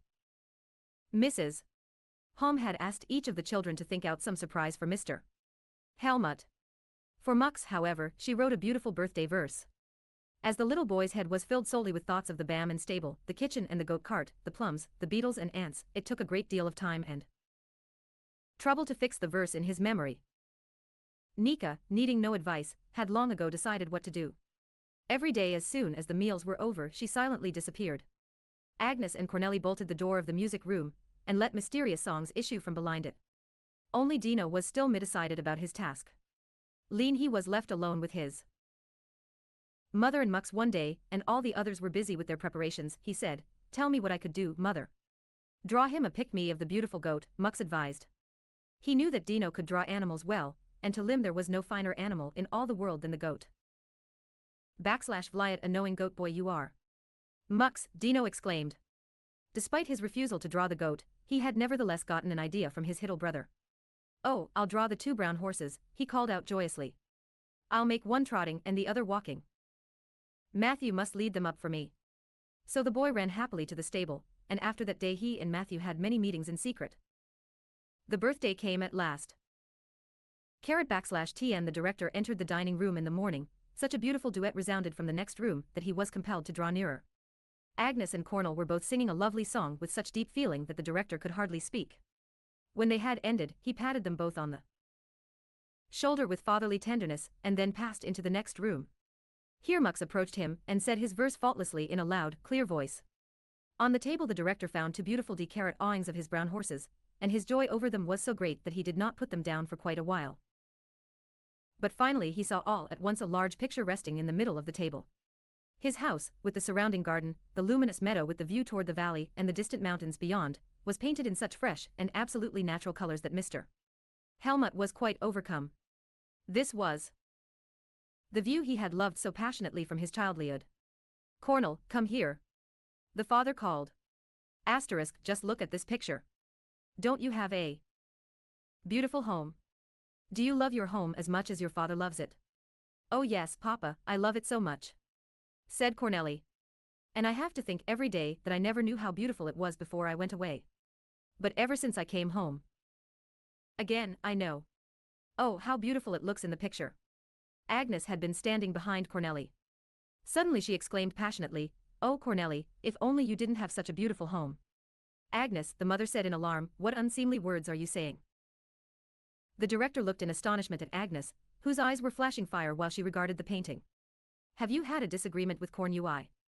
Is that the reason why you don't want her to have such a beautiful home?" he asked with a sly smile.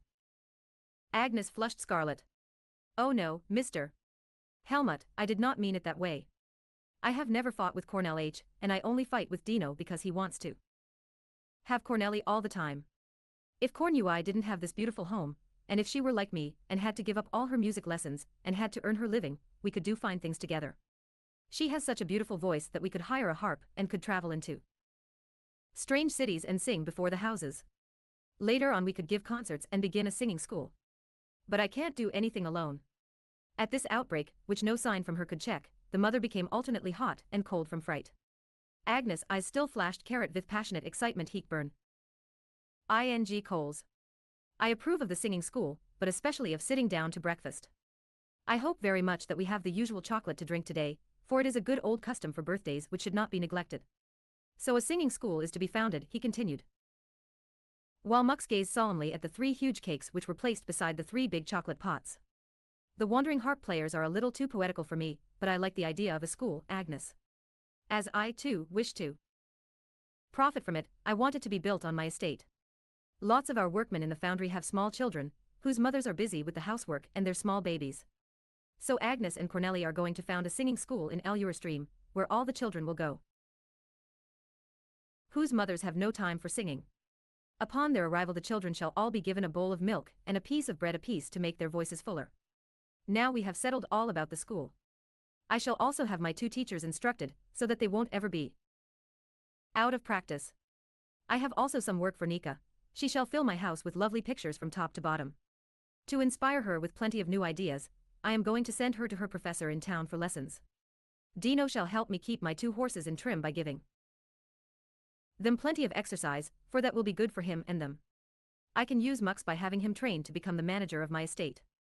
The good beginning he has made in the knowledge of farming under Matthew's guidance shall be continued while the ground is covered with green, and the trees are bearing fruit. The mother shall stay here for the protection of you all. So tell me, now, how you like my plan. Shall it be thus? Absolute silence followed. The children hardly dared to realize that the words they had just heard were true, and the mother was filled with deep emotion. She could not utter a word, and tears flowed from her eyes. Could it be possible that her great sorrow and heavy cares were suddenly hed from her? Could it really be true? At that moment Mux said loudly, yes, we heek it very much. He had clearly grasped that it meant for him keeping on doing what he had enjoyed so much under Matthew's and Esther's care. The director had to laugh and continued, I must have the reply of the chief, my dear Mrs. So please stand to my plan. I shall let you manage the children in the winter, and you shall arrange whatever they are to learn, but they must come here in the Sunmere, when I can enjoy all the results of their studies. I shall also enjoy the great advantage of having you manage my house when you are here. Does that suit everybody, or am I getting more than my share? At last the mother composed herself. Oh, Mr. Helmut, how can I thank you? She said, offering him her trembling hand. I do not know how to express what is in my heart. How can I be grateful enough for such boundless kindness? You cannot know what your generosity means to us all. Even the children had understood that this unheard of bliss was true. Nika was the first to run with beaming eyes to the director and to seize his hand, but she could find no words to show her gratitude. Agnes and Dino, too, had run towards the director, and the latter did not know how to shake all the hands that were offered to him. Mux, who could find no access to his benefactor, climbed up on a chair, and putting his arms about him from behind, screamed 1,000 words of thanks right into the director's ears. The wild rejoicing became louder and louder. Cornel, said the father at last, give thanks to your foster mother.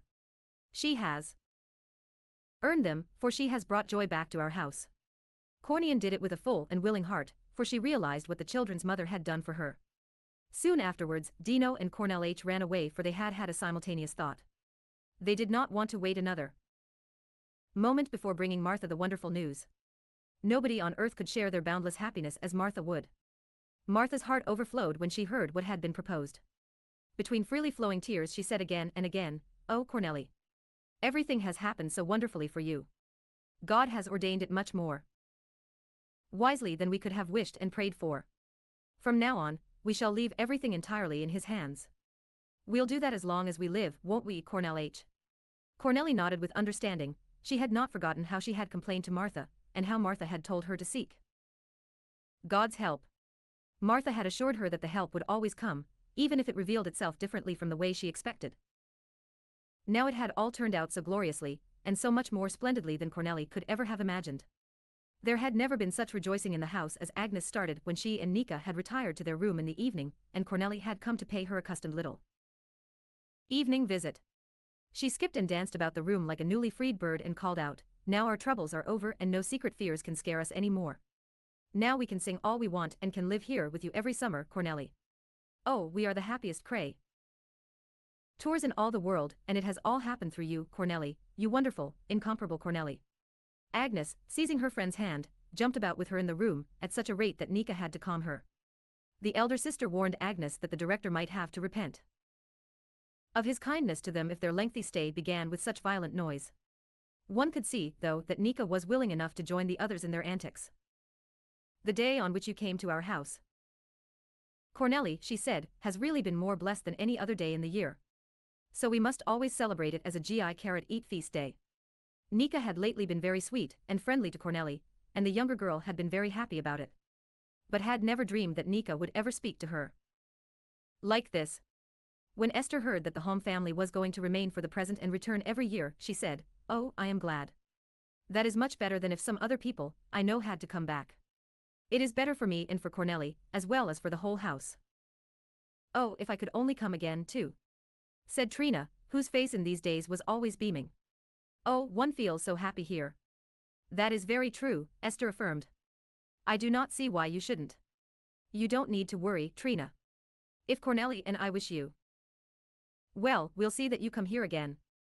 The director did not like the thought of losing his large new family so soon, so he said one day to Mrs. Hom, "I am very anxious to prolong the children's holiday this year till late in the fall. Dino, who is more in need of his studies than the others, is least able to go back to town, because he ought to be thoroughly strengthened and made absolutely well. If it should be necessary for him to study, we have our good Mr. Mailinger who can give him lessons."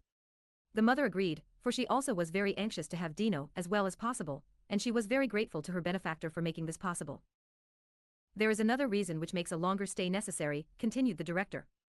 "As I fully intend to visit you and the children several times during the winter, I have rented a more comfortable apartment for you, because I was rather afraid of finding your tower-like dwelling a little inconvenient for me. The apartment will be ready for you in the late autumn, and I want you to get all the rest you can before you move there, for it is sure to involve some additional work for you. I hope sincerely that you do not resent my step. I can only thank you continually," said the mother now. The children arrived at the same moment, and all further words from her were swallowed up in their loud and stormy manifestations of joy. Cornelli had already told them of her father's plan to let them all stay in Stream till winter time. When all the fruit had ripened on the trees and Dino was shaking one of them and Cornelli another, Matthew looked over from the barn door, happily rubbing his hands. Right under the tree he saw the other children, one biting into an apple, the other into a pear. "It certainly is different now from last year," he said, smiling to himself. "There is not a rotten plum or a lonesome pear in all the orchard." Every evening, when the last songs resounded in the house, there were some of thanks and praise which rose up to heaven like a loud rejoicing. More than once the director said to his little daughter, when she gave him her good-night kiss, "Did not God mean well with us, Cornel, when he guided Martha to write such an inviting notice to the paper?"